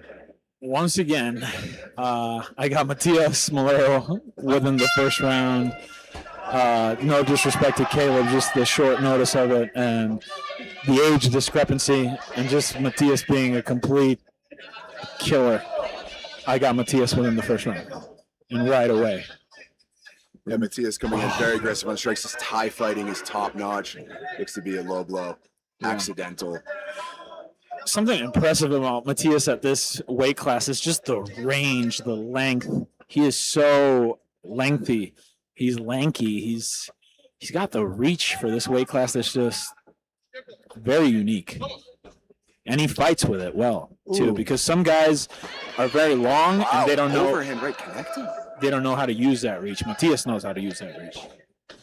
Yeah, Just saw the replay on that low blow. Borderline. Unsure if that was actually low blow. When Mac and I were originally scouting Matias, that was the first thing we noticed. His reach is just abnormal. And he knows how to utilize it. In every fight we see him in, more and more, he's finding comfort in that distance and using it to his advantage. Matias landing a lot of shots here. But Caleb takes him down. It's a great takedown. Matias looking to throw that leg over, trying some sort of triangle, some sort of attack. Oh, he's got chill dog here. Rubber guard, Joe. It might be a little bit too over. It's too over the head. He needs to keep it more on the neckline, because if he keeps pulling down and it's a little too on the back of the head, that's going to happen. The leg's going to pop over. You need to keep, when you do rubber guard and that sort of thing, you need to keep it either right on the back of the neck or almost like on the shoulder blades, on the top part of the Beautiful back. handcuff here. Oh, Matias landing some big side elbows here. Those are aggressive. Those do not feel good. That's what very reminiscent of what we saw in MFL3 with his finish over Ricardo Hurtado after escaping a very dangerous mount. And I was just about to say, I was training with Matias about 2 months ago. He hunts triangles, and I think we're about to see that happen right now. Yeah, as you say that, he's got a fully locked-in triangle. He's going to switch it to the arm bar here. All right, let's see if Caleb can find the way out here. I see Matias trying to either attack that elbow with an armbar or just going to go for the straight triangle. I saw him also reaching for like the shoulder. Caleb trying to slam his way out of it. Not the best method to get out of a tight triangle. I think, his arm is... What should he be working for right He there? should be hunting the armbar, and I think that's what he's about to lock in. Matias should go for the armbar. It's tight, but he needs to close up that triangle. If you see... It's right on his foot. It needs to be on the ankle to be fully closed in and locked up tight. He needs to maybe shoot the leg over a little more and lock it up on his ankle, not on his foot. If you lock it on your foot, you could hurt your foot, and it's not tight at all. Wow, manages to make it out and take control on the ground. Okay. Caleb is here to fight, guys. No question. And again, this guy's coming in on 9 hours' notice, guys. Oh, another low blow. I think this one was a punch, Mac. I saw it. Yeah. Let's check the replay. Caleb not here to lay down, despite what appearances might have seemed for him sitting down, and he's not here to lay over and just give Matias an easy win. He's here to fight. You know, when I got the recommendation, the only reason I accepted to do this bout was because I was told Caleb was ready. He was training. He was prepared. He was willing to come in on short notice and put up a performance, and we're seeing that today. He's holding it together. Yeah, and one thing to note for those that don't know too much about Salvi's background, been training how long jiu-jitsu now? For almost 25 years? 20 years. Yeah, that analysis was phenomenal. I mean, that was amazing to say what he should be looking for, Matias, why not. And I just can't commend Salvi more for really diving in to giving us the analysis in those moments where maybe the average fan doesn't really know what's happening. Thank you, Mac. It's just I want people at home to see what's happening, to understand what's happening. Sometimes the ground game gets a little lost on people, and I'm glad I can help out here, help people at home understand it. Certainly better than our white and blue belt commentary. So, guys, these guys will take me to the gym and just destroy me. And it's like, oh, no, isn't this fun for you? And I always tell them, kind of, not really, but sure. Mac started training about 6 months ago. And you get a little win, and then you get knocked down like 6 more times the same day. Yeah, that's how Dana roped in the Fertitas. He's like, oh, just come try jiu-jitsu, and a few MMA fighters were showing him jiu-jitsu and got them hooked. Oh, of course, it's a great sport, man. It's definitely very addicting, I will say, because as I heard from Joe, who's a phenomenal chess player, it's like human chess. It is. Yeah, it is like human chess. Is. I actually had the opportunity to roll with Thomas Fisher today. In the morning, after he resolved this match, and certainly is a humbling experience. One of my first jiu-jitsu coaches in Mexico when I came here 6 years ago, we were able to bring him back. He brought 2 fighters, an amateur, and Diana Ramirez. It was humbling having a man half your size manhandling. Jiu-jitsu certainly a game of mind over matter. Here we go back on the action with Matias Morel and Caleb.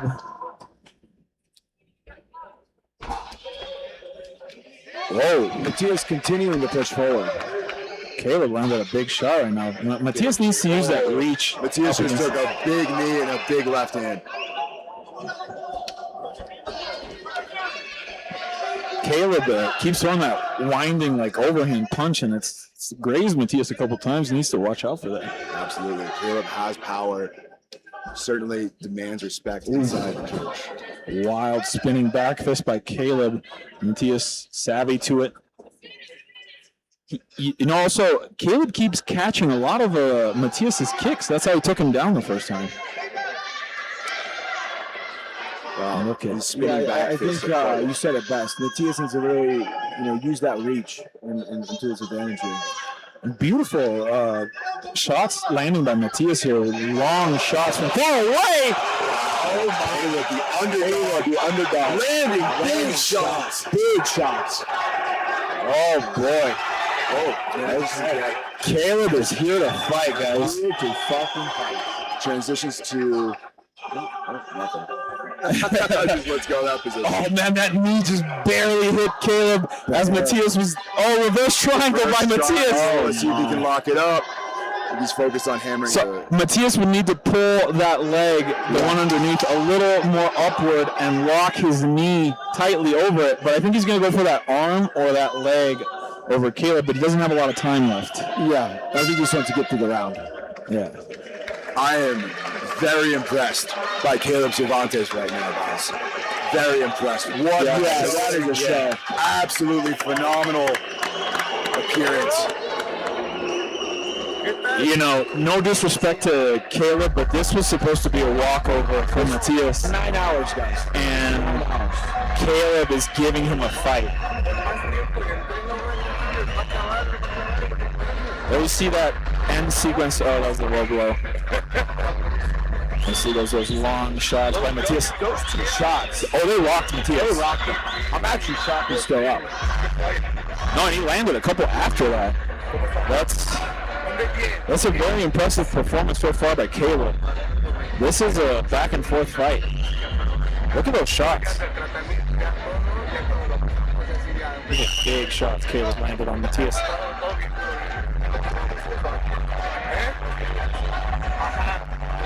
Nevertheless, we're heading into round 2 now.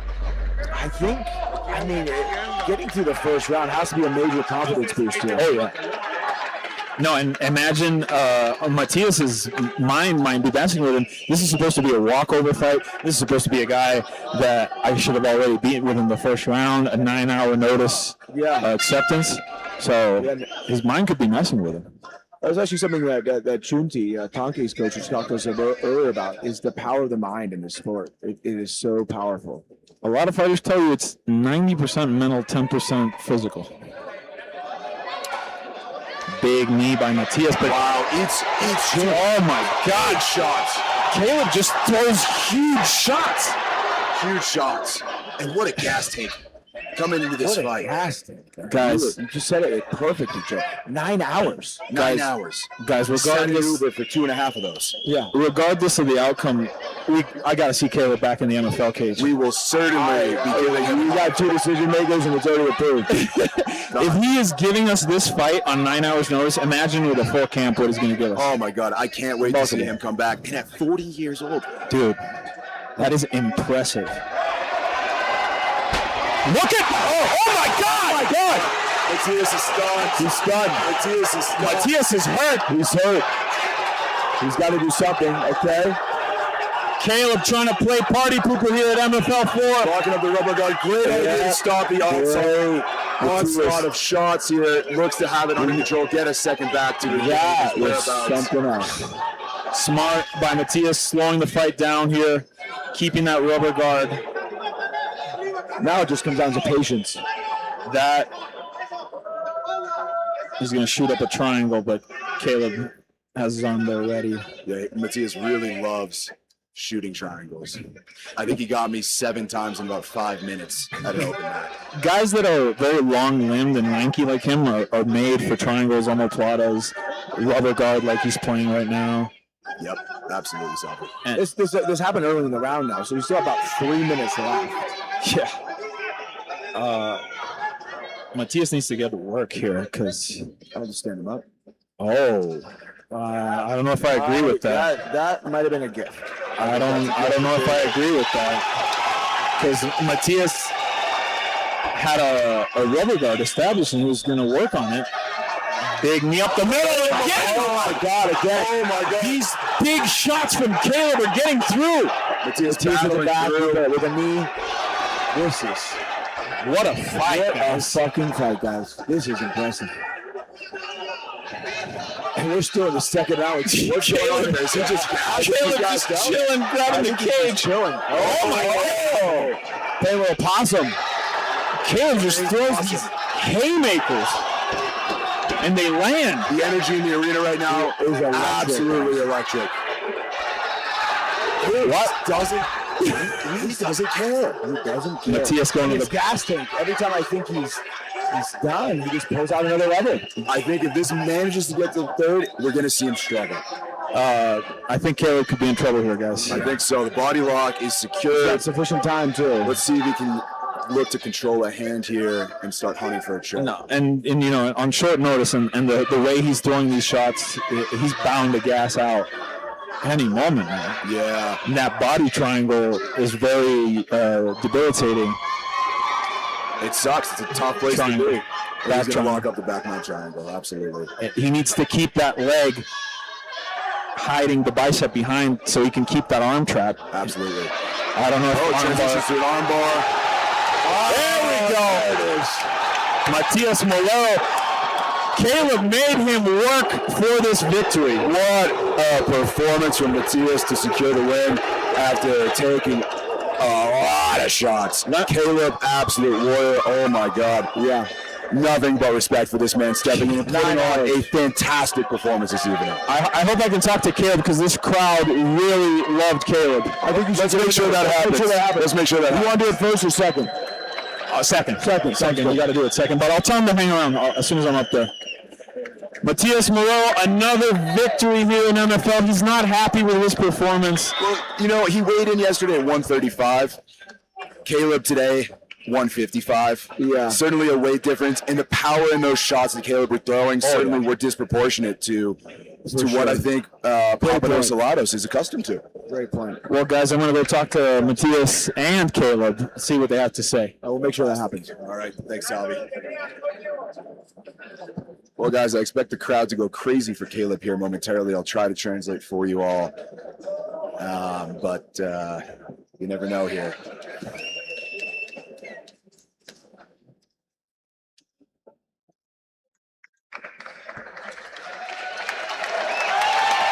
And as expected, the crowd goes crazy for Caleb. 9 hours of notice. Absolute warrior, could not be more impressed. This is impressive. Bienvenido, amigo. We're bringing him back. We're bringing him back for sure. Letting him know he's welcome back at any time. Anytime. I mean, this is between the two. A lot of mutual respect. The guts it takes to step in the morning of a fight against a guy who just went through a full camp and say, you know what, I'll do it. And then to come in and actually execute. Very impressive. Very impressive. And not just put up a fight, make a few fucking strikes. I mean, there was a moment where I thought he was going to get knocked out. I thought Matias Damas was y going to get caballeros, knocked el out. referee Fernando Salas detuvo el combate a los 3 minutos con 43 segundos del segundo round. Ladies and gentlemen, referee Fernando Salas stopped the fight at 3 minutes, 43 seconds of the second round. I think I'm going to offer this guy the a contract winner on the spot. by submission due to a I can't say Matias, Let's go ahead. el papá de los helados. Gotta get that news straight. That right now. Yep, perfect.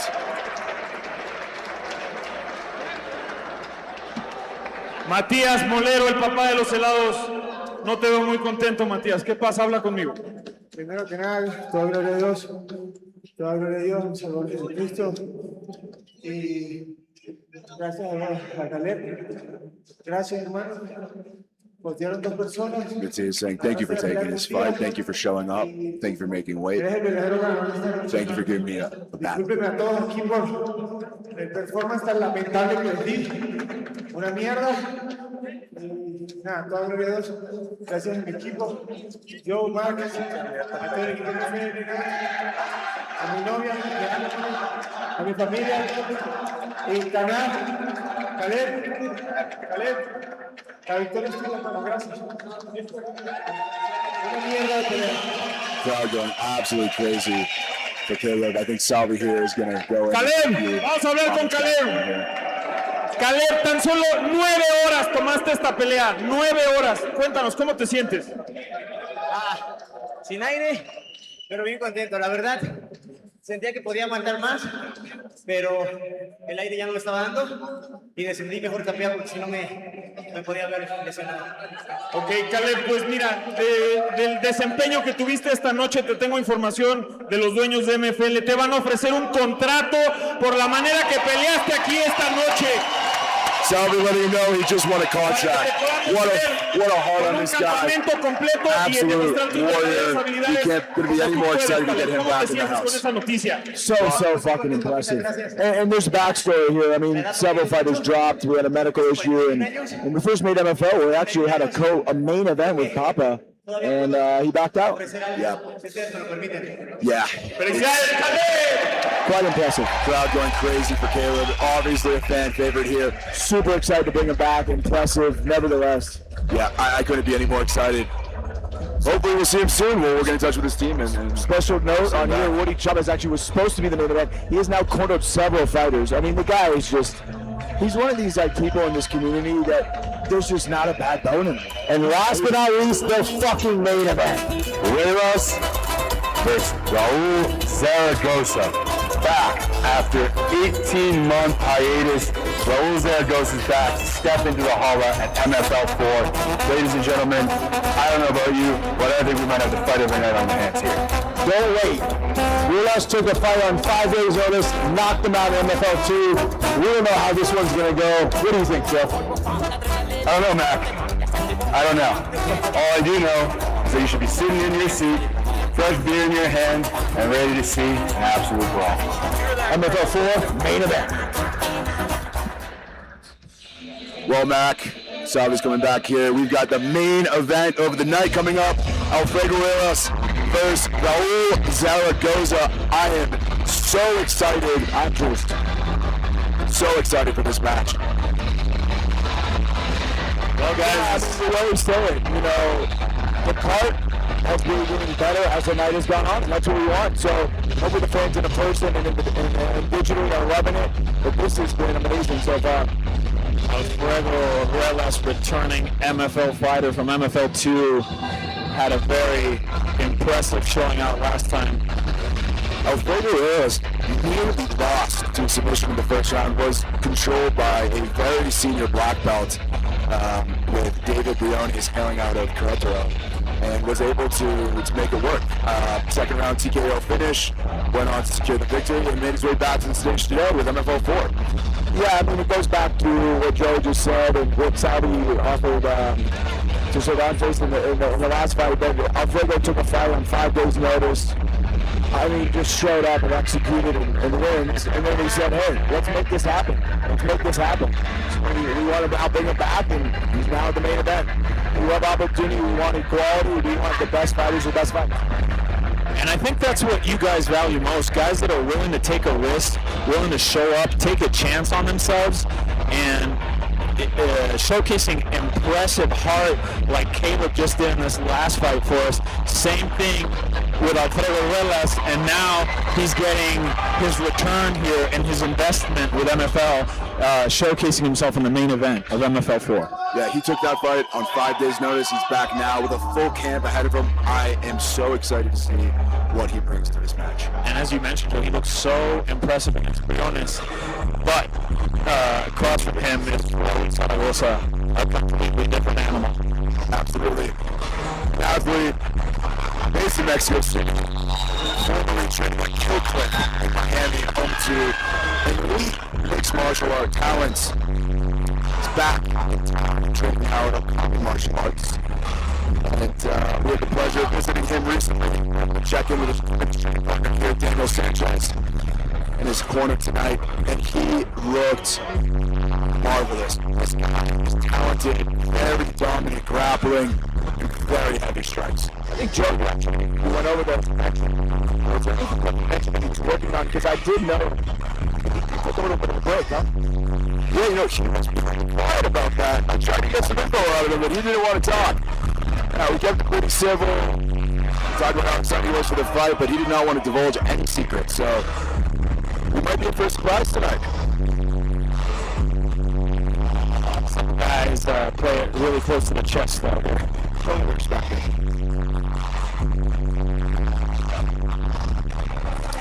Well, Raul certainly, on paper, the more dominant opponent. Former Lux champion at 170 pounds with a record of 5-1. Alfredo, on a borderline record, 7-8, looking to make it even tonight. Hailing out of originally Pachuca Hidalgo, as Caleb Cervantes, share the same hometown, now training at Bonebreaker Central here in Mexico City.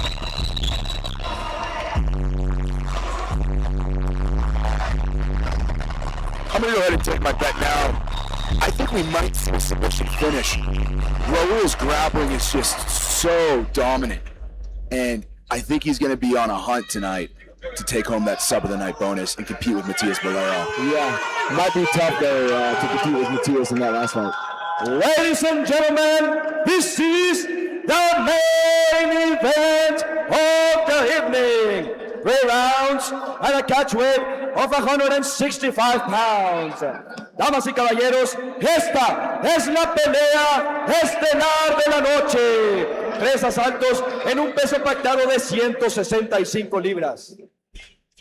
Presentando primero, en la esquina azul, un peleador de artes marciales mixtas, con un récord profesional de 7 victorias y 8 derrotas, midiendo 1,83 metros, pesando 165 libras. Presenting now, fighting out of the blue corner, a mixed martial artist, holding a professional record, 7 wins, 8 losses. He stands 6 feet tall, weighing at 165 pounds. Fighting out of Ciudad de México, Alfredo Ruelas.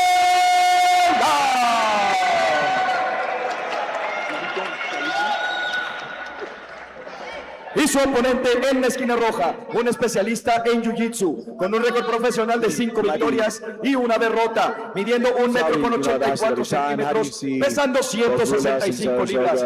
Presenting now, fighting out of the red corner, a Brazilian Jiu-Jitsu fighter, holding a professional record, 5 wins, 1 loss. Just on the experience where he's trained at, but I am not counting out Alfredo for the best fight.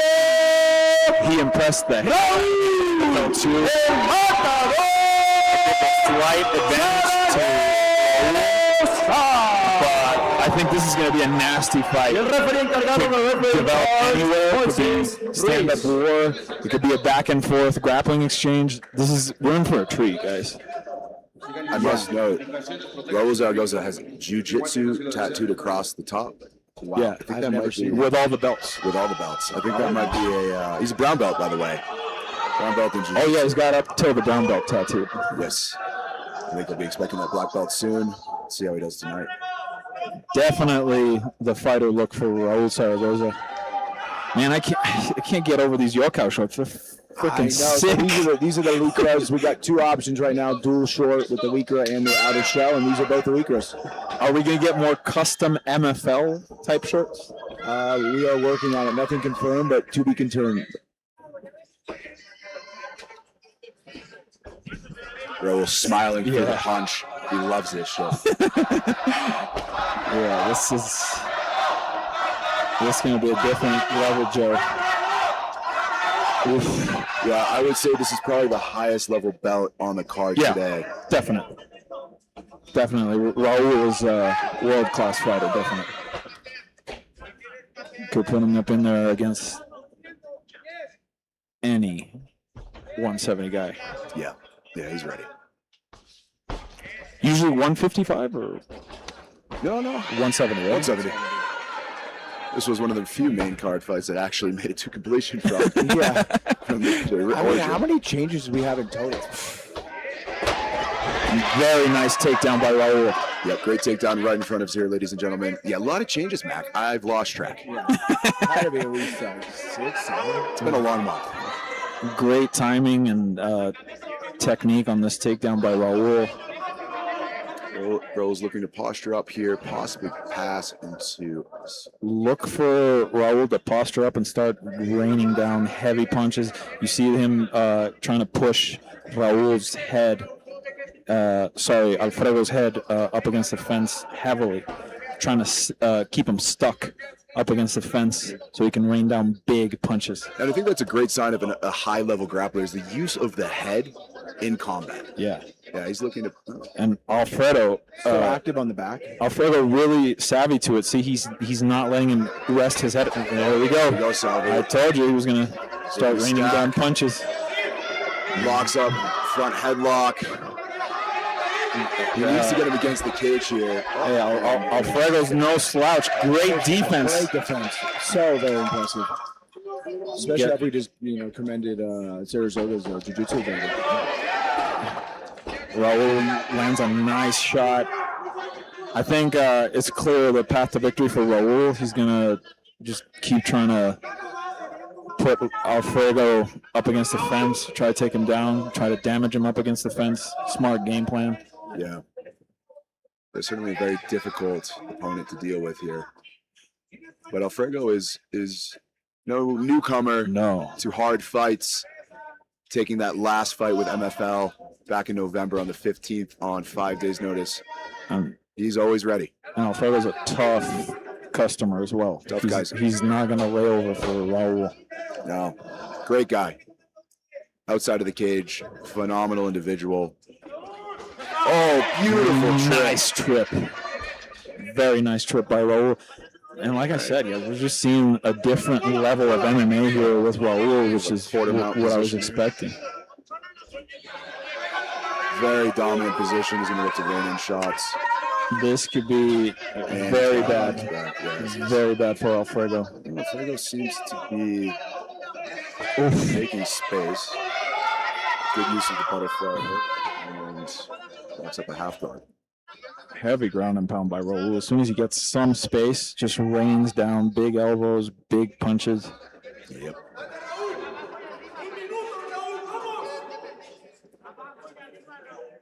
Crowd heavily favoring Raul. No surprise there.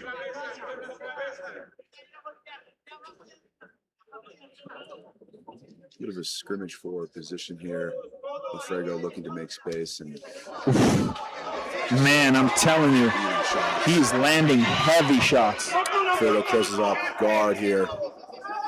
Tries to control an arm. Immediately stacked. Not gonna happen. About 45 seconds left in the round. Ramirez with an overhook on the right arm of Zaragoza. A smart defense by Alfredo to keep that arm trapped so he can't be raining down punches on him. Yeah, absolutely. And is a nice way to enter a triangle, but he lets go of it and chooses to throw some elbows of his own.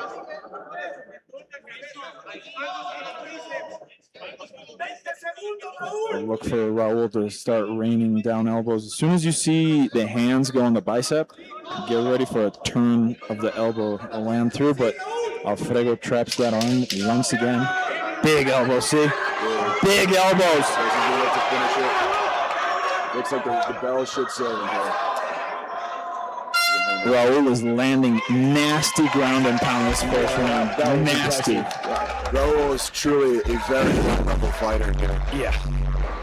Raul is very high level. And just because Alfredo is such a tough guy, anybody else would have been out of there in that first round. Just those heavy ground and pound elbows. Here we can see the replay. Look at how hard these elbows land on Alfredo.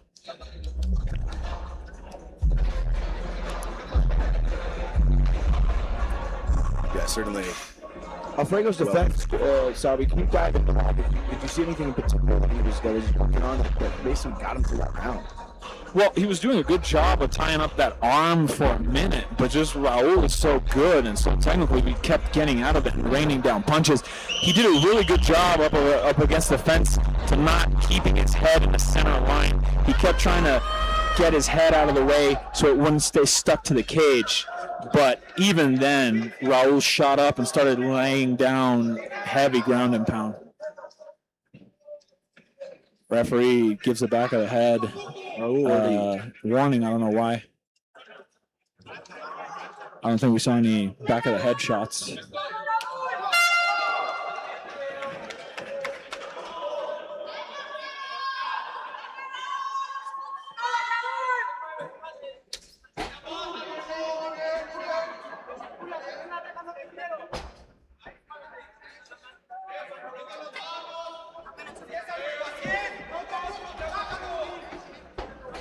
Look for Raul to close the distance, take Alfredo to the fence, and try and take him down again. Yeah, Raul certainly sees his path to victory on the ground here. Oh, yeah. Alfredo keeping his distance, looking to utilize the kicks to establish a range. You know, like the most experienced MMA fighters, it's like they take out a measuring stick and they see where you can hang with them or where you can't. Yep. And it's either on the feet or on the ground. They check out where you can hang. And if they see any sort of slight dominance, they're just going to go after it and after it and after it, like a shark to water. And here we see Alfredo fighting back in the second round. Zaragoza is certainly no stranger. Wow, Alfredo landing some good shots here in the second round. Hit a big left hand.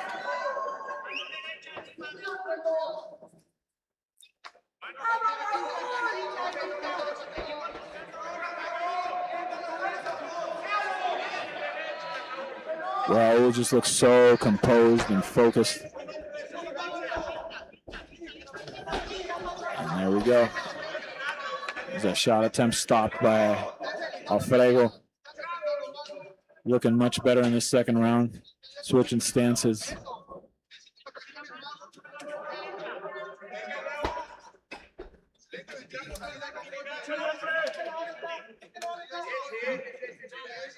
Very technical fight. Very technical fight. Great exchange of striking and grappling from both competitors here. Big shot by Raul. Just lands. these guys are having fun. Oh, they're smiling, man. They love this. Let's see, this is going to be the game plan the entire night. Raul will be willing to exchange here and there for a few moments, and then he's going to go back to plan A, which is take Alfredo down and land some heavy shots on the ground. You can see Raul digging his head to the cage, kind of traps Alfredo's hips, one with the arm and the other one with the head, and that keeps Alfredo in place. Nice trip. Very technical. Yeah, no, grappling. we're seeing some great wrestling by Raul.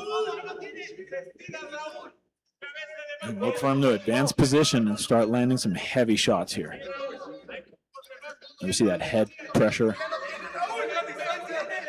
Shoulder strike. Oh, he's just going to land elbows here. Alfredo is doing the correct thing, trying to hide his head in between Raul's legs, but Raul is going to use that forearm to keep Alfredo's head in place. Alfredo with a bump on the side of the head. Side of the head, yeah. On both sides. I think that might be from the elbows. Yeah. From earlier in no, the first round. He landed some heavy shots on Alfredo. And see here now, Alfredo's head is trapped up against the fence, and look for Raul to start laying down heavy punches from here. He's going to posture up, and we're going to see some heavy punches there. Raul really likes going to the stack guys. Yeah, he's going to. Oh, big elbow. You could hear that elbow. You could hear that elbow. Sounds like a baseball bat. That is regular shoulder stretch. Not fun. Ooh, big up kick by Alfredo. Raul looks at him, lets him up.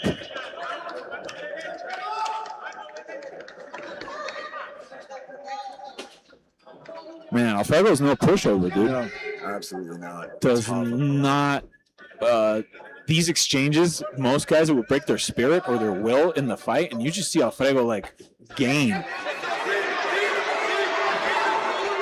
Oof. Great striking exchange here. Smiling. What a great technical fight we're witnessing here. Goes back to the outside trip.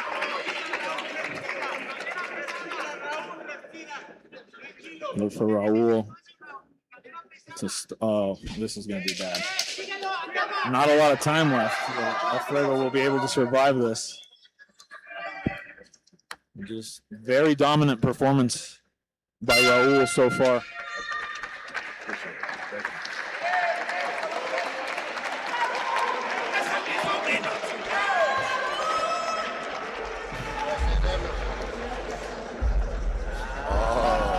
Chunti boy coming over here, giving some presents.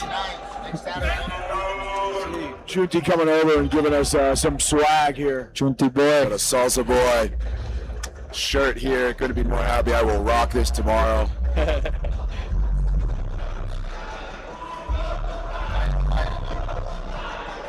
Speaking of, is there any news we can break about a certain heavyweight fight for our next MFL? Well, some of you may remember Renzo Aldave, aka the Lake Snapper, had a very interesting finish via leg kick check at MFL 3. He'll be back. MFL 5, right now scheduled for May 30th, against Adrian the Grizzly Edwards, also training with Chunti. He is sparring partner of Waldo Cortez and many other elite heavyweights. That is going to be an absolute war. Yeah, that's a big fight, Joe. I'm excited for MFL 5. Just as soon as we can keep announcing more of these fights, it's just a sick card. I already saw sort of the layout of it. It's a very, very, very good card. You guys are going to be excited. Raul coming out strong here, Salvi. I think Raul daunting, little dance. I think Raul is going to look to finish in this round. Be fun. You love to see. Beautiful takedowns by Raul, just very high-level entries of these takedowns he's doing. Yeah, Alfredo really seems to be struggling with defending these takedowns. I don't think he stopped one of them tonight. No, they're just executed perfectly, Joe, and he's just got a timing on him that it's too late for you to try to stop them. Like, Alfredo has no option just to be taken down. And it's just a world-class performance by Raul so far. He's looking very, very impressive tonight. Yeah, I got to agree with that. I think all that time spent up in Miami at Killcliff is definitely working its wonders tonight. It truly is a dominant performance, and the amount of wrestling and grappling we're seeing here certainly is not that common at the local regional level. Yeah, I was going to comment on that. I don't think I've seen a fighter, Joe, yet in the MFL that has been this active when it comes to the grappling and the ability to execute on his plan. And to be honest, guys, this is the highest level of MMA I've seen in MFL so far by a fighter, by Raul Zaragoza. Yeah, I have to agree. Even with Gable Stevenson being at the last event, this is one of the highest level matchups in terms of technical exchange from both athletes that we've seen in the cage so far. Yeah, because Gable's just starting out his career. Raul has much more experience, much more training in MMA than Gable has had so far, and he's displaying beautiful MMA for us here tonight. Yep. Well, that was quite the fight to watch up in Monterey. Gable is such a great guy and such a dominant athlete. We're really excited for him in his career at the UFC. It was a very surreal moment for me in Monterey, getting to live that experience of MFL 3. Just having Gable Stevenson have his last fight at MFL, I couldn't believe we were witnessing it. The electricity and the atmosphere in Monterey was crazy. Yep, we wish him the best in the UFC. He's our first graduate. Those guys are just absolute legends. Having John Jones in attendance was such a special experience, and the fans really had a special gift that day. It was a very nice thing that we were able to put together. Man, if it was anybody but Alfredo Ruelas, I don't know if this match would still be going on. Raul is just dominating. Yeah, absolutely, Salvi. Raul really is displaying his technical mastery of the art here tonight, and well, we're excited to see where his career takes him. Yeah, I mean, I think we mentioned this earlier. You know, he had a little bit of a break, a hiatus, but now he's back. Don't know what his plans are going forward, but I think Joe and I definitely need to figure out, you know, how do we find more matches that he's willing to take and continue to provide what we need here in Mexico. It's somebody we would definitely want to see back here in MFL. He's just a very different level of what we've seen showcased so far.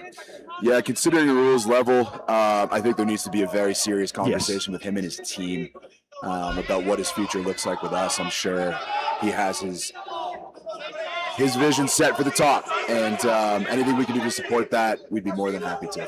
And we would need to get him a very serious opponent, maybe somebody from outside Mexico. Yeah, I think so. I think so too.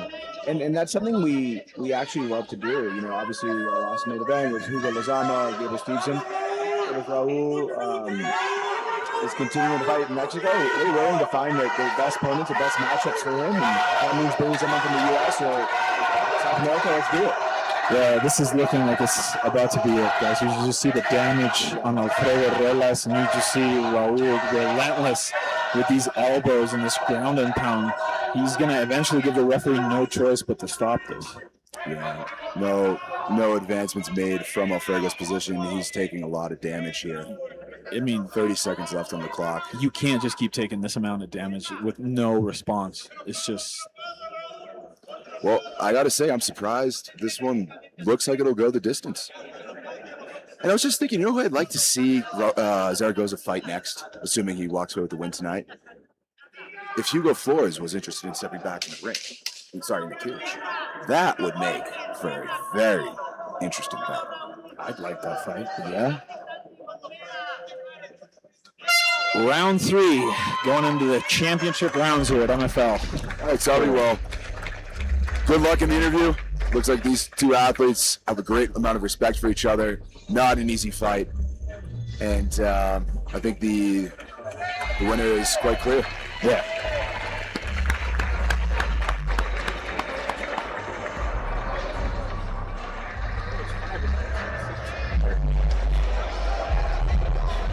Catch weight.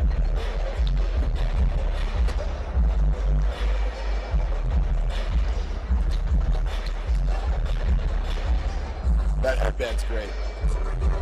But my business partner back here is wearing the Fighting Pirates headband. Great look. Big fan. All right, ladies and gentlemen, we're wrapping up tonight. Thank you so much for your time and attention here with us this evening. We appreciate you all tuning in and joining us as we are here live in Quarry Studios in Coyoacán, Ciudad de Mexico. We will be back May 30th, roughly 1 month from today, with MFL 5 in the same venue. And it looks like we have a decision.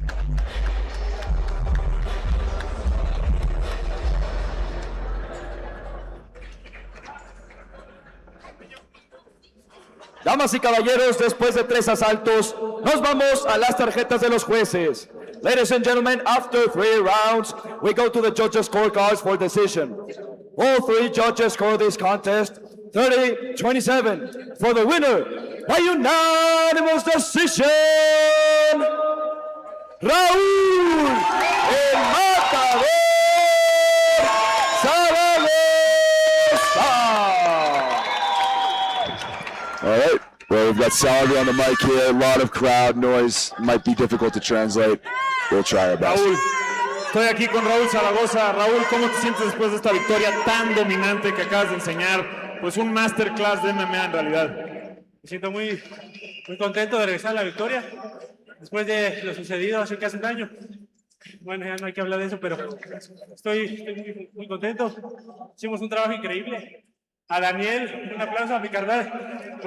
Those are shouting at his teammate and main training partner, Daniel Sanchez. He'll be fighting April 29th on the Budo Center card for the 170 title against the Argentinian Raúl, ¿qué sigue para ti? ¿Qué te gustaría ver si regresas aquí con nosotros en MFL? ¿Qué quieres? En 4 semanas tengo otra pelea. Ahorita es tomar y darle su madre a todo. No me importa quién sea. Ya el peso de arriba, este peso. Abajo no digo porque me cuesta un chingo dar 70. Pero estoy listo para quien sea, no me importa. Pues de una pelea así, Raúl, ¿tienes algún mensaje para los demás que están en tu división? Solamente que se preparen y le metan chingón los entrenamientos porque yo entreno mejor que todos ustedes. Muchas gracias a todos los que vinieron, de verdad. Raúl, thanking the crowd, thanking everyone who came out to support him this evening. Está rompiendo cabrón. Y sé que este año. Full house here tonight, ladies and gentlemen. Great event, great fights, all sorts of action. Raúl Zaragoza certainly a fan favorite as he jumps over the cage here to shout out the fans. What a guy.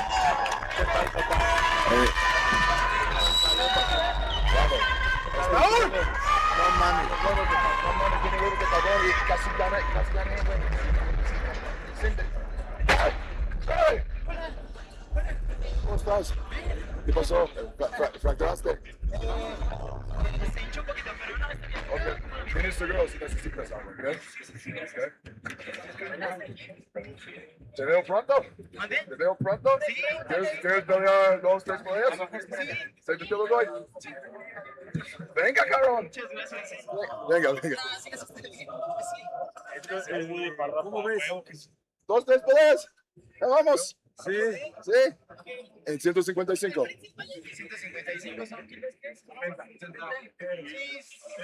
155.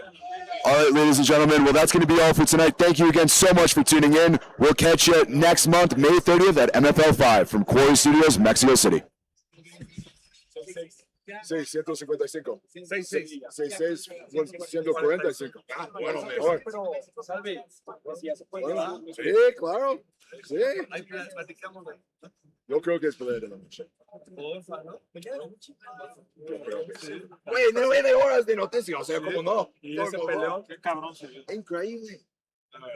Y Matías no es nadie. Está muy duro ese cabrón. Sí, es muy duro. Está muy duro. Estábamos diciendo esto en el mic, que su reach está extravagante. Está muy difícil de actuar, pero tú... No, lo hizo fue impresionante. Impresionante. ¿Estás entrenando con Woody? No, es vivo. Ok. Lo vi que estaba solo. No lo tengo. No, ese vez no. Vamos a mi casa. Vi que estaba solo. Es que sabes que vino solo.